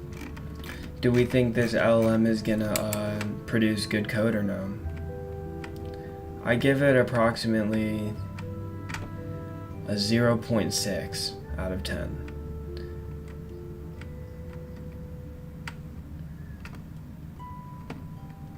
It's a 0.6 out of 10. It's gonna write terrible code. Like, I know it for a fact, bro. It's just like the worst code you've ever seen in your life.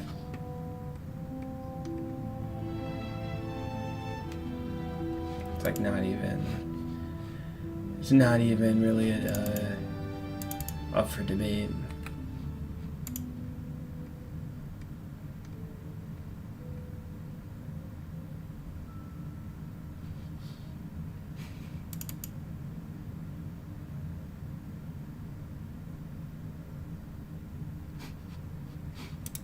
Okay. I got the image. How do I export it? Export.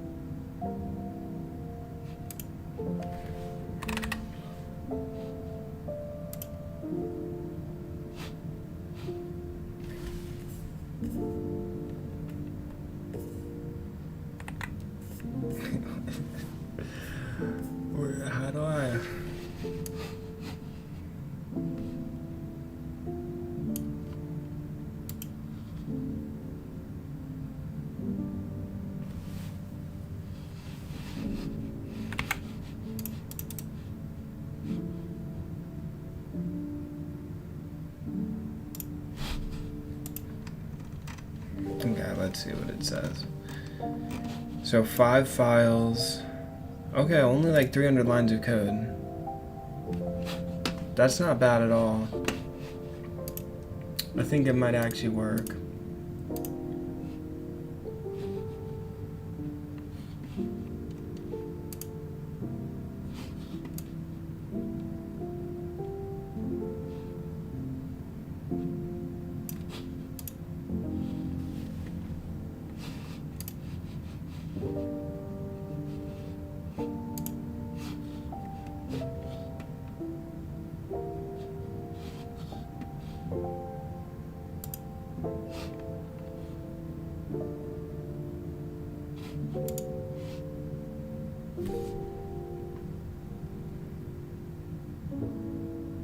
Are you using Hyperland? I'm on Mac OS, bro. Yo, what's my rice? This is a crazy Linux rice. How do I get it to look like Mac OS?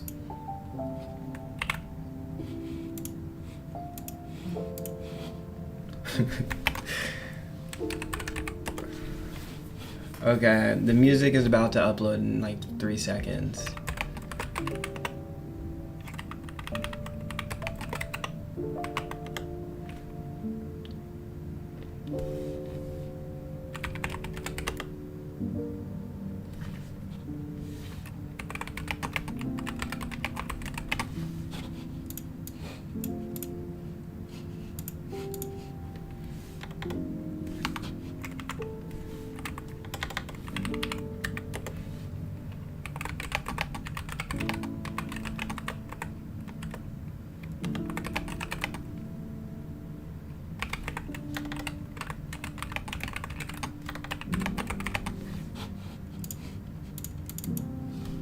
Okay, what's this music called?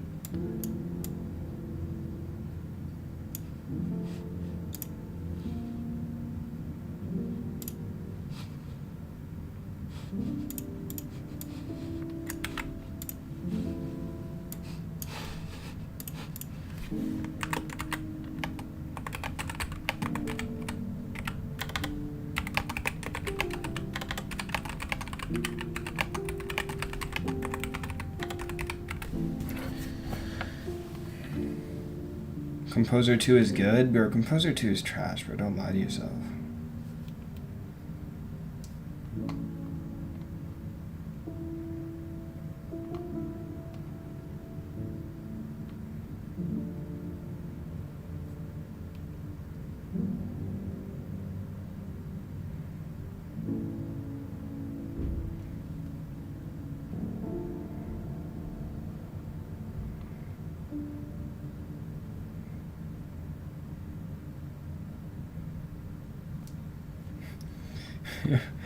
Bro, everyone is just playing.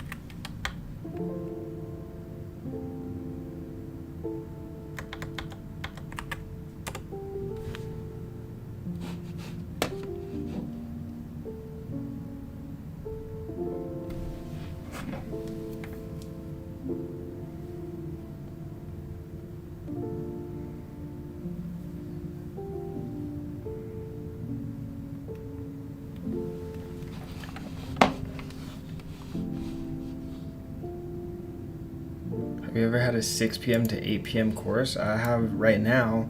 I have a, yeah, wait, literally right now in my schedule I have a 6 p.m. Wait, is it 6 p.m.? Yeah, 6 p.m. to 7:50. It's literally the worst class of all time.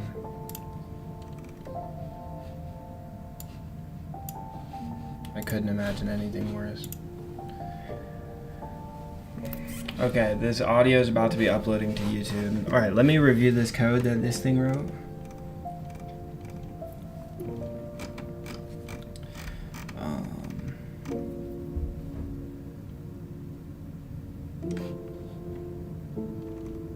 I don't know what all these arguments are for, like.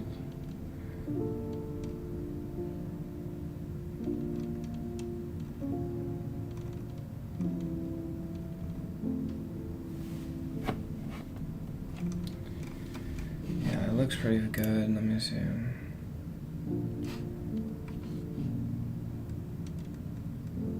Yeah, it's easy.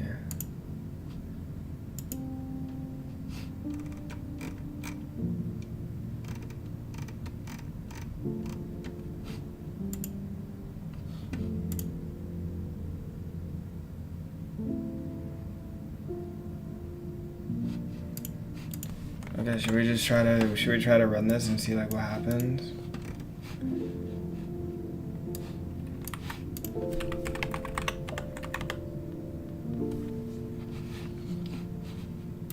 Official.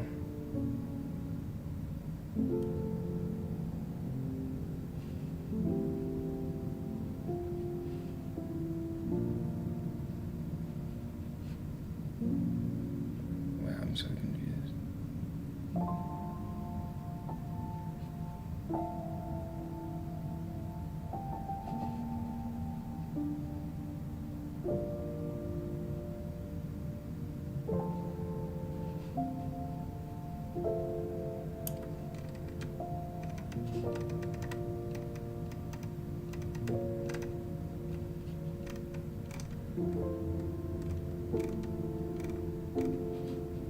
Is this gonna work, bro? Should I just try it?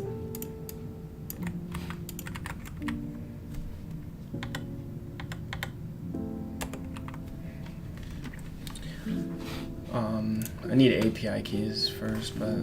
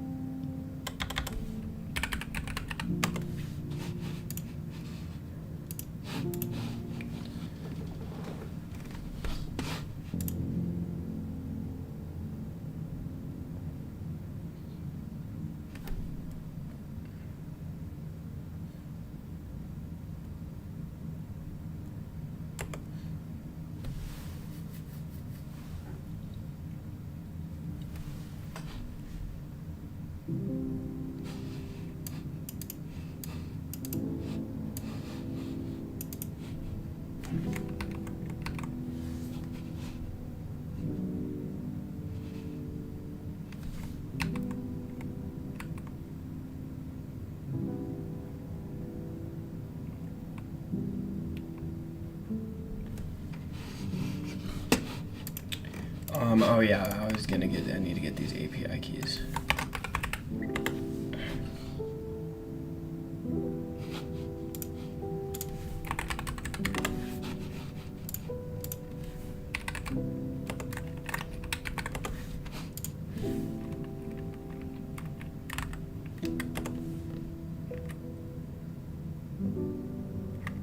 Yo, okay, I actually need to know, in Vim, how do you delete to end of the line? Isn't it like D?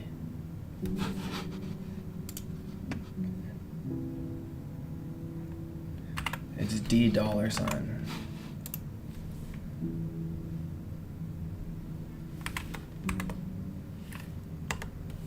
Nice.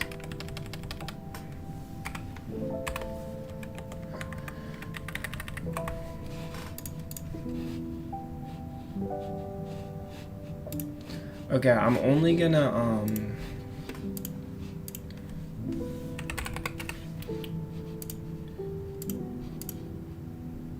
run it. Okay, let me do a 1-day expiration API key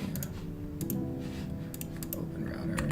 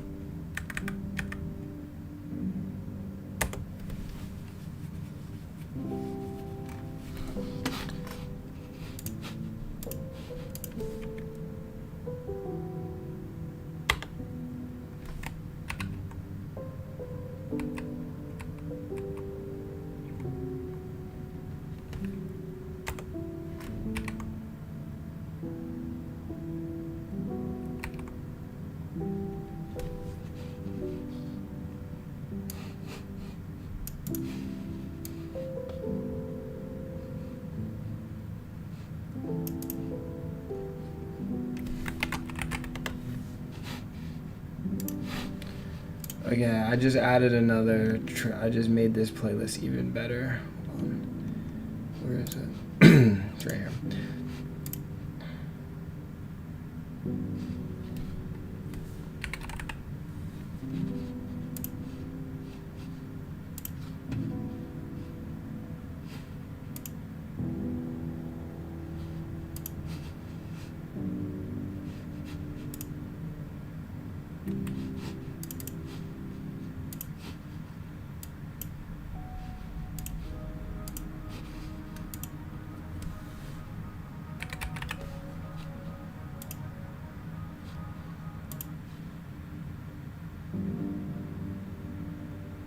Wait, it did not do it.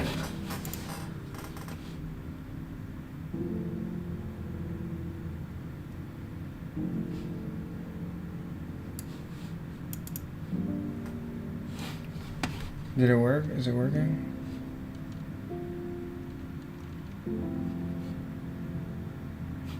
Where does it save? Where does it save the outputs? Output doc VQN.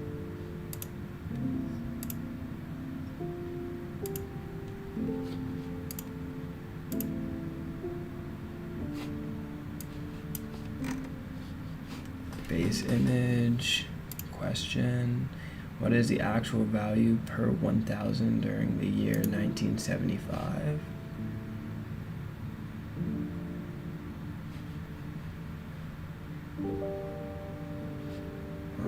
Probably like 0.26.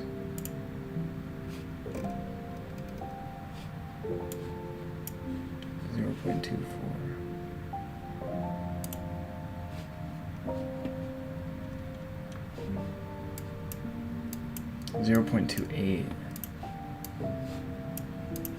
0. We get a 0. Oh, thanks. Yeah, I guess my answer is incorrect.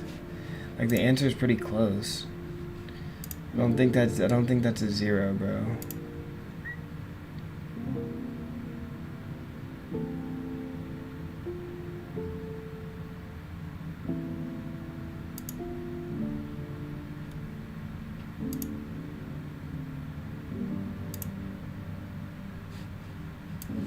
UCSD. Okay, so the answers, okay, the similarities are really low.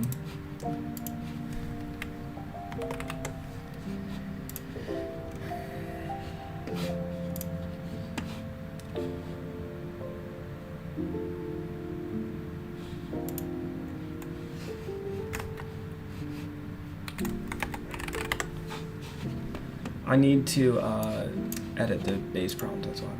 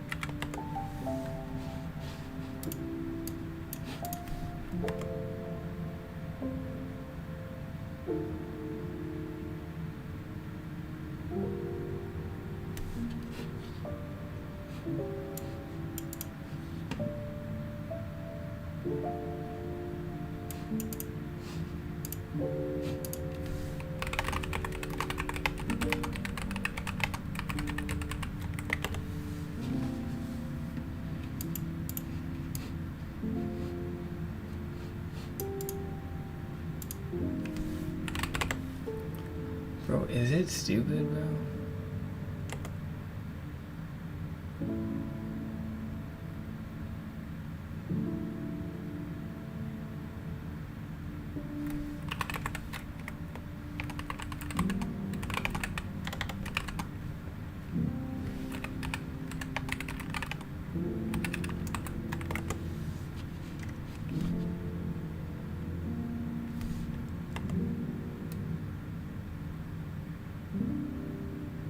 Oh, it's a new file. I was like, why is it only combined full? Yeah, 6 hours and 50 minutes. And the old one was 4 hours and 37. So here. This is I just added new music to the file.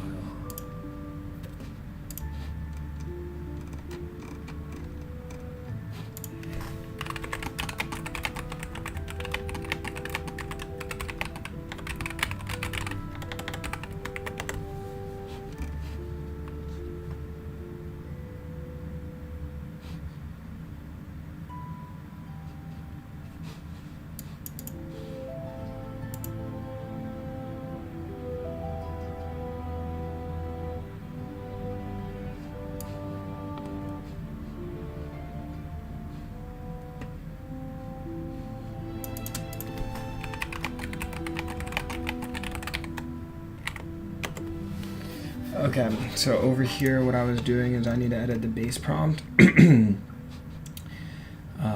Vision. This is going to be an agent system prompt.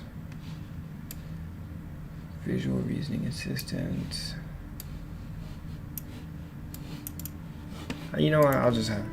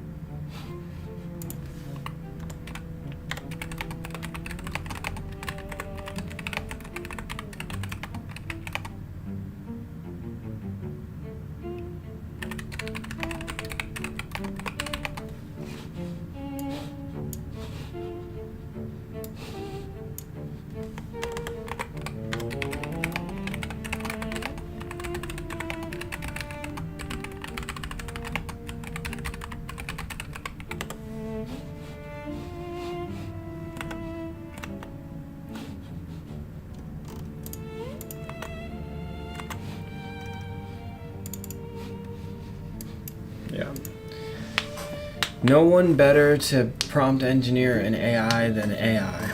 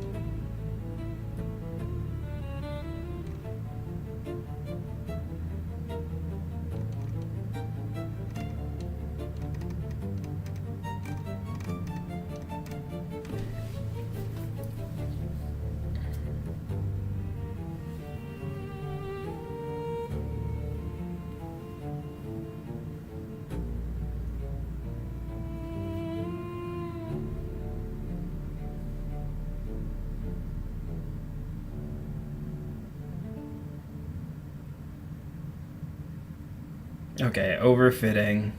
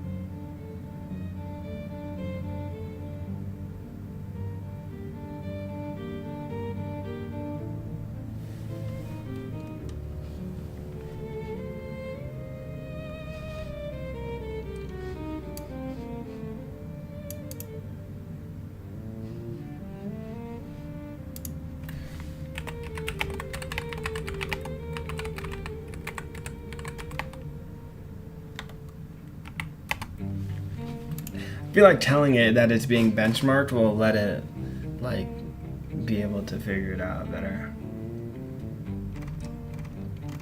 Alright, this is fun. This is fun changes. Okay, and then the last change is that in this eval, where are those files at? Here. In this file,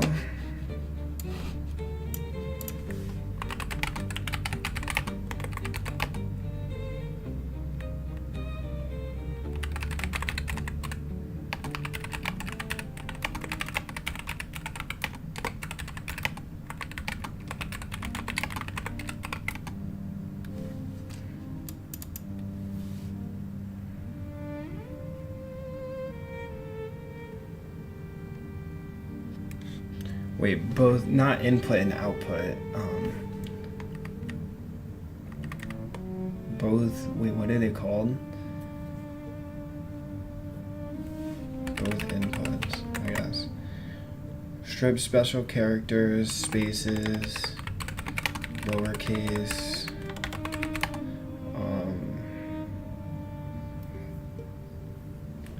What else is there?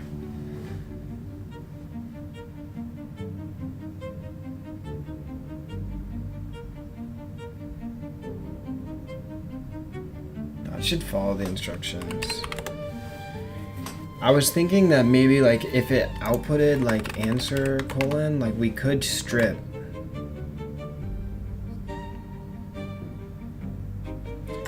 But we'll just look.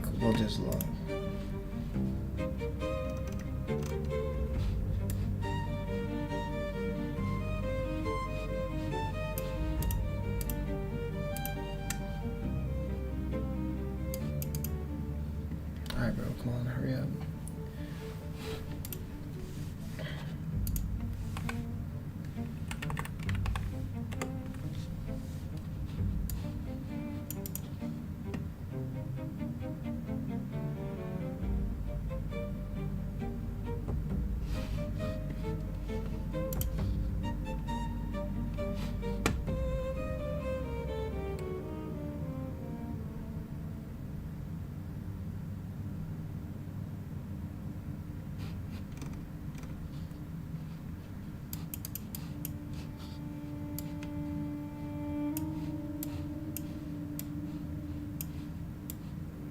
Oh.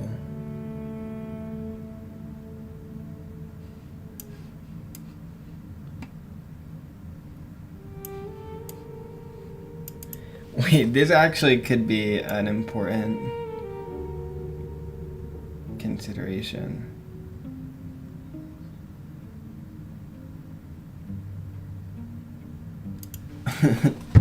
I think it's fine, like the probability that the LLM is off by a power of 10 and includes this same amount of significant figures is probably low. It's probably low. I mean, we're just, okay, this is just an initial, let me add a comment about that.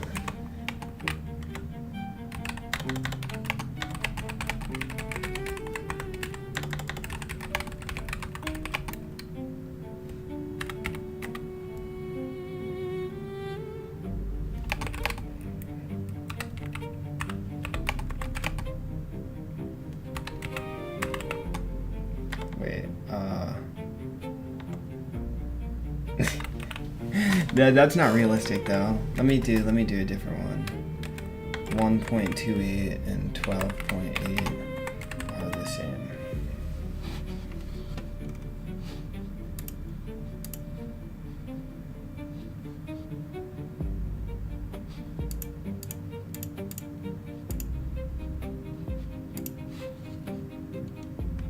Okay, there we go. Now we're getting a better score.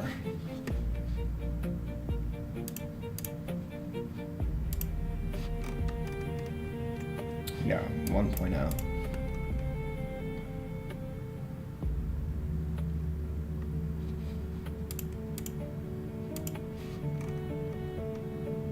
One point oh. 1.0. I think I'm gonna send like 1.5 flash or something at some point to go review to ensure that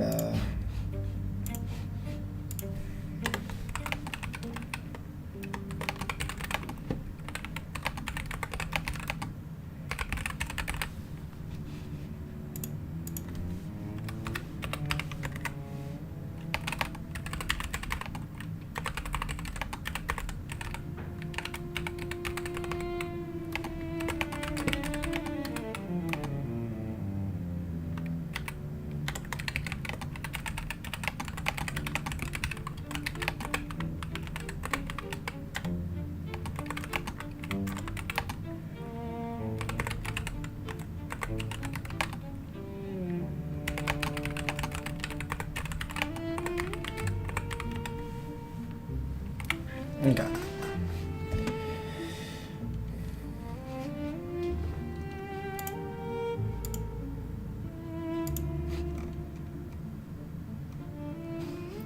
Yo, so far it's really like just killing this benchmark. Too bad it has to run for 13,500 iterations.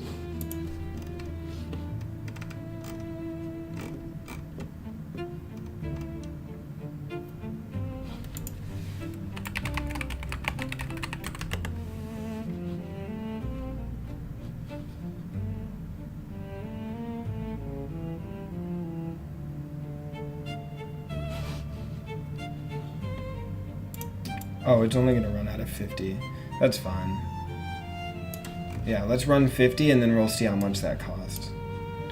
We can just sum.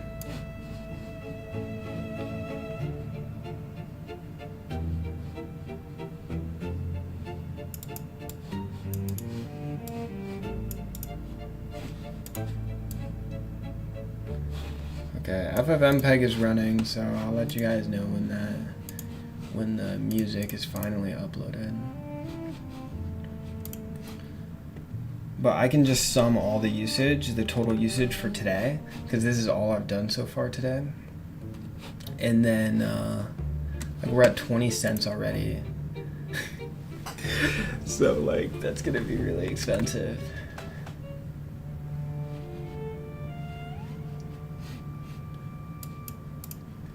For Open Router, we're at, what is that? Like half a cent almost. It's not half a cent yet, but it's 40% of a cent.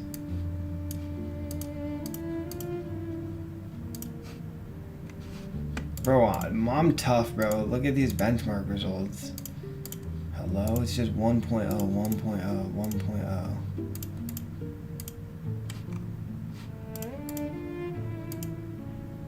Everything is like exact match. I'm him. Yo, what'd they get on this benchmark? 75.4, imagine.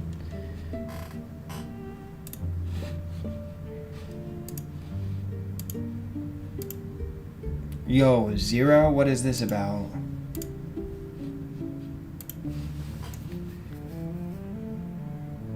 Alright, bro. Are we serious?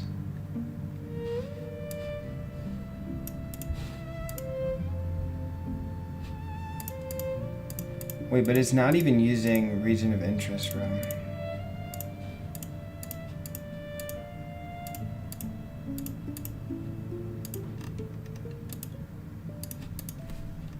Wait, none of them are, they're like literally none of them are using region of interest. Okay, one of them is.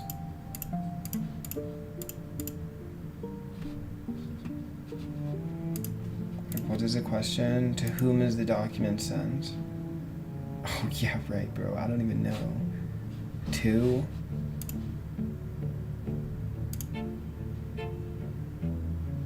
Paul? Is that Paul?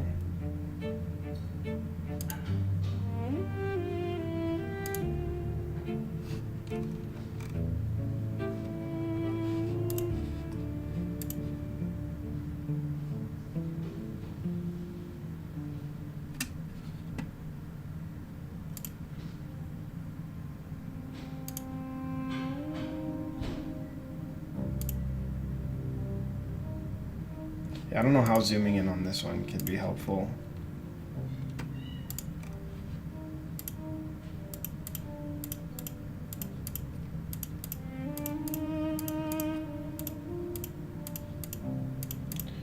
It's like actually not zooming in on any of them though.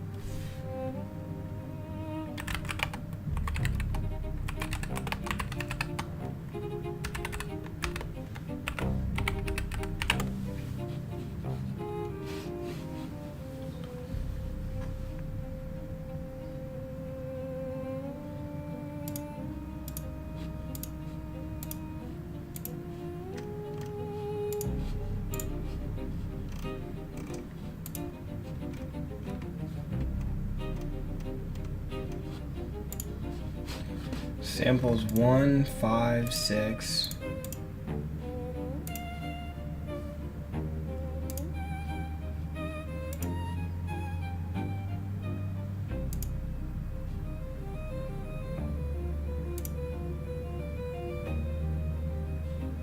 I mean, these aren't very useful. Like, this is just OCR. Low-key, OCR is not a good use case for this. 1, 5, 6, 12, 13.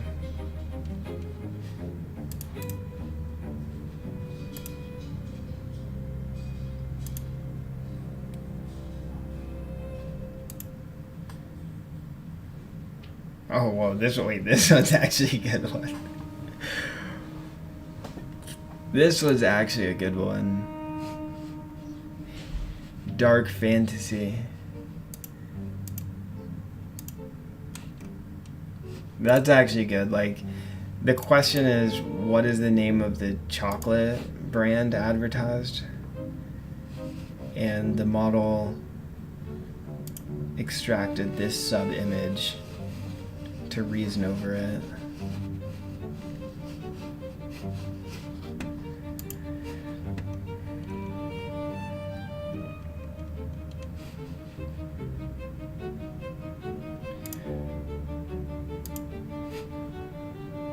The same document? Yeah, it's the same document.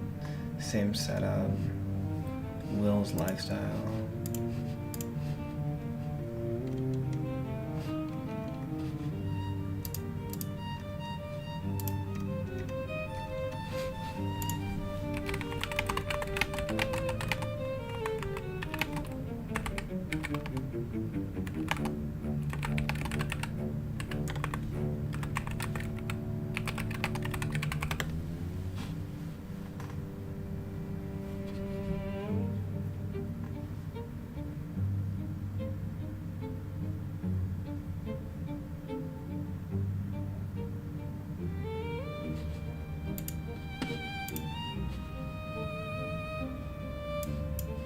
(96) 96% on a subset of 50 documents.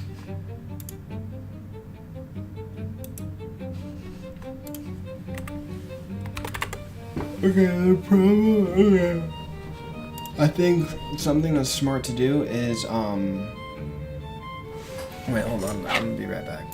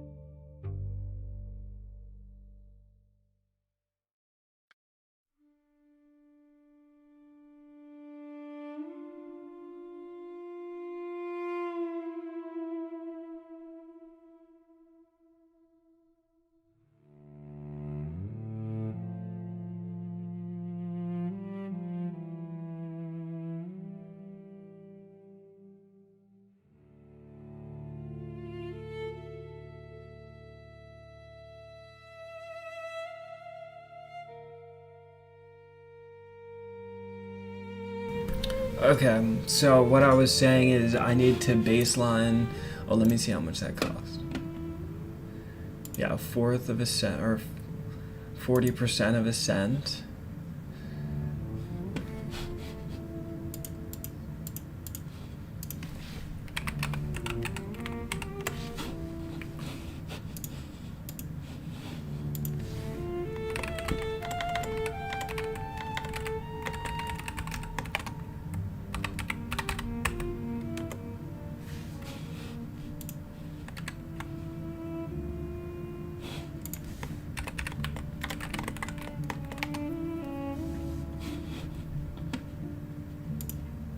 $0.70. Yeah, so for 50, I'm revoking the API key. I'm done with this for today. I need to come back to this at another time. I've utilized way too much time. I need to get to work. I need to do work.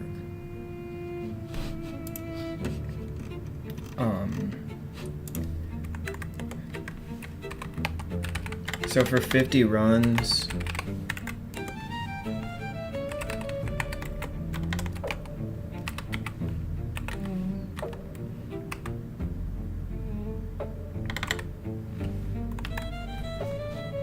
we get 700 for, I don't know, times, I don't know, whatever, cents, 70.4 cents.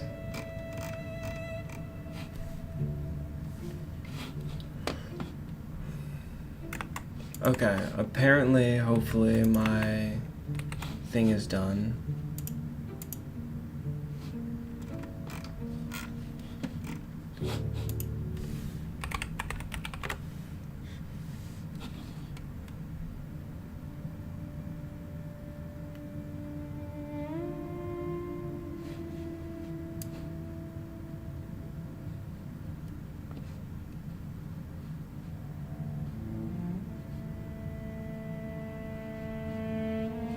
Four hours remaining?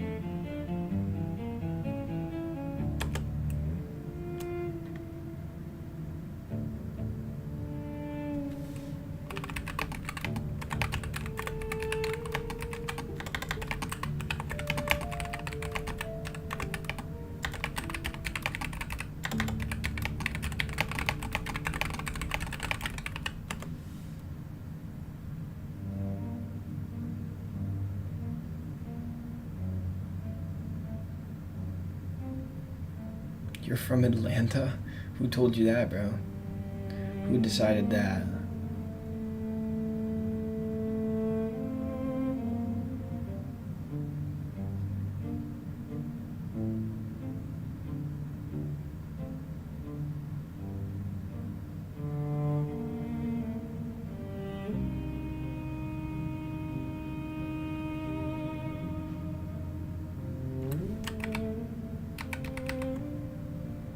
He's from Chicago? Who decided that?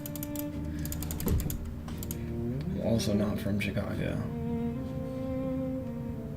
Let's see if anyone has elite baller knowledge and knows where I'm from.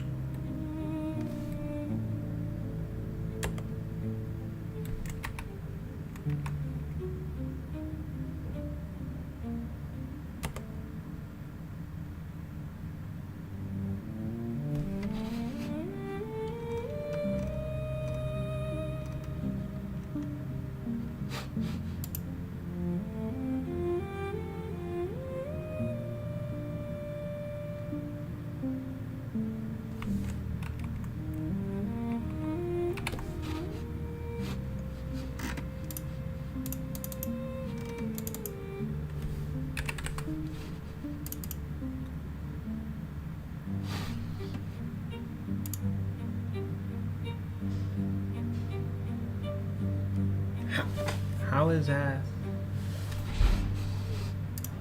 How is that even possible?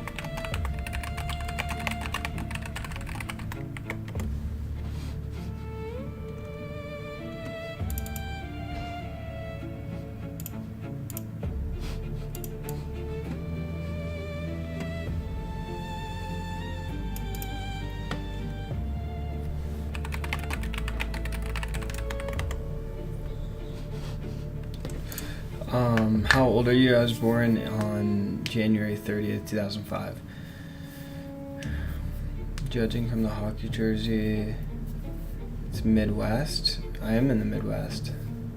The hockey jersey is mine, though, so I could be from anywhere. I'm committing to UC. That's fire, bro. UCSB or UW for engineering. I think UW is pretty good. I'm not familiar with UCSB, but UCSB is also a really good school, so I think there's no wrong decisions there.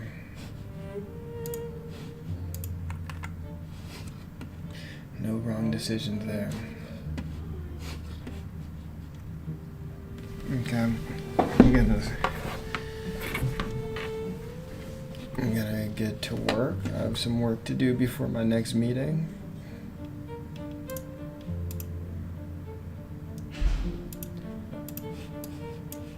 We'll go with this dog. This is my big camera.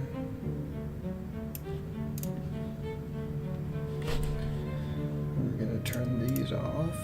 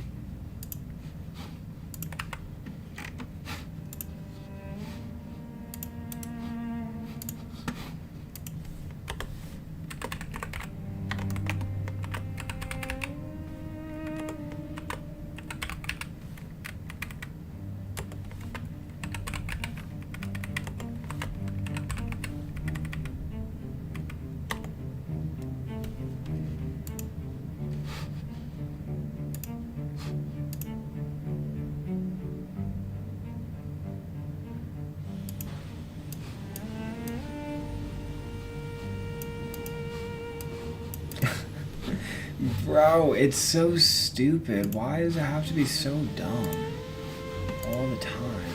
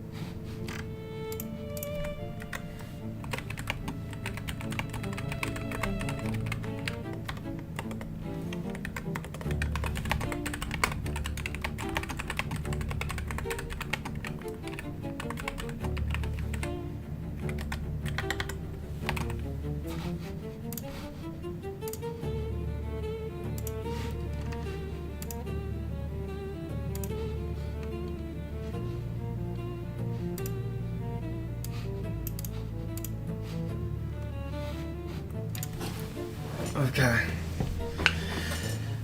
Is emotionless? Who's emotionless? I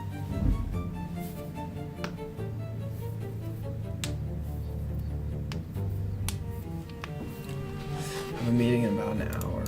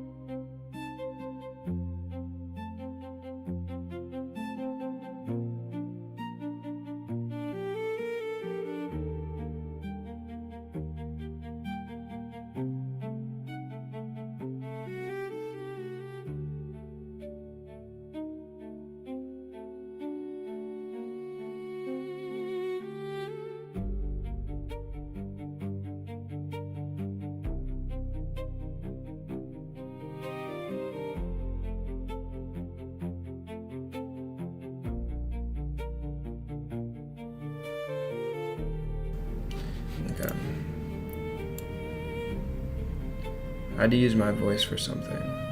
That's why I was muted.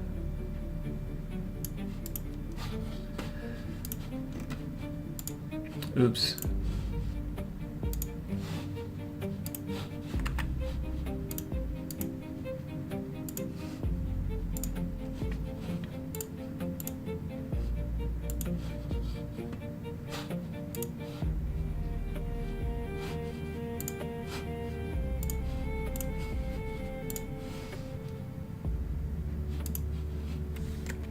Okay, perfection.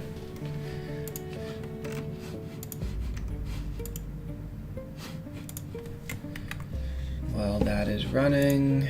Oh, let me come back over here. Okay, that looks good.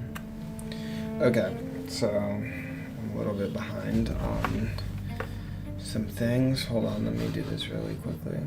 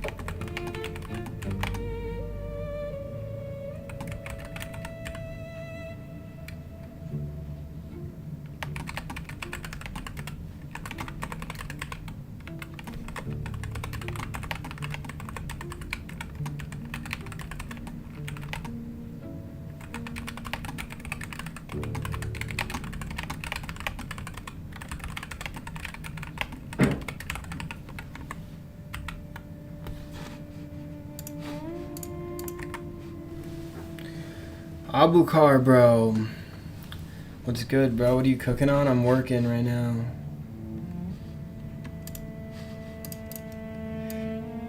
I'm working on a task enrichment service and a task notification service. Am I leaking my entire company's business plan right now? No, it's such a small feature that it's really not that big of a deal. And the engineering behind it actually is non-trivial, so No, not too worried. Surprisingly non-trivial. I thought it was gonna be really easy.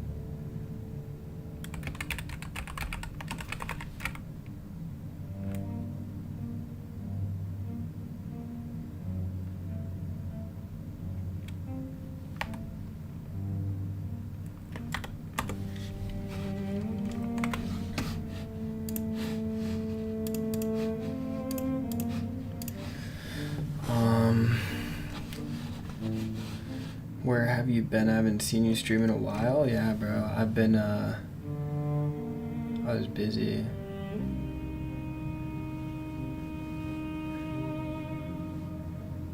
Back in the day.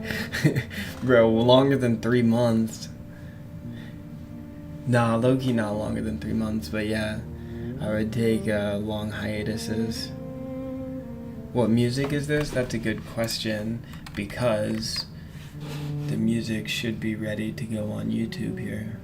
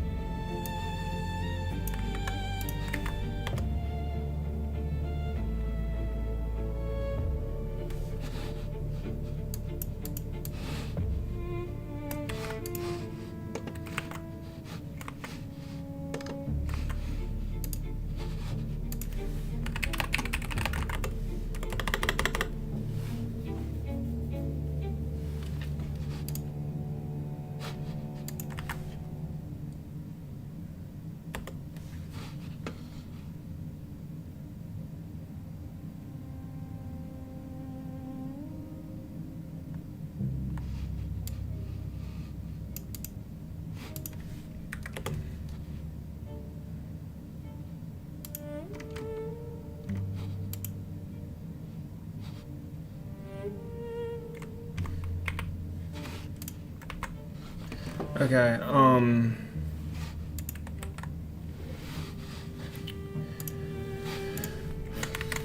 so many things going on my screen at the same time. Okay. Is it your company? Yeah. I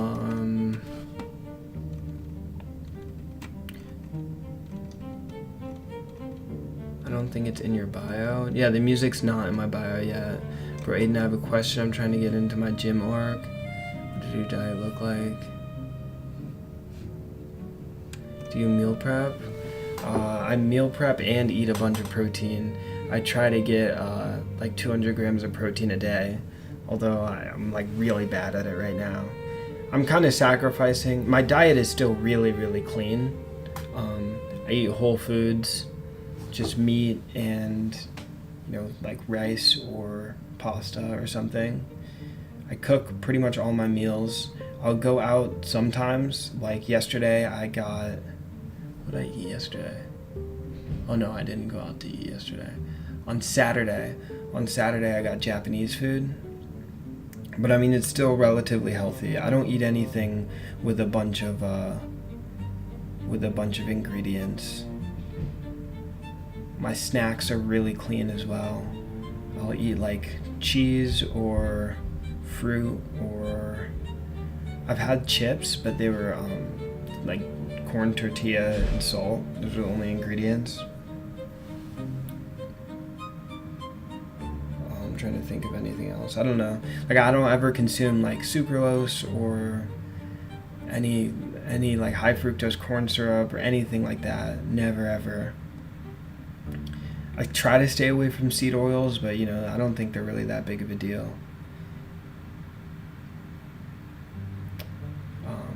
But yeah, whole ingredient foods usually, and it's kept me pretty lean.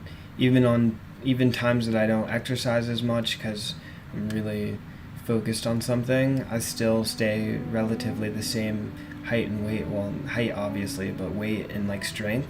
My strength rarely ever goes down, but I think that's because of protein consumption.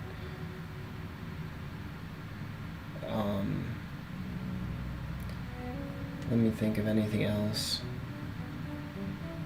Yeah, I mean, I said I was sacrificing my diet, but not like like actually how strict it is, but because of how many grams of protein and how many calories I'm getting a day. I'm definitely getting not enough for, I want to bulk, I want to hit 200 pounds, like 90 kilograms.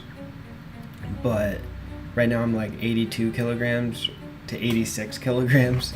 It's a pretty big range because it literally, some days I'll eat like 0 meals and then some days I'll eat like 4 meals. It's just the nature of the game with working so much. But one of the biggest reasons is because my kitchen is disgusting. Like, I actually can't cook in there. Like, it's actually like a chore to cook in my kitchen. I have to clean up after my roommate and then cook.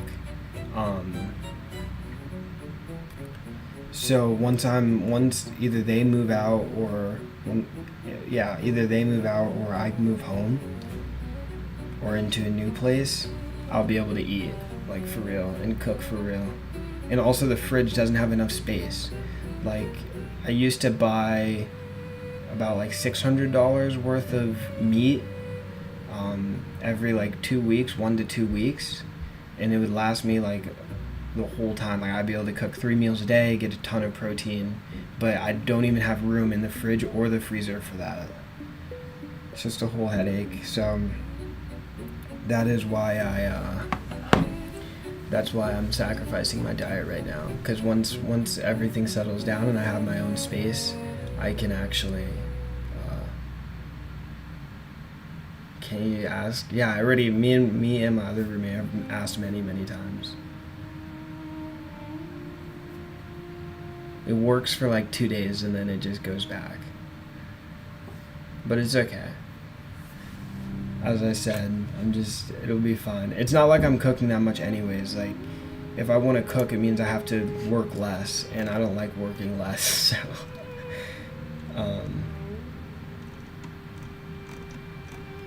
So, yeah.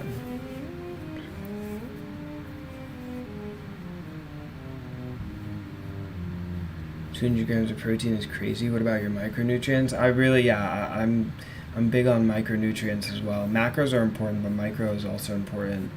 I mainly get my micronutrients from fruit and vegetables, although my diet is low on leafy greens, so I need to lock in and get more leafy greens.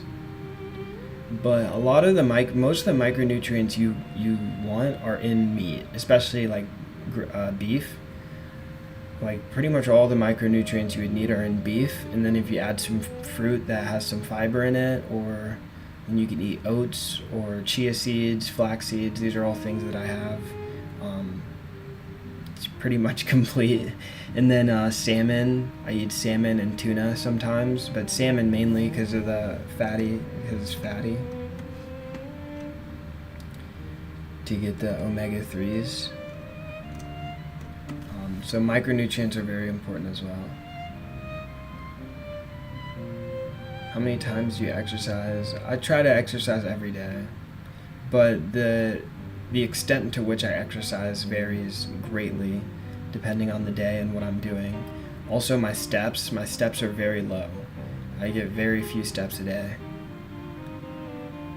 But like on the weekends, like I'll go on 50 to 100 mile bike rides, which help, or I'll run. I used to run 20 miles a week, like at one time. I used to run 20 miles every Saturday, but ever since the marathon, I have not done that, which was like actually a long time ago. So I need to lock in. I used to also go swimming. I used to go in the morning, go swimming. I would swim like 1,000 meters or something. No, not 1,000 meters. That's actually crazy. Maybe like, well, actually 1,000 meters is not that crazy. Yeah, maybe like 1,000 meters.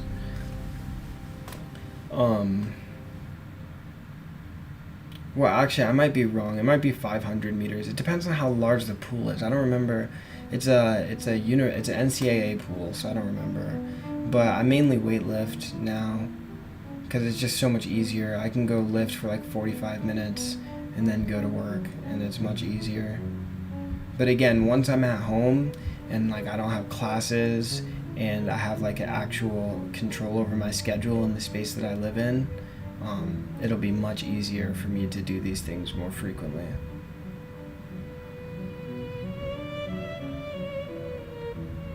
But it is hard. I mean, if you want to work from like 8 a.m. to 6 p.m. every single day, that doesn't really give you much time to do anything. Because 6 p.m., I eat dinner and go to bed. You're not really supposed to work out that close to bedtime. It's suboptimal for your sleep. And so it leaves me in the morning, but if I want to get a good night's sleep, I usually don't fall asleep till like 10 p.m. So if I want to get a good night's sleep, I have to wake up at least, or at the earliest, like 5 a.m. And then, it only gives you 3 hours before you have to go to work, and say like an hour to prepare for work. It gives you like 2 hours to do, or like actually add an extra 30 minutes to eat breakfast. Then you only have an hour and a half to really work out and like get prepared to work out and go work out. So it's like the time is just really a constraint. But again, once I have a more formal schedule without all this nonsense, like I have all these random meetings or events or whatever that I have to go to. Once those go away, it'll be much easier, I think. But it'll be short-lived. It'll only last 2 months of this, and then I'll be back to chaotic schedule. Well, actually, I'm going to the Bay to help raise our first funding round, so that's going to be pretty chaotic. So maybe I'll have to put it on a hiatus again. I don't know. I mean, whatever. I'm healthy enough, dude. That's whatever. Everything can be over-optimized. Why schooling when you can be an autodidact? Why bother with grades when you can start a great company regardless? Yeah, it's going to be very difficult to be an autodidact without formal education. I mean, any autodidact you can name in human history has a formal education in something at least. So I think it's misleading to think that you can start a company regardless of school, but if you really think about it, everyone who started a company went to school. Or statistically, most people who start companies go to school. So you could say like the correlation is weak in that they started companies irrespective of going to school, but it's hard to prove because that's not the case. That's not the observation being made. I am starting a company right now, and I would 100% not be starting this exact same company if I was not in school. I started multiple companies in high school, and none of those would have been started if I wasn't in school. I mean, I might have started different companies, but literally every company I've started in my life came about either through people that I met in school, problems that I found while in school, or experiences that I had while in school. So, yeah, I don't think they're mutually exclusive. And also, like, being in school is quite possibly the best way to become an autodidact, right? If you wanted to be like the best autodidact in the world, you would just go do like every bachelor's degree in every single area that you're interested in. And after 40 years, you have 10 degrees. That's like the definition of autodidact. You have extensive knowledge in 10 different distinct domains, right? So again, those are also not mutually exclusive. And I actually think that schooling is very helpful for becoming an autodidact. How many hours a day do you study, and what is your AI startup about? I don't know. I don't count how many hours a day I study, and then my startup is what's on the screen. We're building AI workflows, well, not AI workflows, but we're leveraging AI to help farmers do everything.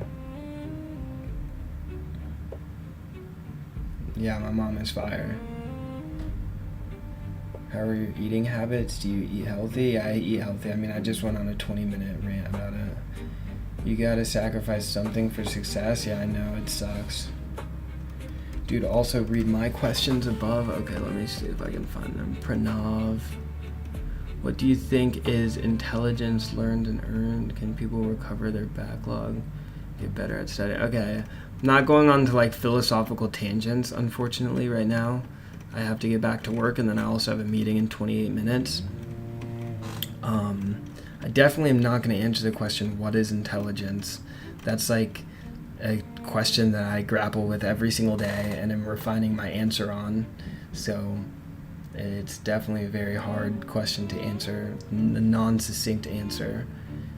And then people recover their backlog and get better at studying. I don't quite understand what this means, but I think you can absolutely get better at studying. That's like the whole point of studying, is to become better either at the topic or at studying to become better at the topic in the future. The best things I think in studying are active recall and spaced repetition, although your memory improves and your neuroplasticity, depending on your age, improves as you study more and more.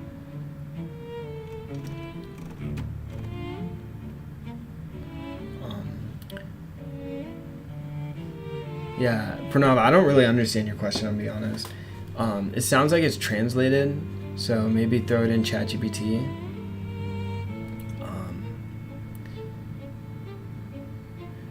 How do you see the future of studying and working in physics? All right, as I said, I'm not going on these side tangents. I don't have enough time for all these questions, or like these like deep questions. Has the rise of AI changed how promising or motivating a career feels? I wouldn't say so. If you wanna be convinced, you should read Jan LeCun's recent Twitter rant. He went on like a rampage about how AI is not gonna really change the employment space. I think he's wrong, but I think there's some truth to what he's saying. AI is not just gonna make humans irrelevant.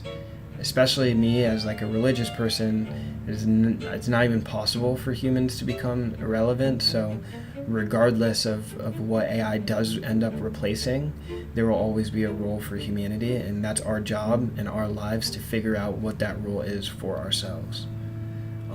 Well, it's not like our sole job, but it's one of our jobs. So I think it's always promising. Everything is always promising for humans. If you had a more specific question, like, okay, I want to get into quantum, should I go major in physics? That's a different conversation. Or do I think that there's large upside in certain majors or whatever? Those are also different questions. But from your vague question, that is my answer. What are your plans for summer? I'm going to be working. We'll ask some other time. All right, good. Thank you, bro. Read my text real quick before you go. All right, but you texted me? Text me on what? What'd you text me on?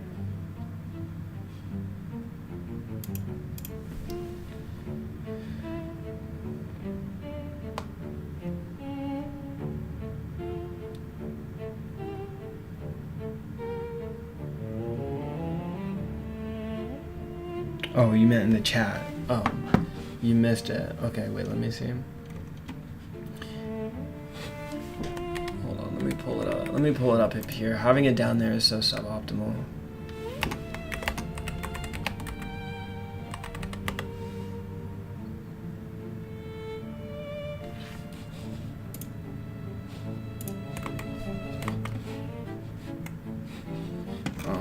Okay. Let me read Abu Kar's channel activity.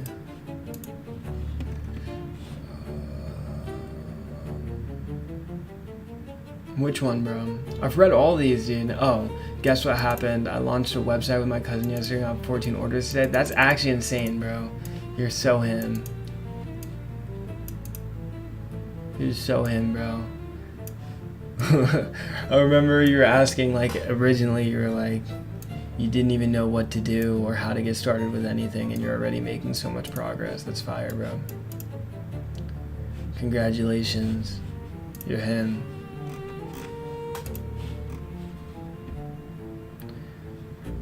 I got a PhD in math and are able to explain more significant than any professor out there. That's absolutely not true.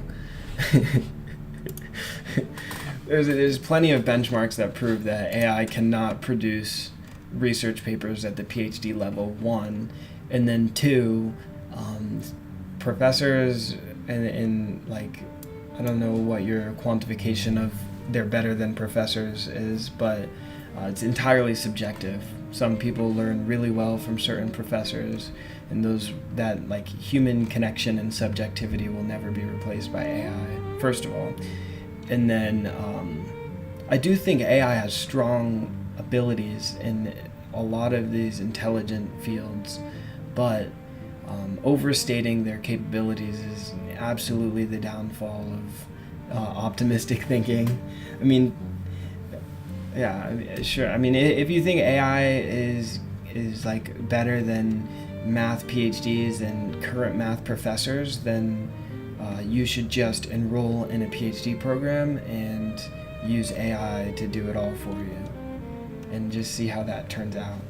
Because you can't even do that in undergrad. So I'm curious to see what will happen in PhD. I mean, you can't even do it in high school. But I mean, I do think that AI can do a lot of knowledge work, and that's what I do for my job, and that's what I do in school, and that's what I do in my research. Everything is to help AI become more intelligent and to do a lot of this useful work for humanity. But to overstate what they can do is an incredible mistake, I think. But yeah. Do you think someone who has fallen behind academically can, by rebuilding the basics, how they study, genuinely become as capable as someone who was already strong from the start? I think absolutely. You should read the book Outliers by Malcolm Gladwell, or David and Goliath by Malcolm Gladwell. But yeah, that is much better. I think absolutely you can become stronger. There's actually a theory, and this is in Outliers, I believe. It might be in David and Goliath. I get the two books conflated sometimes. But there's a research study that was done on people who struck success early, and people who are like late bloomers. There's actually a very good video about this. Hold on, let me just pull up the video so that I can point you to it. It's the advantage of being a late bloomer. Like legitimately, there's substantial research. Yeah. Yes. I believe this is the video. You should watch this video.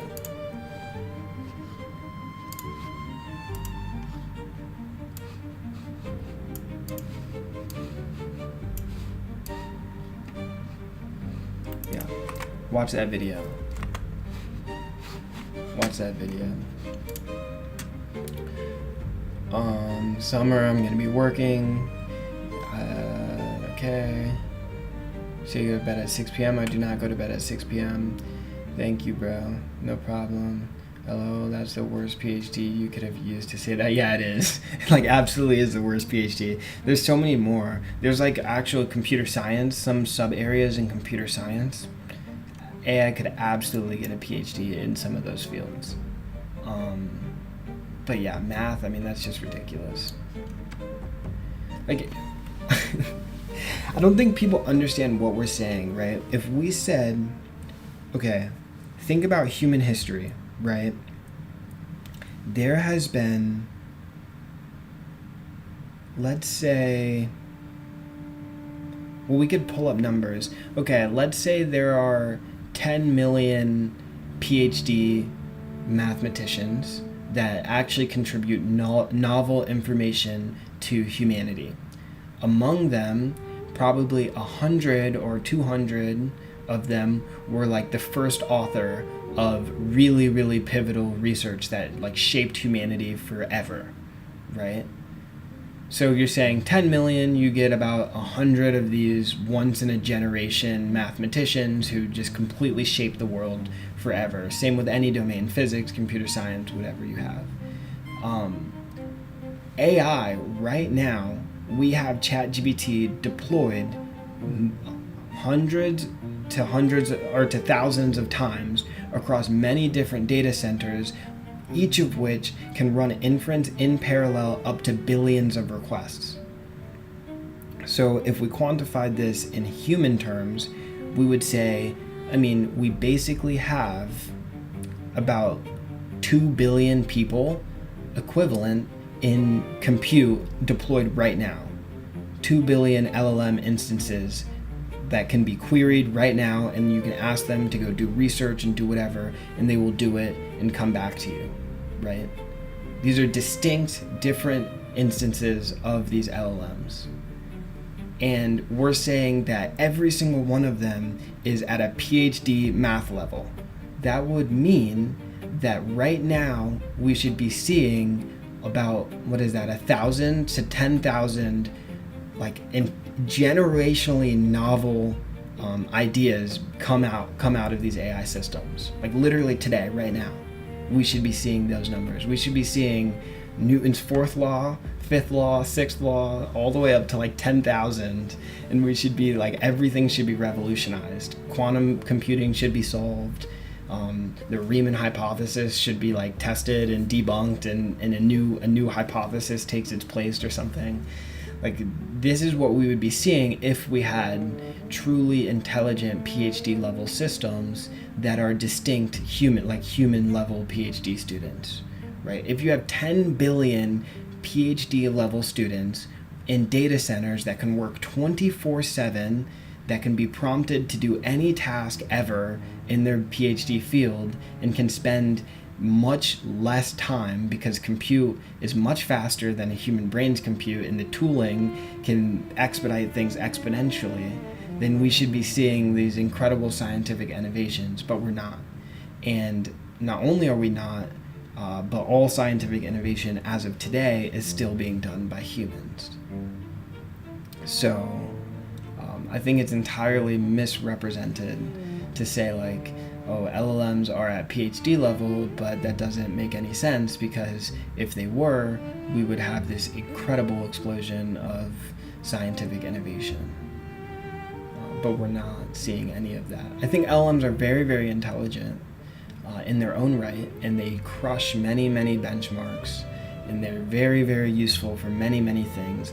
I think if LLM progress stopped literally today, just somehow stopped, all researchers despawned or something, we would still find new utility and new use cases for the models that exist today for years. I would say give it 20 plus years, and we'd still be extracting utility from the current models. But I don't think that we're at some sort of level where these models are just interchangeable with PhD level humans. It's just not the case.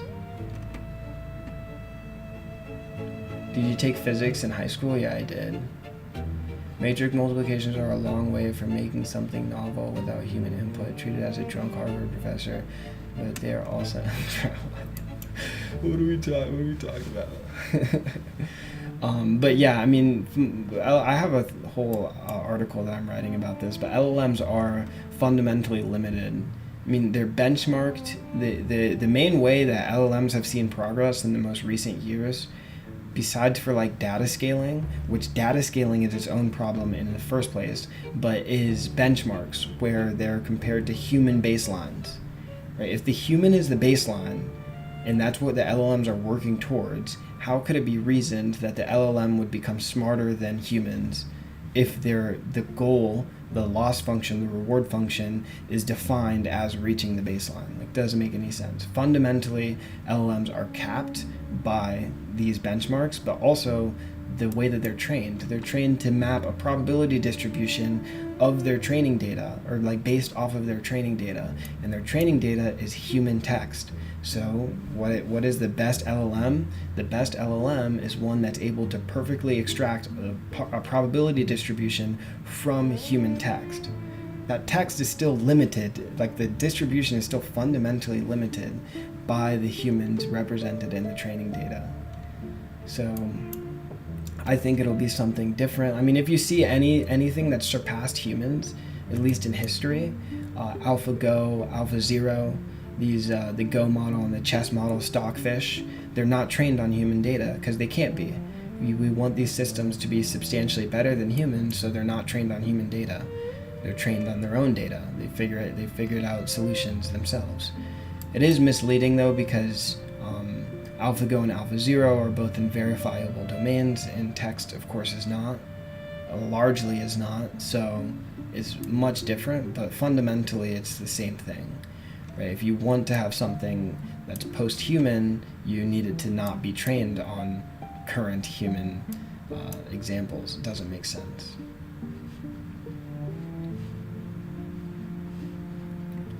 Well, I actually don't agree with that. I think there's a ton of commercial value being produced by AI. AI is like producing incredible amounts of value in society, but not by novel scientific contribution. It's by, first of all, by human users. Humans are using the AI to do something great, or implementing AI to do something great. Yeah, the AI is also, of course, limited to compute, but that's a much less restricting limitation. The human brain is limited to the human body, or the humans are limited to the human brain, which runs, I believe it's like 40 watts. And like a data center is what, gigawatts, terawatts. So compute is not something that's as constraining as training methodology or architecture or something, right? If we could have a human equivalent in computer form, right, you could run like 1,000 humans in a single H100. These data centers are full with thousands of H100s, right? So, I mean, you're just getting incredible amounts of human brains in data centers. So I don't think compute is necessarily the bottleneck. Architecture might be the bottleneck. Like compute architecture, there have been studies that have tried to reproduce the human brain in like GPUs and TPUs, and I mean, like why they started neuromorphic computing and CPUs and stuff, but they're incredibly inefficient at the type of computation that human brains do. So there is a case there. You could say our compute is not enough to mimic a human brain. Then you could make that argument. But just straight up, like compute, I don't think is a problem. Unless architecture fundamentally, like disproportionately makes compute more expensive, right? Like if we're saying one human brain is equivalent to 1,000 H100s, then yes, compute is a bottleneck.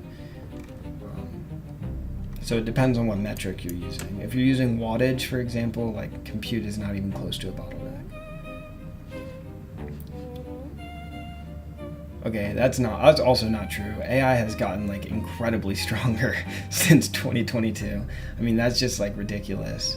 It has also become more efficient, but I mean, like that's a joke. Ask Claude Opus 4.7 to write a feature for your app or to solve a math problem, and then ask GPT 3.5, GPT-4. Like that's a joke. It is literally a joke. Like, come on. If I gave Gemini 3 Pro my homework assignment versus GPT-4o, I mean, even like GPT 5.3, there's going to be like incredibly noticeable differences in the output. Like my homework right now is only Gemini 3, GPT 5.4 thinking, and Claude 4.7 or 4.6 extended thinking. Those are the only models that can solve my homework. Even like 4.6 non-thinking can't do it, or 5.4 non-thinking, it can't do it. So the idea that they're stagnated since 2022 is absolutely ridiculous. I would say it's definitely tapered. Like we had some like exponential curve at the beginning, and now it's more of like a linear or sublinear relation, or like a rate of change. But it's still not plateaued. Like just because it's not exponential doesn't mean it's logarithmic. That's what Demis Hassabis said in an interview. But yeah, I mean that's ridiculous take. Not to like bash you, but I'm just saying that take is not good. Nothing against you. Sorry to like rip on you.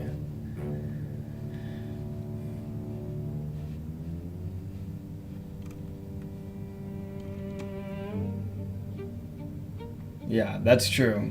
There's auditing. Auditing is also a bottleneck. How do you, if you have 1 billion AIs that are like human level, how do we audit whether they're actually contributing something to society?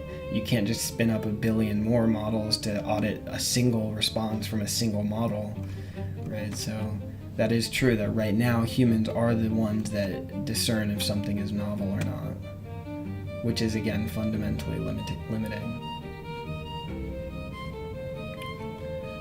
But I'm gonna speedrun these questions because my meeting is in 8 minutes. That's why I haven't been doing work, is because I can't even do any work because my meeting is in a couple minutes.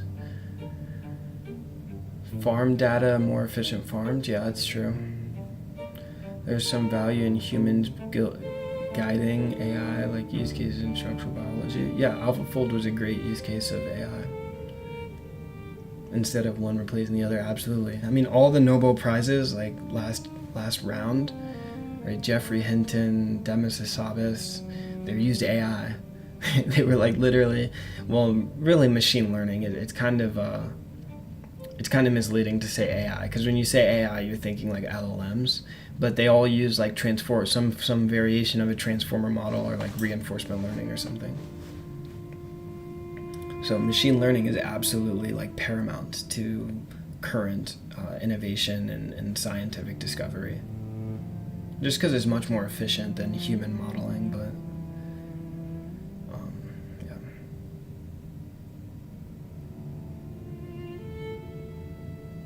But what I'm saying is the parameters have not been larger. It is still 1 trillion parameters. Oh yeah, that's true. Beaten by 1 billion parameter with better data and training algorithms. Absolutely, that's absolutely the case. I mean, look at like Gemini 3 Flash. I think Gemini 3 Flash is better than GPT-4. GPT-4 was like giant. GPT-4 was insanely large. 3 Flash is tiny. Or like for specific use cases, you can look like Kimi K2. Or, I mean, there's some 8 billion, like Quen Distill 32 bill, that can beat many of like those trillion parameter models from like 2022 at certain tasks. So yeah, absolutely. The training algorithm, especially with reinforcement learning and reasoning, you can get pretty small models to be much better than non-reasoning behemoth models, just from reinforcement learning. But it's mainly in verifiable domains again. Reasoning doesn't really help in like creativity or anything. Are you personally using AI day to day? I use AI a ton, bro. It would take me more than 6 minutes to explain how I use AI, and I have only 5 minutes till my meeting.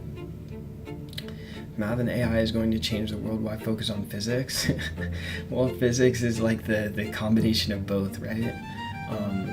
But I was interested in physics when I applied to university, so that's the degree I pursued. I'm now in AI, so they're not mutually exclusive. Another non-mutually exclusive thing or pair. Yeah, I mean, this should answer your question. Like, I am a physics major, that is a fact. I also am an AI researcher, and I am the founder of an AI startup, and I am also pretty good at math. I'm not going to say I'm like really good at math, but like I've taken a bunch of math classes at my school, and I got a minor in math and stuff. So the question states like focusing on physics would detract from being competent in math or AI. But in my case, I wouldn't be competent in math or AI if it weren't for me pursuing a physics degree in the first place. I mean, I guess you could argue, yeah, I could have majored in computer science or I could have majored in math, and arguably I would have been on relatively the same path. But the fact of the matter is that I majored in physics, and I am here today as an AI mathematician, physicist, AI researcher. So I wouldn't say that focusing on physics has had any measurable impact. If anything, I think it has helped me in my problem-solving abilities and such in my endeavors in AI and math. Where are you from? I'm from the United States.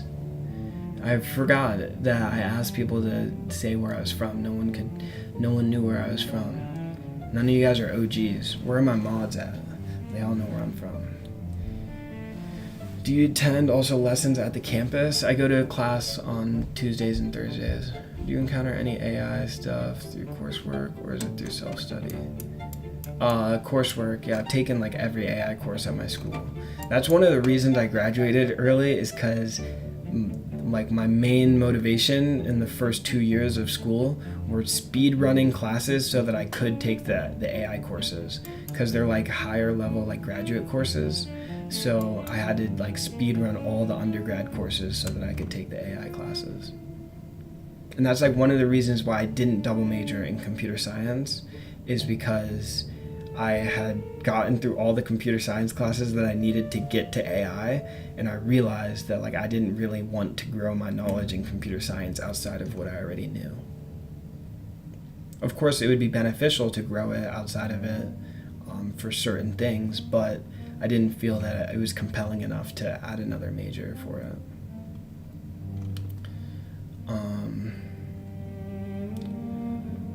More parameters, blah, blah, blah, blah. Okay, I'm low-key not even reading these questions.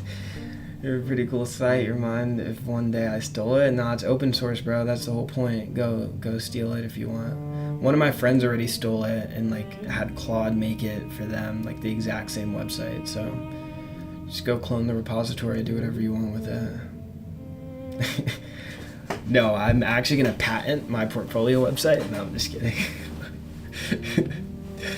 There's nothing like even there. Like you can have Claude create a website that's like equal to mine pretty quickly. It did take me a long time to build that website, so it is sad to see. You could go back in my streams at the beginning of time when I was like developing my website by hand. But now with Claude, like you could easily build something like that in like a day.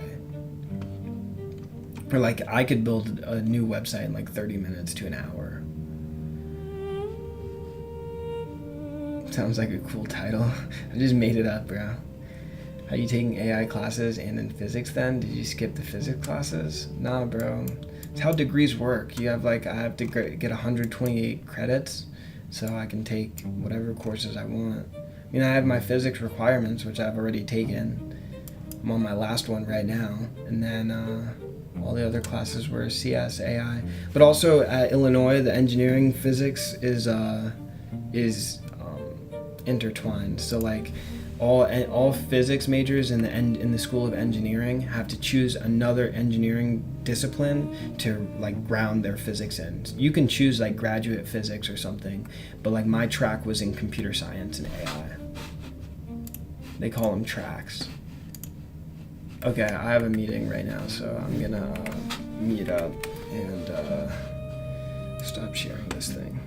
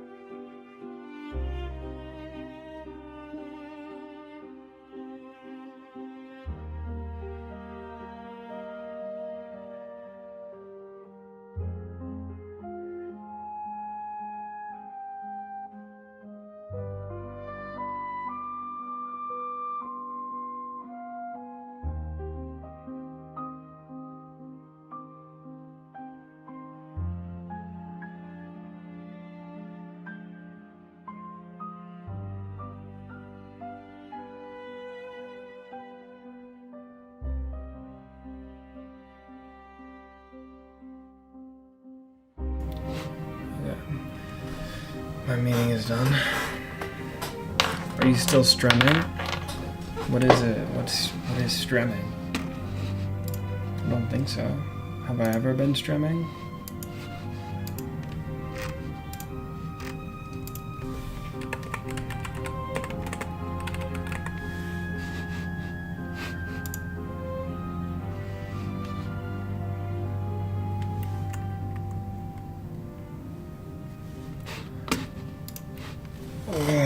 I'm hungry and my brain is cooked.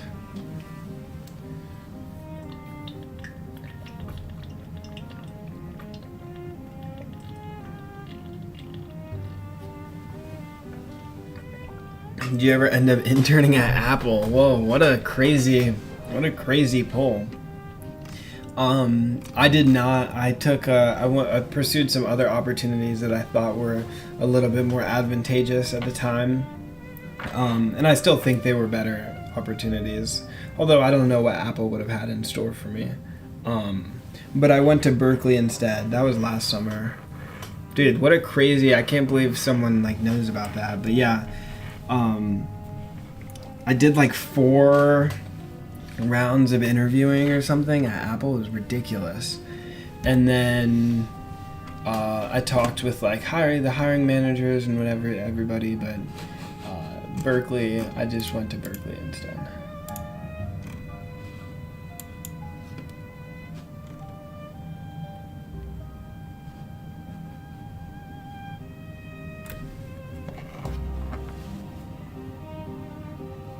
What a crazy question. Can't believe someone remembered that I was doing. I guess I probably streamed and I was talking about like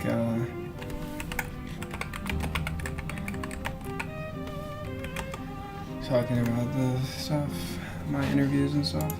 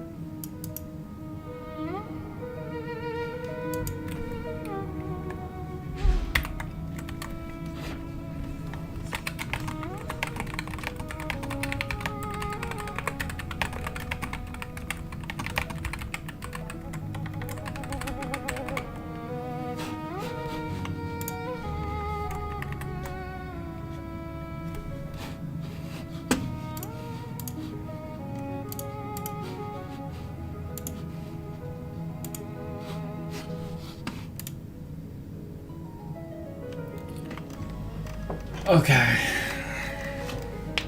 That's enough of that. Now let's get back to this.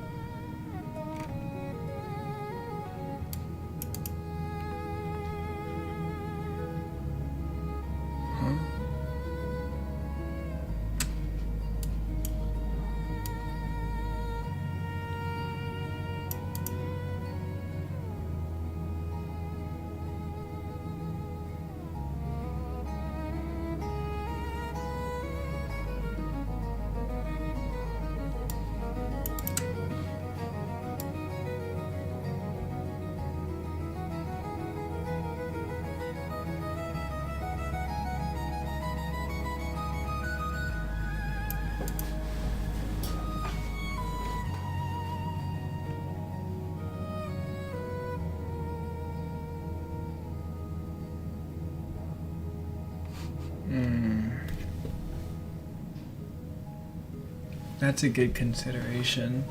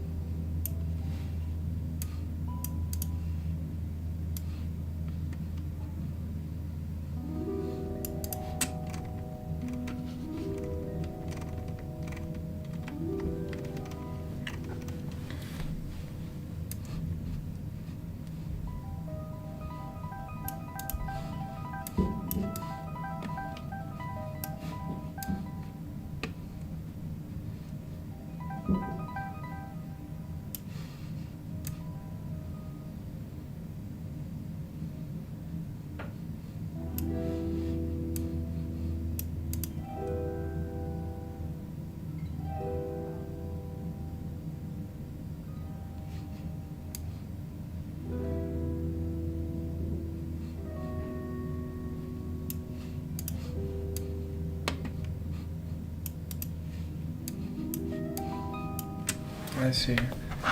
That's a good point.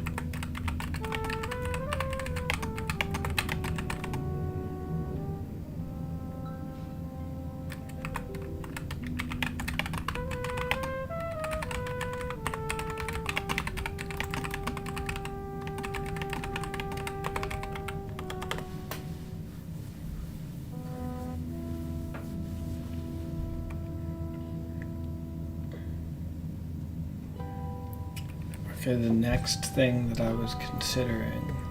Oh.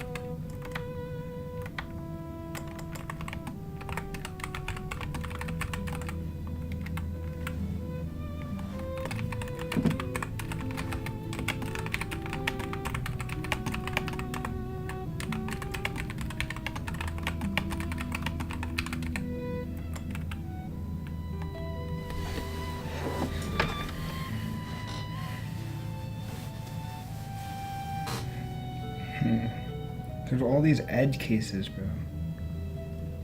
Dude, what is wrong with my... Like, I have this stream and it keeps cutting out. Is it cutting out for you guys too? Or is it just me?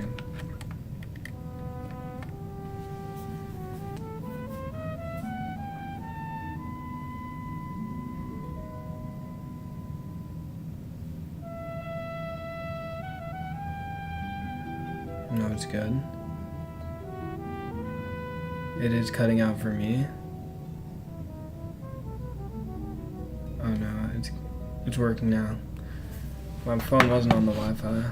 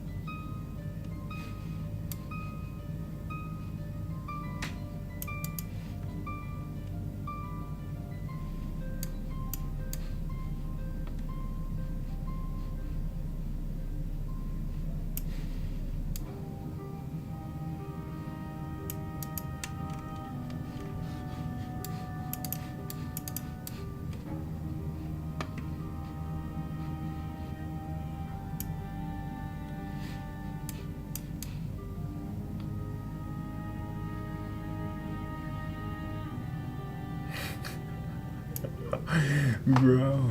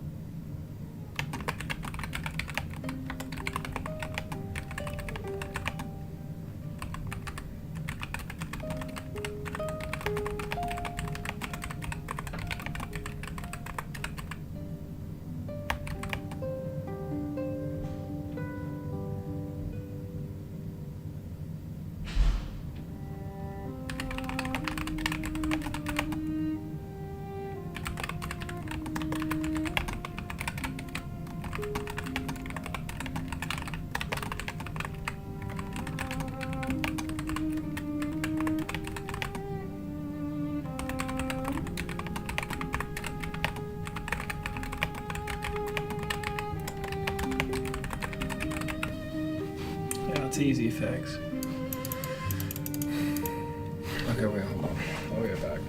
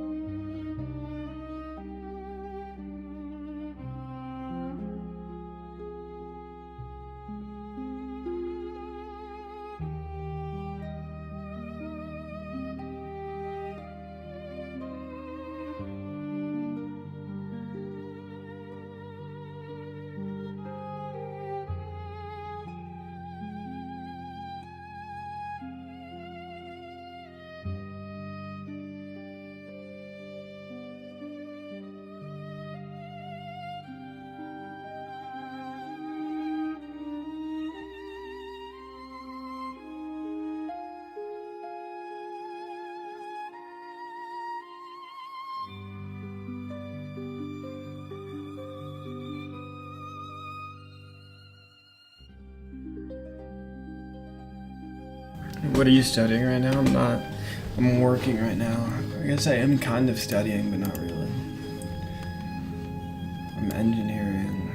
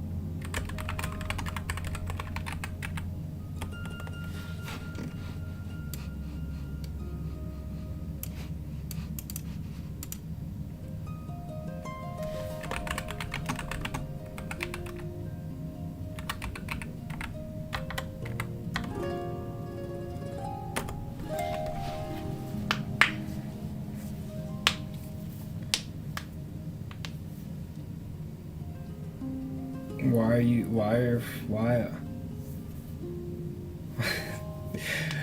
Okay, hold on. What are you working on? I'm working on work. And is it fun? It's lovely. Why are focusing so much on one word in a sentence? Sorry. I'm confused. What are you talking about?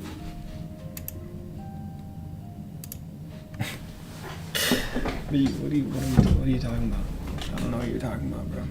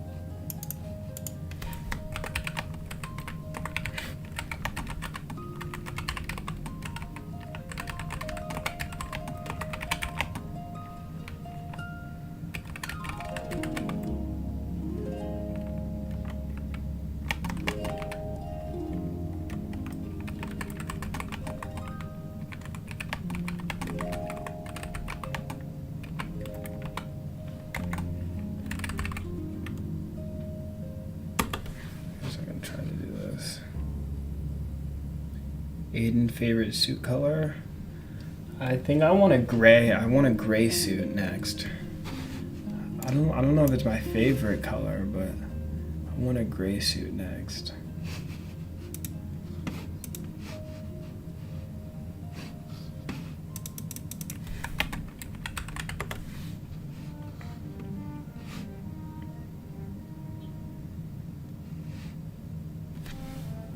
I swear this song plays like 5 times.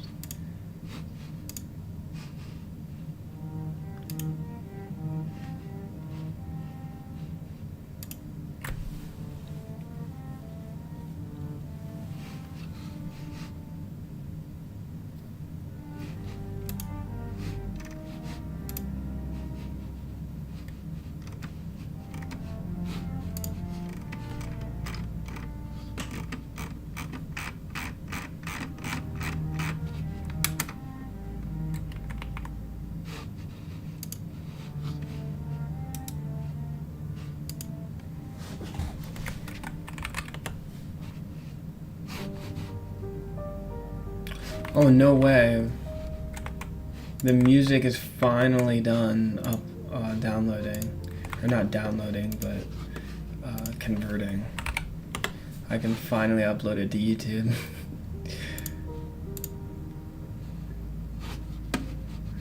It's crazy that you can just drag and drop upload videos on YouTube. This video is 6 hours long.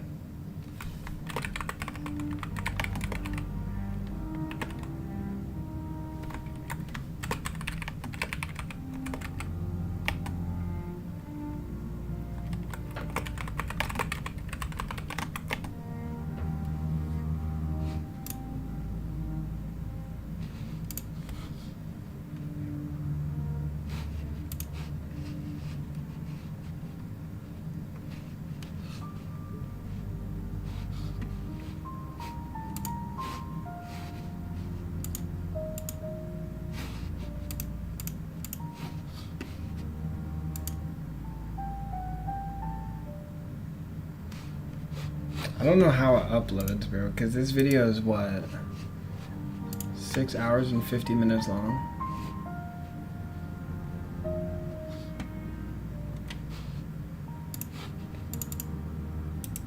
It's only 100 megabytes. Oh no, it's a 1.2 gigabytes. It's 6 hours and 50 minutes long.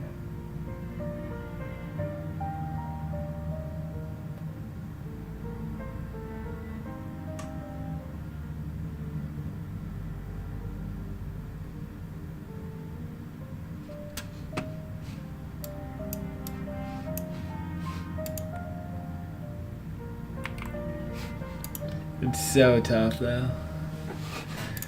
Alright, let me, I was editing this video.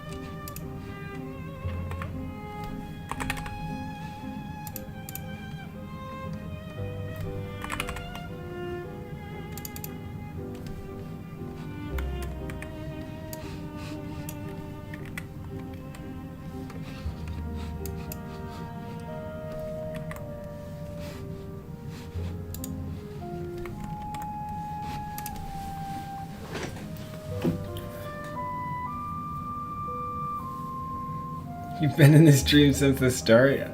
Dang, bro. That's crazy. When I asked the question, you kept changing the word in that sentence over and over. Oh no, I'm not changing the sentence. It's that's the landing page of our website. It just does that. It's an animation.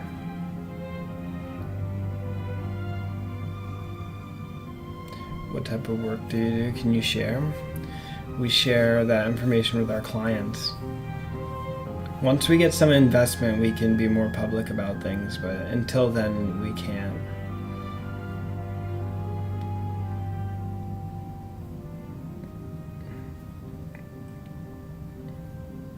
Can you share what you're typing and working on? I'm working on features for our app for farmers. I'm working on it, improving the livelihood of farmers around the globe. But now I'm editing a video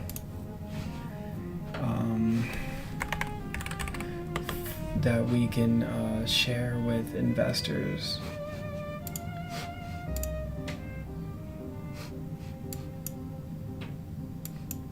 Yeah, this doesn't work. I just broke Premiere Pro though. My fault, OG.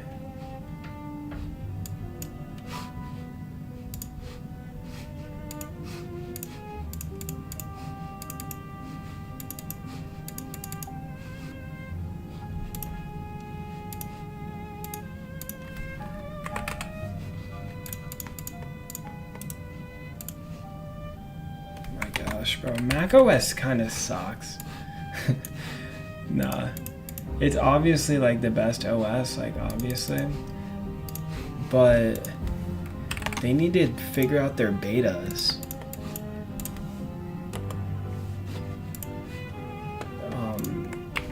The beta software has been really bad recently. I need to hop back on LTS.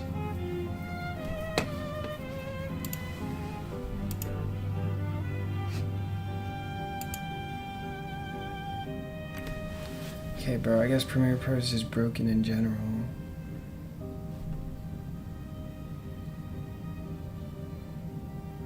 Calling it the best OS is shallow? Yeah, right, bro. I've used Ubuntu, I've used Arch, I've used Windows, I've used... I don't even know what other operating systems.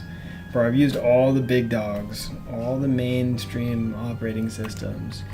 Mac OS is like, it's obviously unmatched. But everyone knows that, like, that's what Apple does. They make operating systems and they make simple hardware.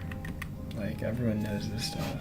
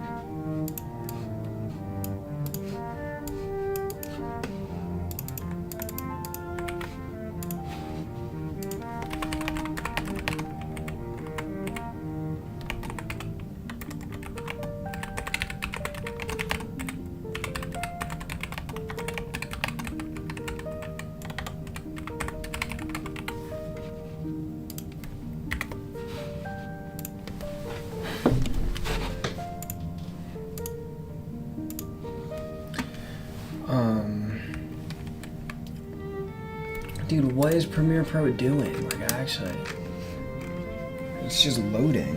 It's not responding. I think it's actually not Premiere Pro's fault. It's this stupid beta. macOS beta. Like Finder, I don't know, for some reason, because of iCloud Drive in this new update, there's a bug where apps can't really use Finder. Like if you spin up, like if any app needs to use Finder, it takes like 30 seconds to a minute for the Finder window just to open.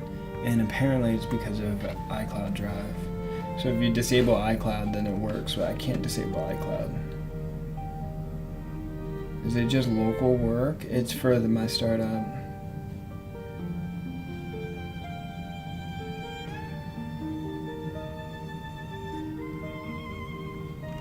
just because the systems you work with on a day-to-day basis is better with Mac. I guess that is true.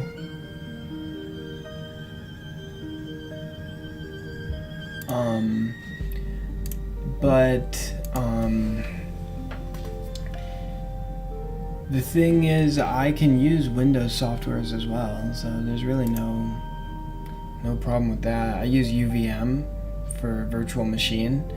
The MacBook, like as a computer, is just far better than any computer. You can't name a laptop that's better than the MacBook Pro. You can't. It's not possible. Bring up any benchmark you want. Bring up any benchmark you want. And you want to say, oh, it's too expensive? Look at the MacBook Neo, bro. Look at the Neo or the Air.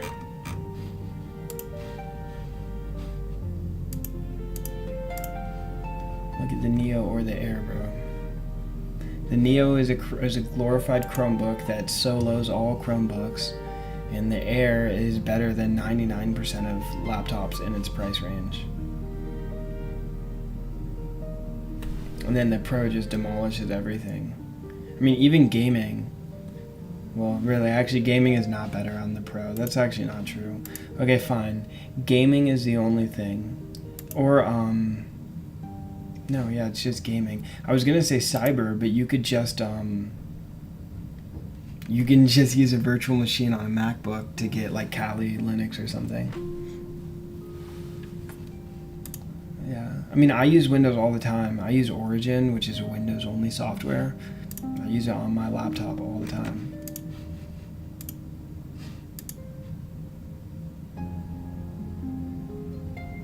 I mean, systems in terms of workflows, not programs. Yeah, I'll have to hear about that, bro.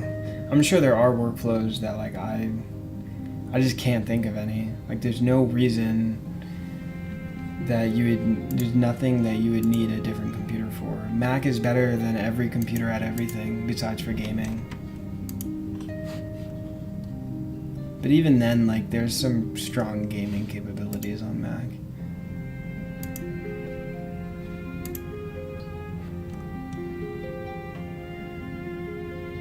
What?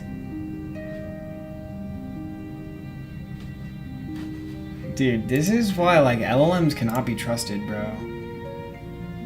I don't know why I agreed to let it run that command, but it just leaked all of our API keys. Like, not to the internet, but, like, to itself. It just read. Dude, I have so many abstractions to get them away from the LLM, my API keys. Like, there's not even a .env, but it used my in physical setup. What a loser. That's crazy, bro. LLMs are so dumb. Like, why would it think that I want it to go fetch my API keys from in physical and print them to the terminal for it to read? That's no, that works. Thanks. No, that's sweet. Thanks, bro.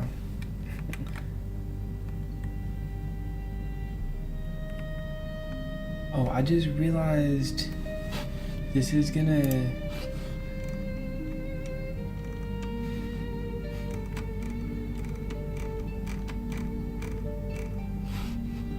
Yeah, let me use my user. Other users don't have notifications enabled.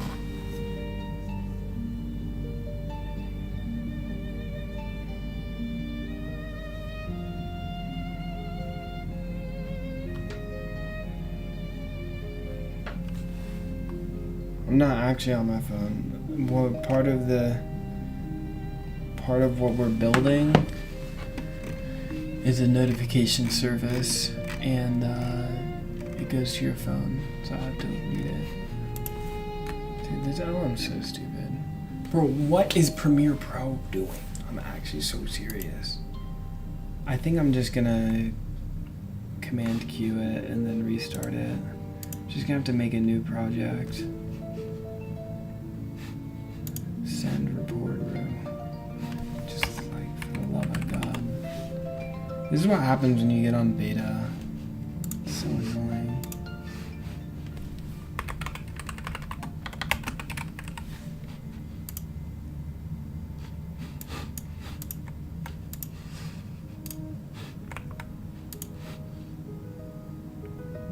Oh, it's so stupid. I literally... You know what I'm gonna do is this. I'm actually gonna do this. How do I unselect? Hello.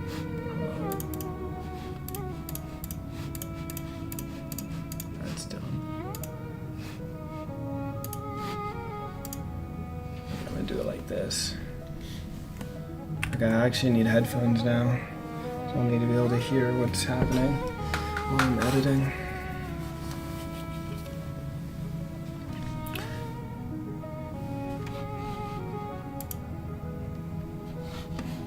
The funny thing is, like, someone said bro can do everything, but like I've actually been doing video editing for much longer than I've been doing like AI or coding or any sort of anything.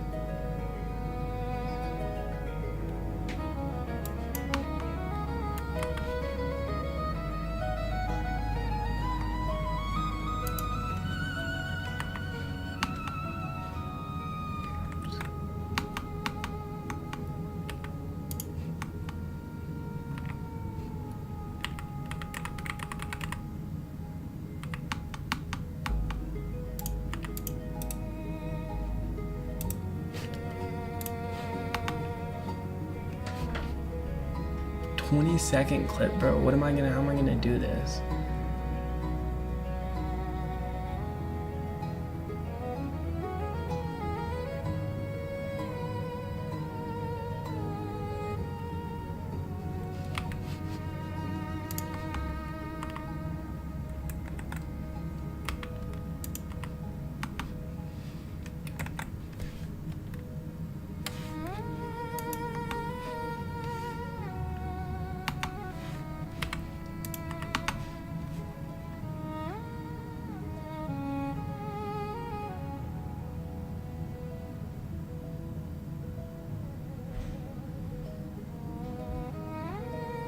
Bro, 20 seconds is impossible.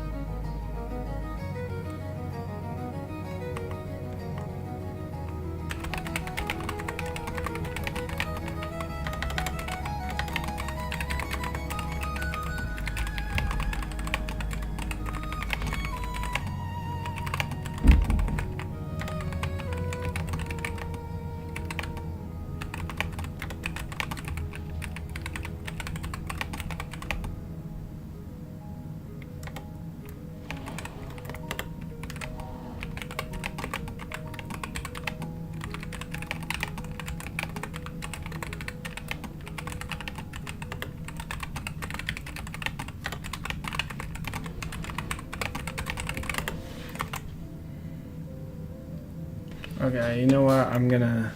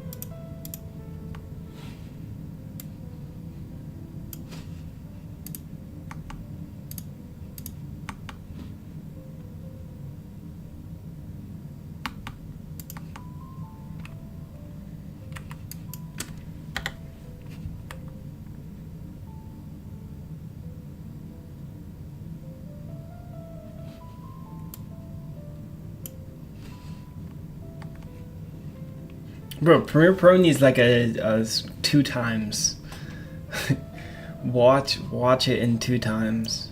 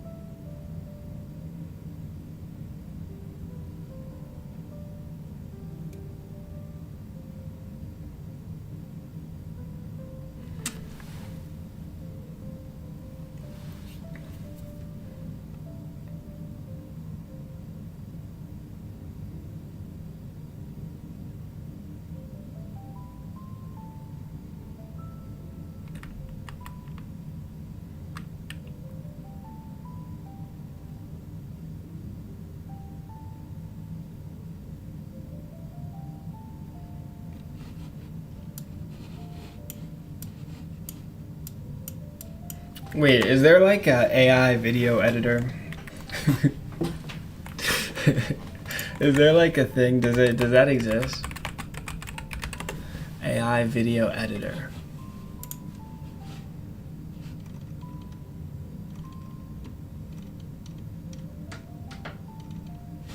Free pick.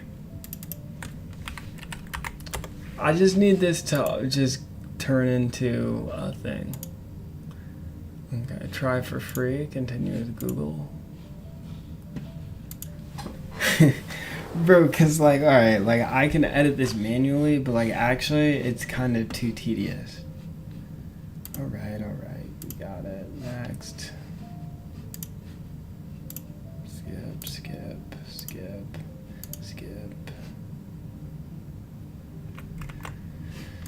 Does Premiere Pro have AI video editing? Pro AI.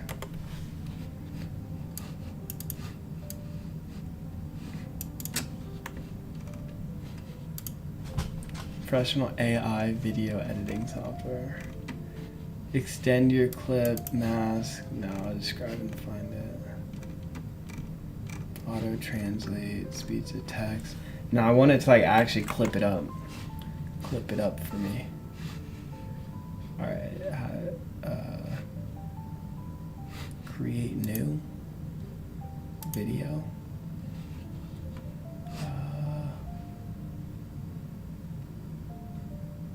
Wait, this generates. Wait, free pick generates a video.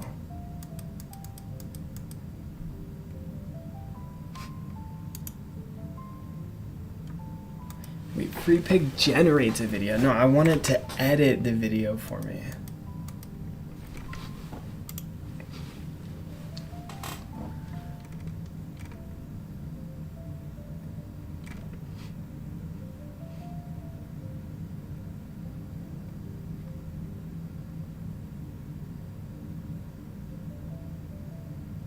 I needed to just create a 20 second clip.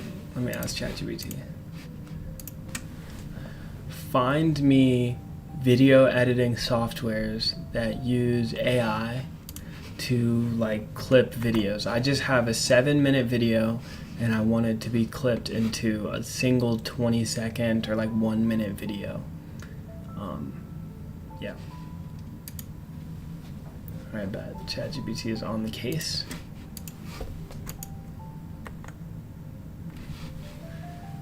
Opus clip. Designed for TikTok. Okay, well, I'm not filming TikToks, but it should be fine. Opus clip. Upload files. There we go. Continue with Google. I just need to use it for free really quickly.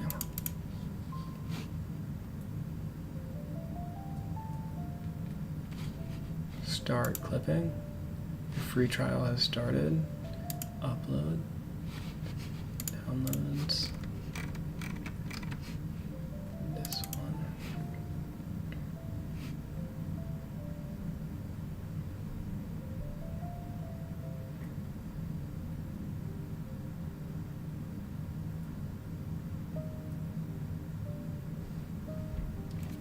Alright, it's uploading, 2 minutes left. Any general cybersecurity types for the age of AI? No, I'm not big in cybersecurity.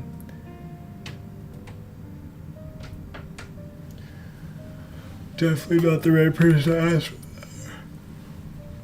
Definitely not the right person to ask for that. Okay, we'll see what this AI has to offer, and then I guess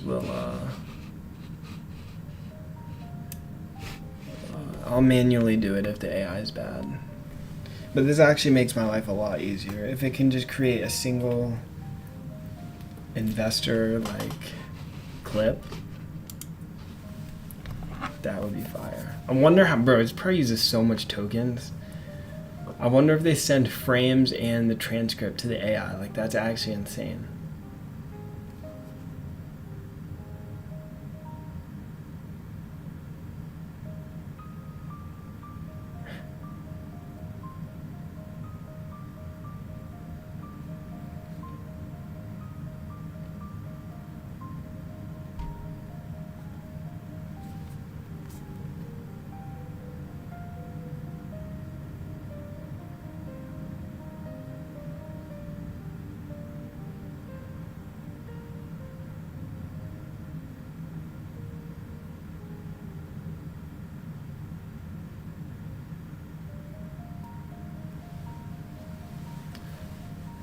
Okay, 72%. 40 seconds left. I don't know how it said 2 minutes left 5 minutes ago. But okay.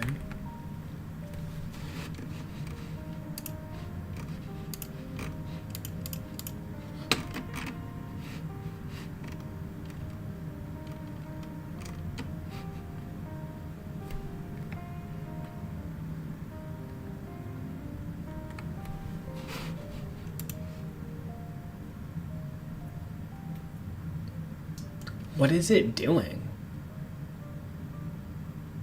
What is it doing? It's a 7-minute long video. What is it doing? I wonder what compression techniques they do for this uploading anyways. It's kind of crazy, right? There's no way I dragged a gigabyte on here. AI clipping, clip model, auto.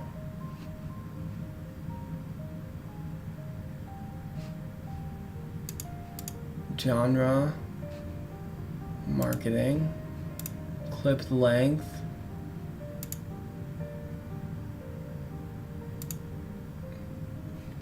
these two, prompt, include specific moments. Okay. Let's use AI. Hello? Okay, good. I just had to make sure that was working. Okay.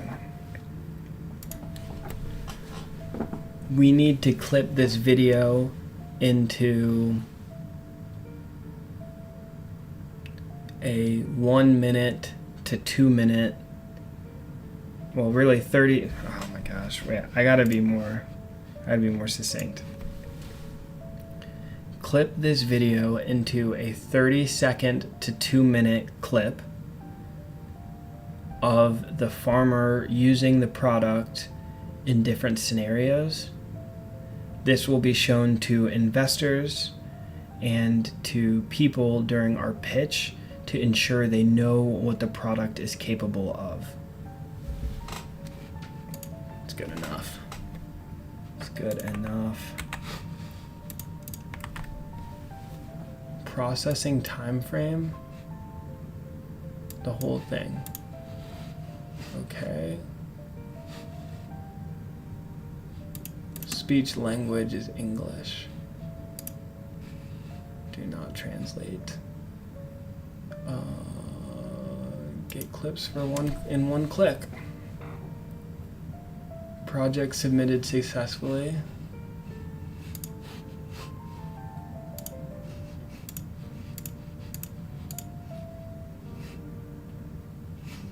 Okay. ETA 6 minutes! Bro, and is lying too, because the last one said ETA 2 minutes and it took 12 minutes. Dude, how many tokens is it using for it to take 6 minutes?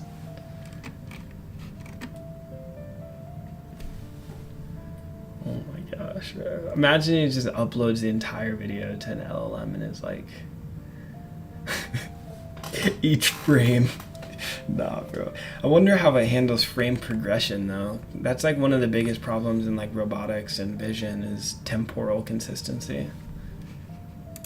Like allowing the having the model understand what is happening as time elapses, rather than just like at stagnant moments within the video. Like with VLAs, it's pretty static actually. I mean, there is like the execution window, but that's mainly for correction.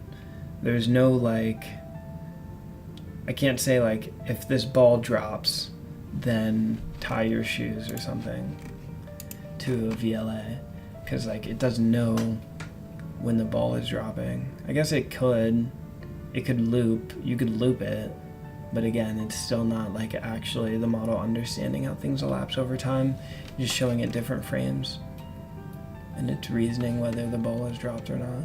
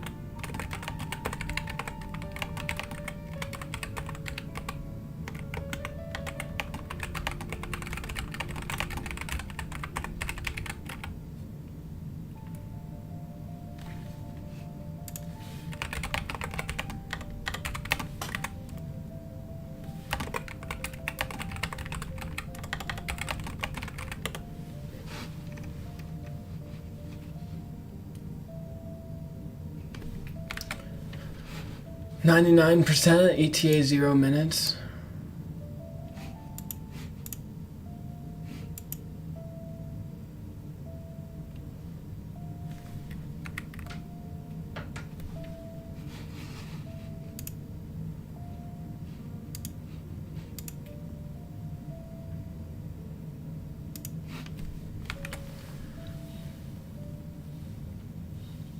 There we go. Okay, how do I see the clips now?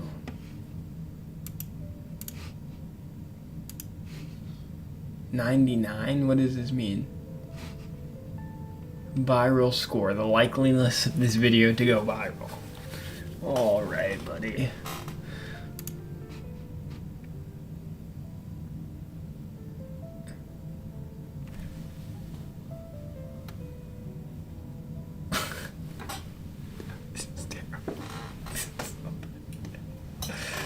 Bro, it's so annoying.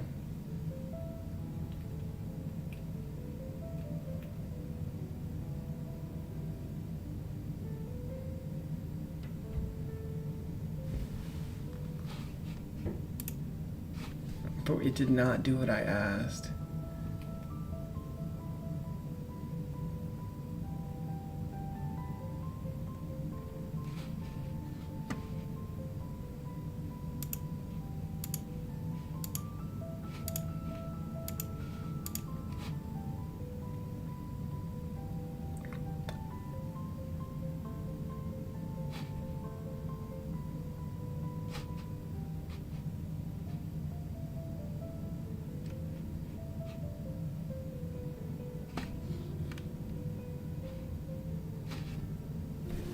But we need 2 times.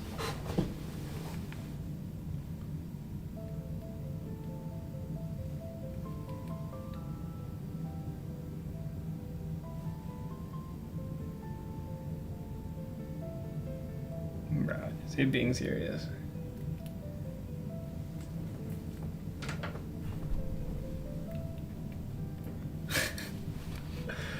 Dude, this is...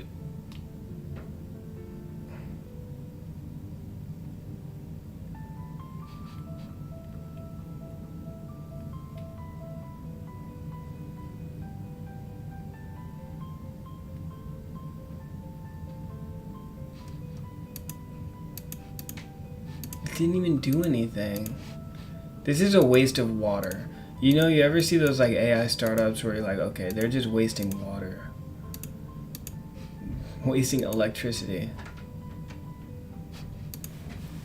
Like, bro, this just wasted electricity. I just wasted, well, more importantly, I just wasted my time. Over here waiting for it to do this like 12-minute long video edit. Ends up being the worst thing I've ever seen in my life.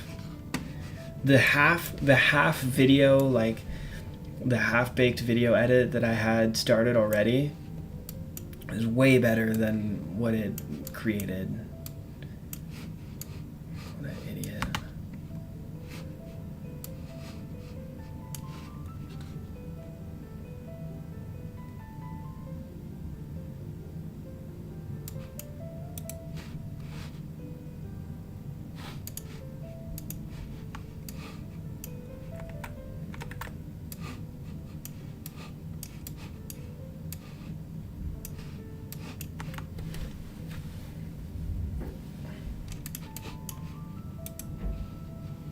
Yo, a life hack to make any video slightly faster is to just increase the speed by like 110%. No one will notice, like no one notices. Okay, wait, hold on, I gotta pitch it. If you don't pitch the audio, it sounds so weird. 110. Maintain audio pitch.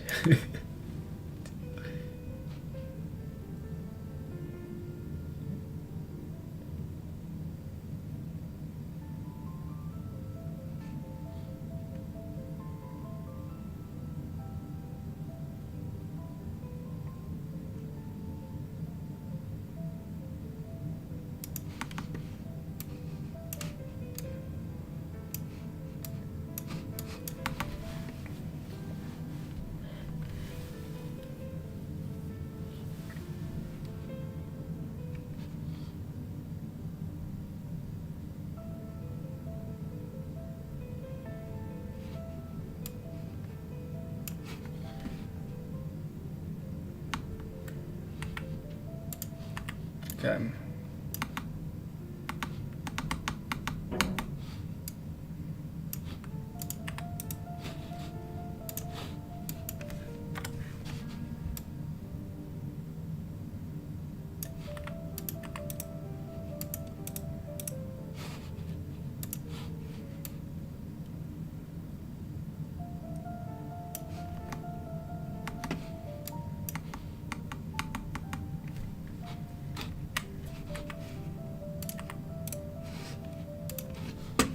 I'm doing some hyper optimizing right now.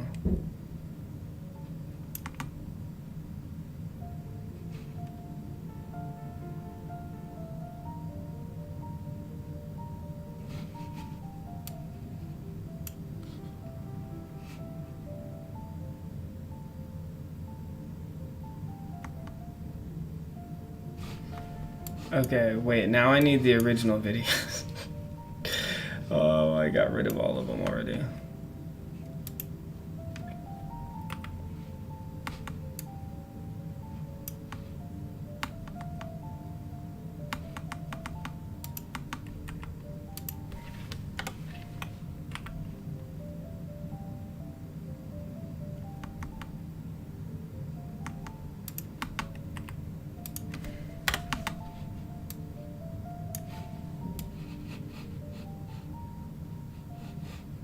Bro, crap. How do I get the videos back?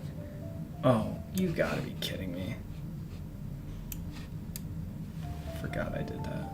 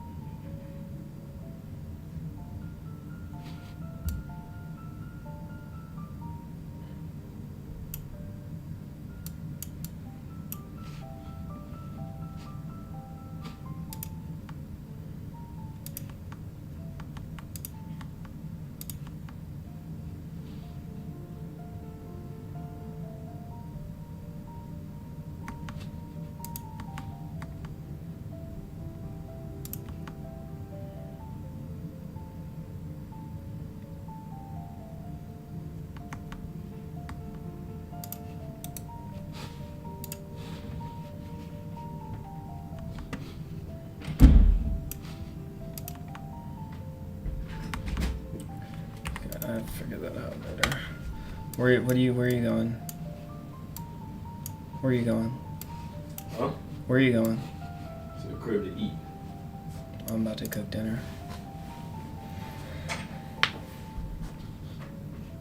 In the low state of schizophrenia. My fault. My fault.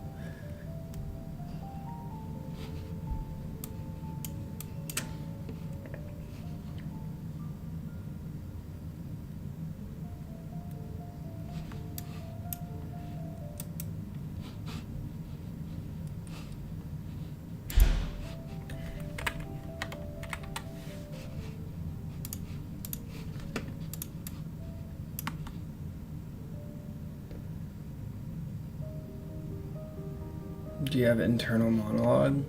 I do, but I also speak out loud.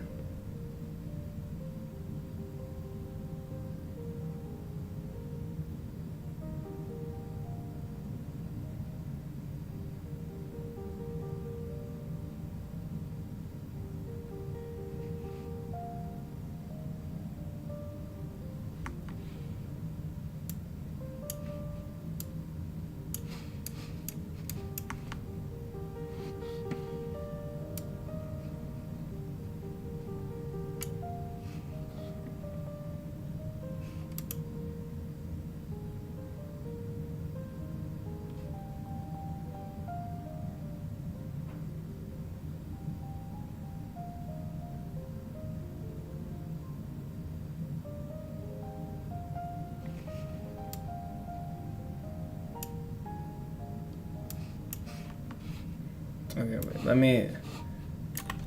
Can it stop doing that? Let me put these in order like this.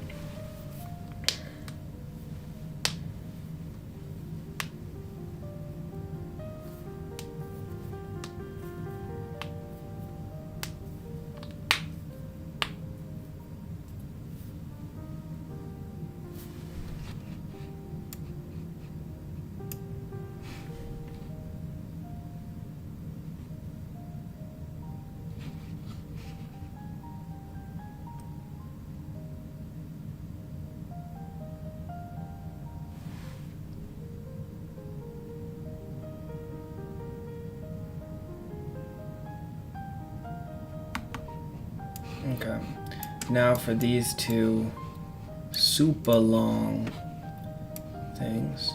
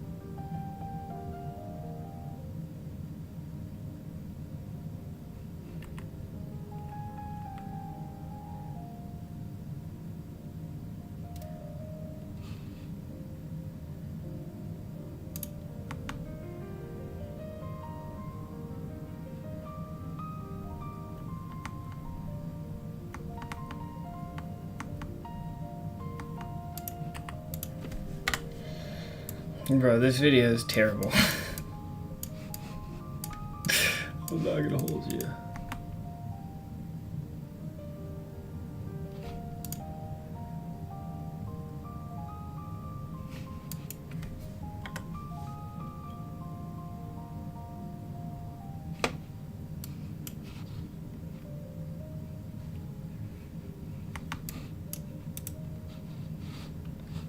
Yeah, they really should just watch the whole thing, but whatever.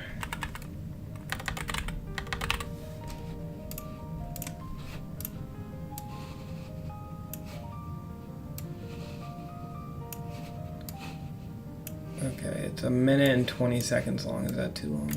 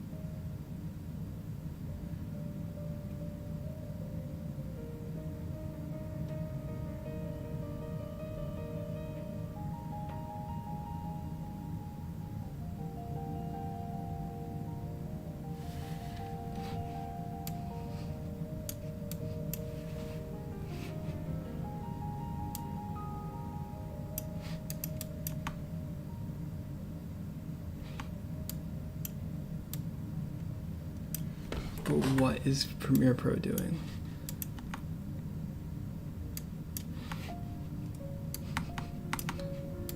Premiere Pro login.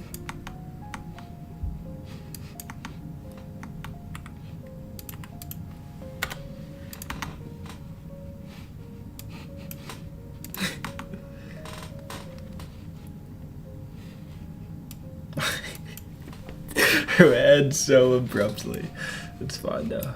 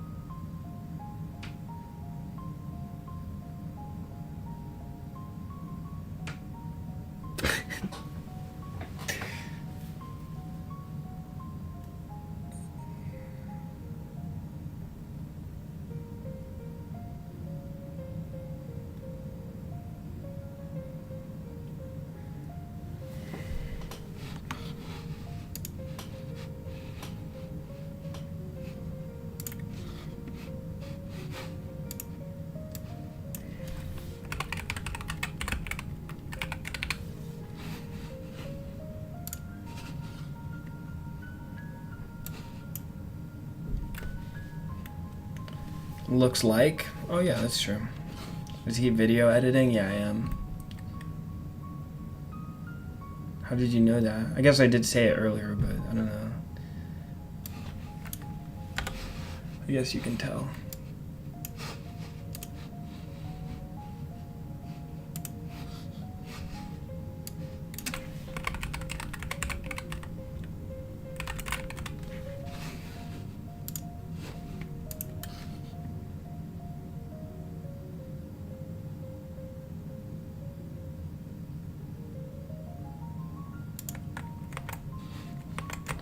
Okay.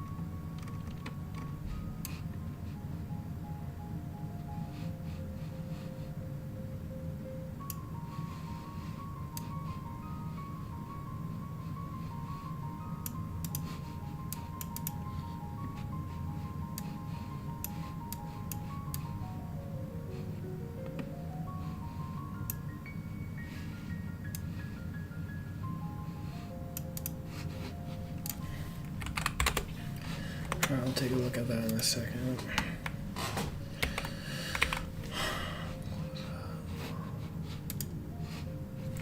Okay. I think I need to cook dinner. I still have a bunch of work to do, but I guess I can take a break. Alright, I'm ending stream. Goodbye.